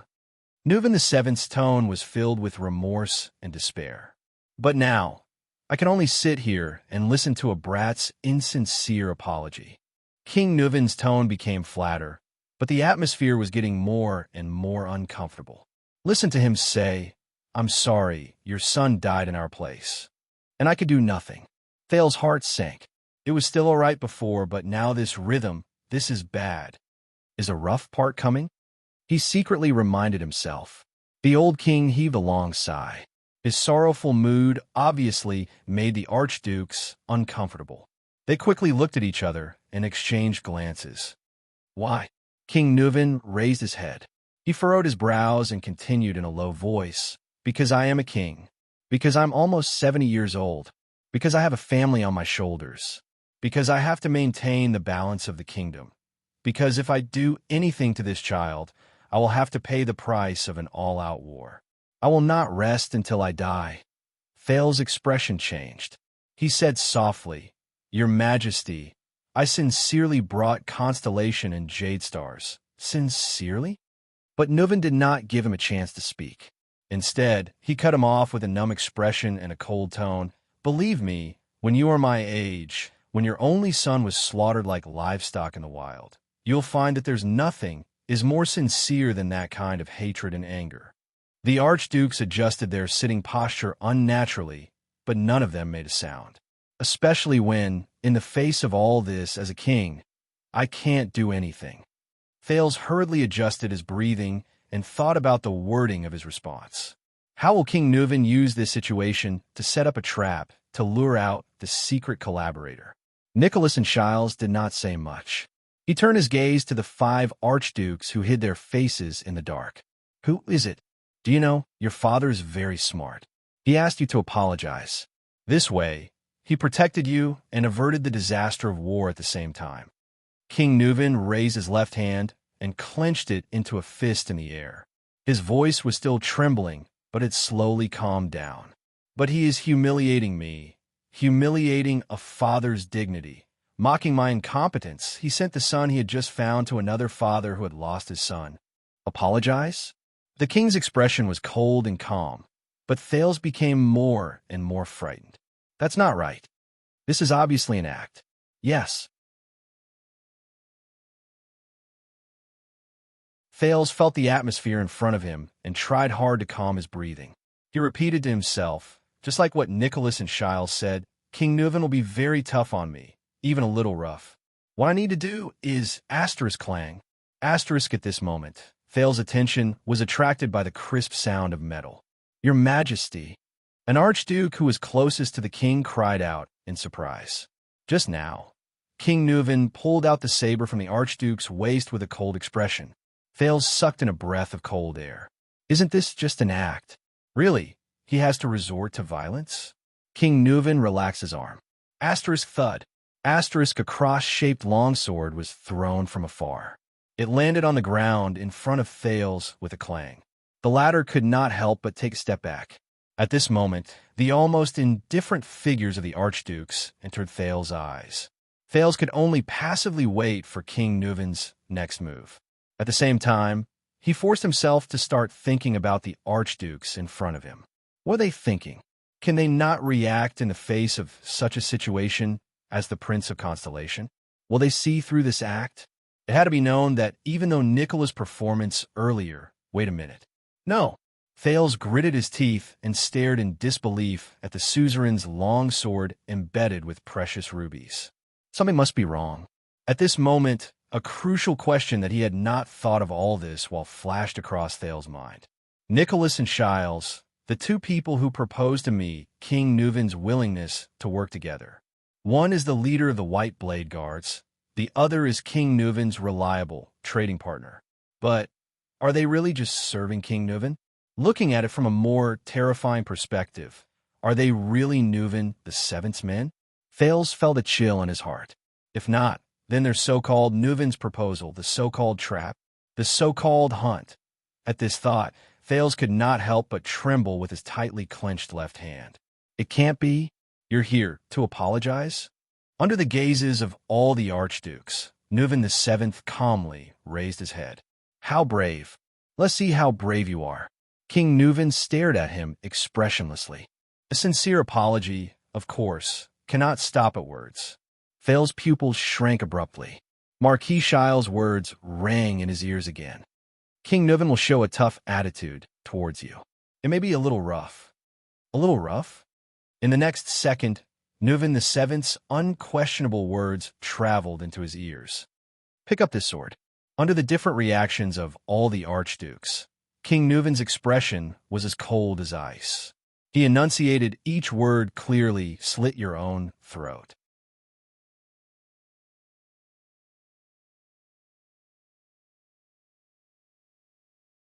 Chapter 130. Dragoncloud City, Westbound Avenue. I'm here. A young man ran to a butcher's shop, panting as he pressed against the wall. The Prince of Constellation entered the city today, so I went. You went to see your future wife again? The butcher's boss exposed his lie bluntly and snorted. That's why you're late today. Hey, don't talk nonsense. I just want to deliver some gifts. The young man's face flushed red. And Saija isn't mine yet, You're such an idiot, Kevin. The butcher's boss looked as if he had been through this before. He looked at the red-faced Kevin in disdain. It's not enough to just deliver small gifts every few days. You have to be bold enough to confess. Do you understand? Hearing this, the young man, Kevin, grabbed his hair in frustration. You don't know this, but she has a ferocious father with a weird nickname, something called Leatherbelt. It is said that she used to be in the Glacier Sentinel. I think he'll never allow his daughter to marry a poor boy who ran errands for the poor. The butcher's boss cut open a pig's shin. Yes. Kevin clapped his hands and nodded with a sad expression. That's it. Then act like a man and meet him face to face. Talk to your sweetheart's father. The butcher's expression was fierce as he slashed the knife into the chopping board. Kevin was shocked. He opened his mouth and hesitated for a long time. In the end, he swallowed the words, "I don't dare," into the bottom of his heart. Coward. The butcher's boss looked at him disdainfully. It's fine if you don't dare. Speaking of which, where's your job? Here. Kevin was unhappy. He nonchalantly stuffed a ball of paper into the butcher's hands. I heard its Chief Gleeward's reply. The butcher took the paper ball and watched Kevin leave dejectedly. What a leisurely life. A light voice rang from behind the butcher's shop. Butchering, selling meat, and maybe even giving some silly, poor boy's advice on love. The butcher's expression changed slightly. He turned around and closed the door of the butcher's shop. Visiting me at this hour. The butcher shop owner from the Far East, Gu, slowly turned around. Speaking in the lingua franca with a Northland accent, he whispered to the dark corner behind him. Aren't you afraid of being discovered by Black Sword, who might return? After all, it was your idea to keep him here with fake news. The young man in white, Raphael Lindbergh, peeked out from a dark corner and smiled. Gu lowered his eyelids, raising his guard like a wolf on the grassland. Since he appeared so confidently, it seemed like he really did have a way to avoid being discovered by Black Sword. Even Black Sword's senses, which were so terrifying that they could be said to be inhuman, could be hidden from him. He could sense everything that was happening within a few hundred meters, and there was nowhere for him to hide. Gu narrowed his eyes. Raphael did not answer Gu. Instead, he said sarcastically, Why? Were you a dating consultant before you betrayed the Raven Guard? Are you experienced in this field? Gu heard those 3 words. Even with his many years of training and habits, his control over his body's reactions had become extremely precise and perfect.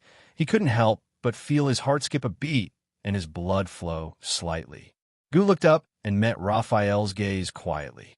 Both men's gazes were as calm as still water, but only they themselves knew the dangerous undercurrent hidden beneath their words. Never in a hurry to show off and kill.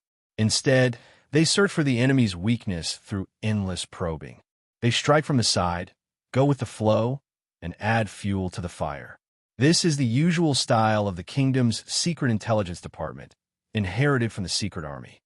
Ever since Main Nox and Constellation formed an alliance, we have fought against the secret intelligence department countless times in the dark. We know their unique style and methods very well. But the problem is, how do we defend against them? His master's words echoed in Gu's ears, making him even more vigilant. It's interesting to see these people's ordinary lives and experiences. Gu turned around and swept his gaze across the empty shop with a relaxed expression. Most of the people had gone to watch the bustle of the Prince of Constellation entering the city. He tidied up the table as if there was no one else around him. After staying in despair and darkness for a long time, I always want to breathe in some hope and find some sunlight. I thought with your experience, you'd be used to interesting things. The corners of Raphael's lips curled up. Used to it? That boy, Kevin, is a real pauper. Gu sneered faintly. With a ruminating expression, he said, wealth, family background, power, status. He has nothing, but he has his sweetheart. In his heart, he imagines her to be the most beautiful thing in the world. He thinks of her with a smile, with joy, and with hope. Most importantly, no matter how difficult it is, he has the right to pursue these blessings and approach an infinitely beautiful goal. Gu turned around gently and looked straight at the astonished Raphael. He is truly alive. Sunlight fell into the shop and shone on Gu's body. Compared to scum like you and me who live in darkness and secrets, he is a complete person. Gu's eyes were calm, and his tone was flat. Isn't it interesting? Half of Raphael's body was hidden in the darkness in the corner. He quietly listened to Gu finish speaking. Those who are used to seeing beauty will also get used to being weak. Raphael's expression did not change, just like the things that once made you weak. Think about it, King Yao. I don't need to be tough. Gu suddenly interrupted Raphael. His tone was flat, but there was no room for doubt. I only need you to fulfill the deal. Compared to your senior brother who hides his sword in its sheath, and your senior sister who wields her long sleeves, you are like a dagger in the dark. You never see the light of day, and no one knows about it. Only when you deliver it will you show your power. Therefore, you must avoid any unnecessary battles and confrontations. Focus on nurturing your final, most crucial, and most fatal strike. His master's words echoed in his ears again, causing his expression to turn gloomy. A dagger in the dark. Never see the light of day, waiting for the moment you deliver it. What a pity. Gu took a deep breath. His face was expressionless. Raphael stared at him fixedly. His gaze never left him, but in the end, he smiled softly. Don't worry, our information will not be wrong, Raphael said with great interest. The method of assassinating Prince Thales under the fortress is their usual style. You will definitely find what you want. Gu nodded silently. Raphael flashed a perfect smile and lowered his head. The prince and his entourage have entered Dragon Cloud City. Right now, they are in Heroic Spirit Palace. The young man in white did not dwell on the topic just now. What about your information? Gu stared at him, then slowly unfolded the ball of paper Kevin gave him and scanned it. According to the information from the local gang, we have basically confirmed the monster's resting place. Gu put down the ball of paper and muttered, although I don't know what you were planning to do. Raphael chuckled and nodded. Don't worry, he said righteously in a strange tone. We are on the side of justice, aren't we? As the purgers of calamities, we contribute to the safety of mankind. Gu snorted coldly and turned to leave. Bullsh *T. Raphael shook his head and chuckled nonchalantly. He turned his head and looked out of the window at Heroic Spirit Palace on the mountain. For a moment, He was lost in thought. Raphael could not help but think of what Gu had said about the young man earlier. He has his own sweetheart. In his heart, he would imagine her to be the most perfect person in the world. He would think of her with a smile, with pleasure, and with hope. The young man's gaze became increasingly gloomy, until he gently closed his eyes. Drenched in cold sweat, Thales stared at the cross-guard sword on the ground. What's going on? Slit my own throat? Nicholas and Shile's faces flashed before his eyes, but in Thales' eyes, their expressions were extremely sarcastic. For the mutual benefit of your Highness and King Nuven, he invites you to join him in his revenge. The hunter has sharpened his sword. The trap and the trap are in place. The prey cannot escape. The prince raised his head and stared in disbelief at the old man who was supposed to be his ally. King Nuven's cold and threatening gaze was fixed on him. Who is the prey, and who is the hunter? The scene of him confidently explaining the alliance of two kings to Gilbert in Mindy's hall seemed to be still vivid in his mind. Now it seems so ridiculous. Go on, Nuven VII urged him with his old and hollow voice. Show your courage and courage as a descendant of the Jade Star family. An eye for an eye. Thales' gaze was fixated on the sword.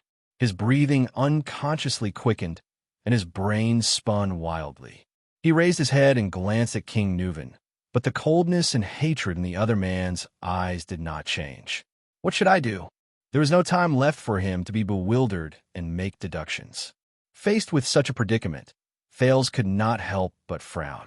What should I do? King Nuven is really trying to kill me. Thales shut his eyes tightly and clenched his fists. What should I do? What? An unfamiliar voice came from among the 5 archdukes. As a Jade Star, as a descendant of the Oath Keeper, you don't even have the courage to atone for your sins with death. Then what are you doing here? To have fun? The person who spoke leaned forward, finally allowing Thales to see the face of the first archduke clearly. The man sitting on Nuven VII's left was a bearded man in his prime. He was in his 40s and had a rough appearance. His attire was simple and unadorned, and he wore a triangular and circular brooch on his chest. He stared at Thales with disdain and disgust, revealing his undisguised hostility. If you don't dare, then kneel down and beg for mercy. Constellation's little bastard, the bearded man said fiercely. Thales clenched his teeth. Damn it! Damn Northlanders! Another archduke turned his head to the side as well. The firelight illuminated his bowl cut, which was at the same level as his ears. This was a tall Northlander in his 40s. He had a sharp face and a protruding chin. He was slightly younger than the bearded man, and his clothes were embroidered with the pattern of a shining sword blade. The man with the bowl cut spoke coldly and agreed with the bearded man's words. Perhaps these noble people of the Empire think that sending a 7-year-old brat to a northern countryside like ours is the greatest charity and grace to us barbaric and backward Northlanders. Perhaps that Kessel might even think that it's just killing one of your princes.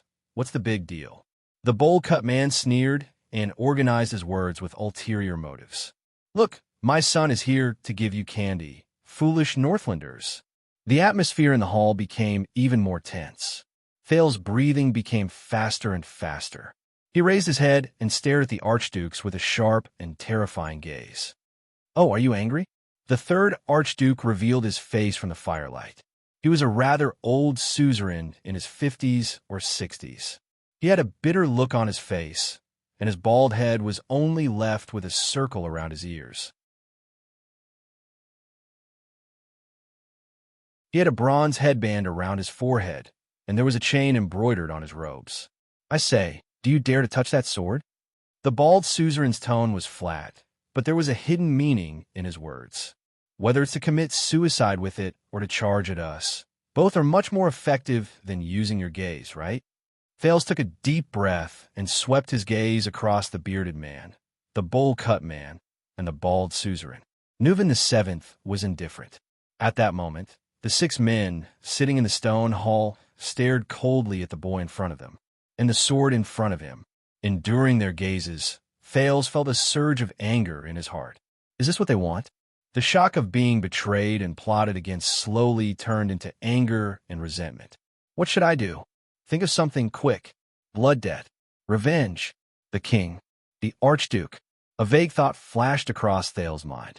He raised his head abruptly. Very well.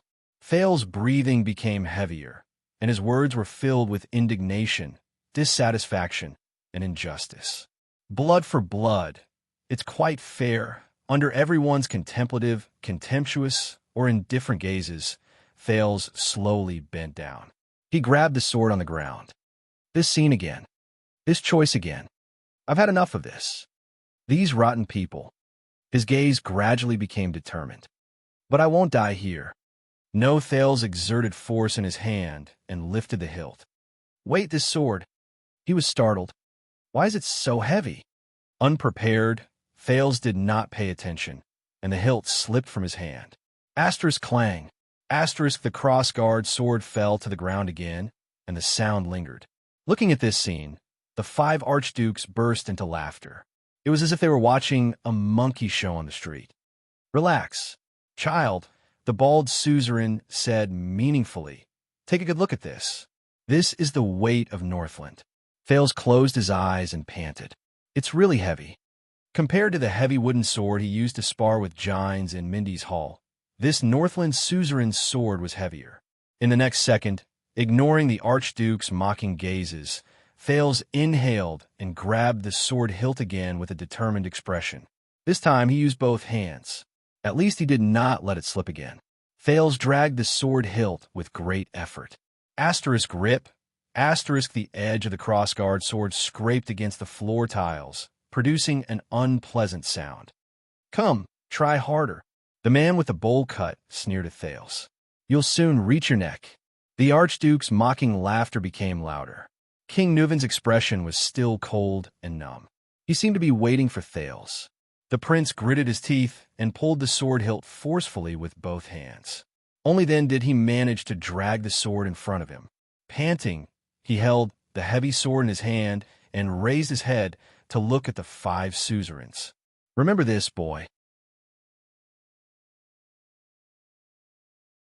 Never use the situation behind you to threaten a Northlander. The bearded man spat fiercely. We are fearless. This is the way of Northland. We are not afraid of your cowardly father and the weak country behind you at all. Thales held the sword. His eyebrows furrowed, and he gradually tightened his grip. Don't worry, your highness. Before you slit your own throat, the man with the bowl cut who had been mocking him said in a fuss, we will definitely stop you.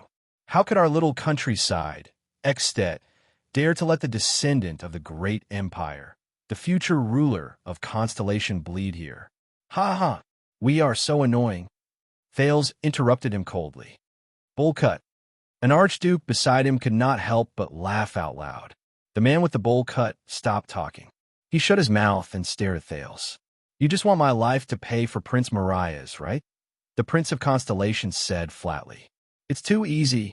Then what are you waiting for? The bald suzerain said in a low voice. Are you waiting for us to dissuade you? Die like this? Thales endured the strange gazes from the crowd and spat. That's too cowardly and cowardly. There's no dignity to speak of.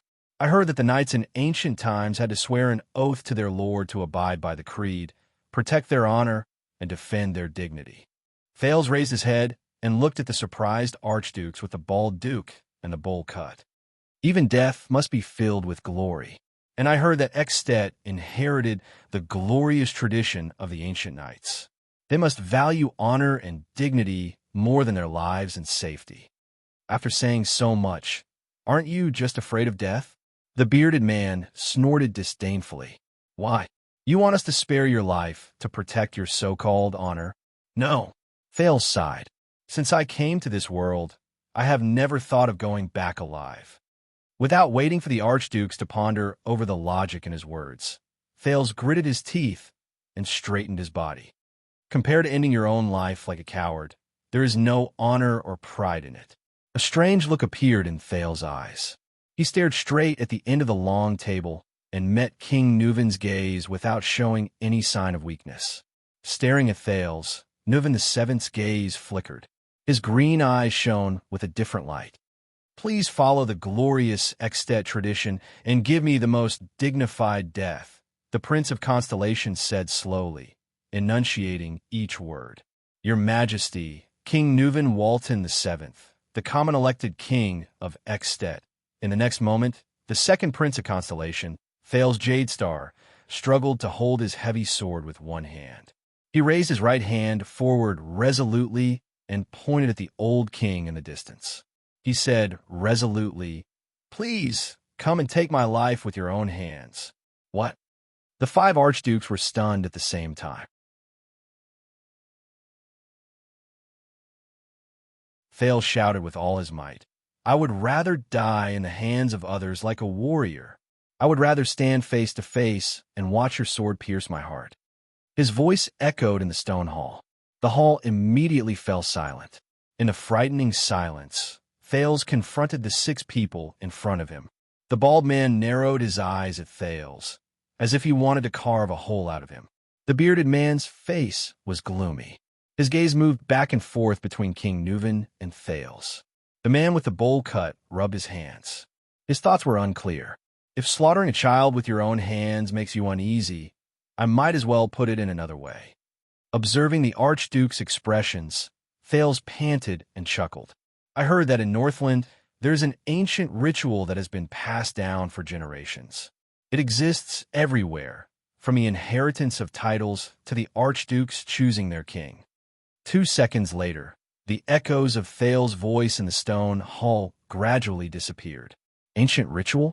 Inheritance of titles? Archdukes choosing their king?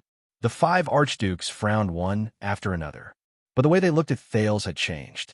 The suzerains' faces were filled with shock and bewilderment. However, Nuvan VII's expression remained unchanged. It was as cold and numb as ever, as if he had not gotten over the pain of losing his son. Thales retracted his right hand and pressed it against the hilt of his sword. His gaze was still fixed on King Nuvan. Your Majesty Nuvan, if you really want to take revenge, he said flatly, let's settle this problem with a duel. Me and you. The silence lasted for a few seconds. A few seconds later, the suzerain with the bowl cut was the first to laugh. The other archdukes followed suit and roared with laughter. Only King Nuvan's expression remained the same. Did you hear that? The man with the bowl cut pointed at Thales. The wrinkles on his face showed as he laughed. A 7-year-old brat. Ha!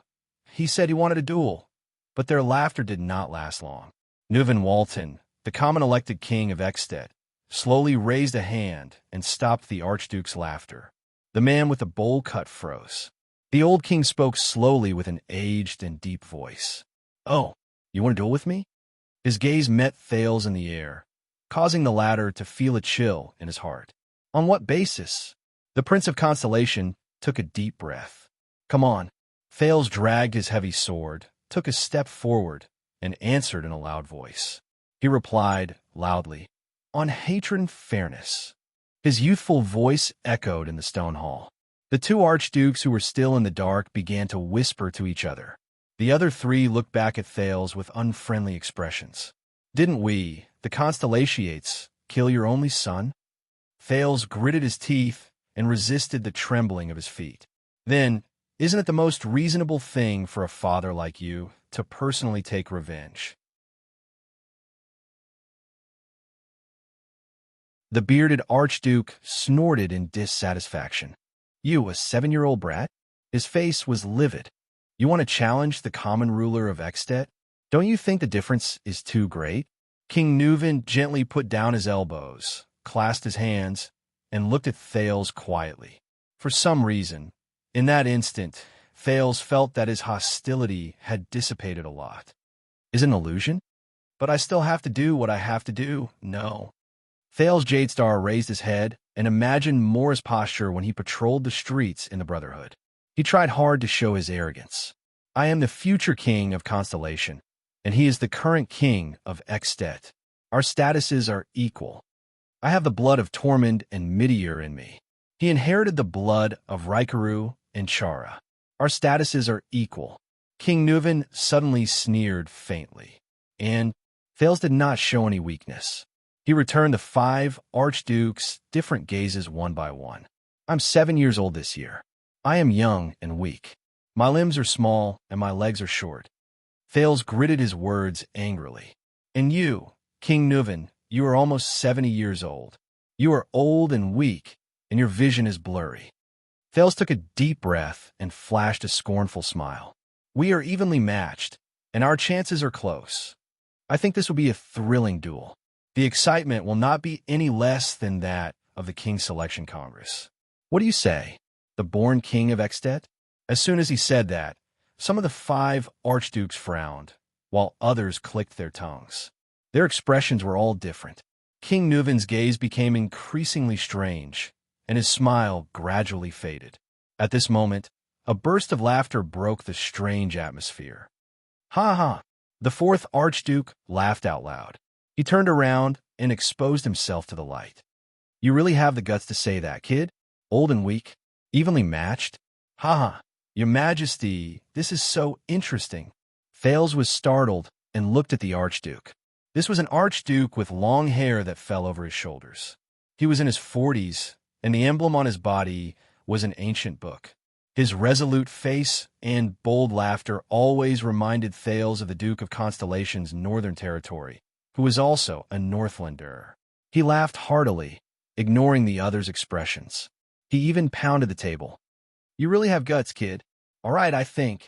The voice of the last archduke, a calm and pleasant one, came from the opposite side. Maybe we can have a good talk. There is no need to be so hostile. The light from the fire illuminated the owner of the voice. Your Majesty. The last archduke who spoke was the youngest. He was about 30 years old, and he was a clean-looking, brown-haired young man. There was a blood-stained horseshoe embroidered on his shoulder. He continued to speak in his gentle voice. I advise you to reconsider, Concre Pofrit. But King Nuvan's expression did not change. He only turned his head slowly and shot his gaze at the young archduke. Do I look like I'm joking? The brown-haired young man, Archduke Concre Pofrit, suddenly stopped talking. The remaining 4 archdukes exchanged glances as they adjusted their sitting positions. They were a little surprised by the current situation and waited for the king's decision. Only Nuvan VII, who was sitting in the main seat, turned his gaze again and stared at Thales for a full 5 to 6 seconds. Thales' feet finally stopped trembling. At that moment, Old Castellan's final evaluation of Nuvan VII emerged in his mind.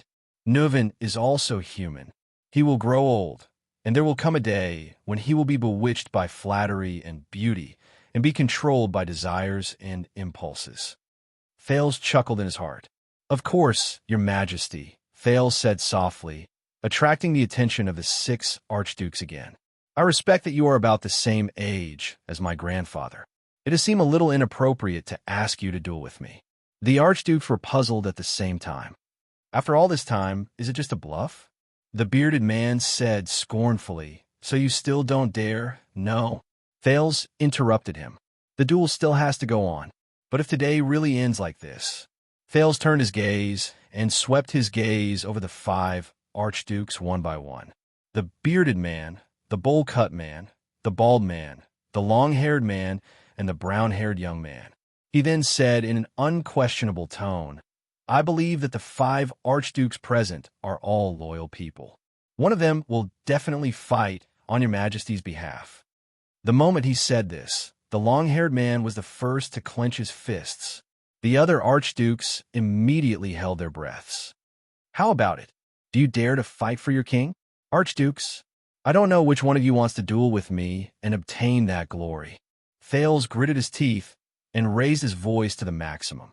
The glory of personally stabbing my heart with a blade of revenge. As an archduke, I will personally kill the Prince of Constellation and avenge Extet. After Thales said this, he could not stop panting. A second later, the second prince raised his head. You're tuning in to the Romance Rendezvous YouTube channel. We're so grateful for your support, and don't forget to subscribe to join us on this incredible journey through captivating stories.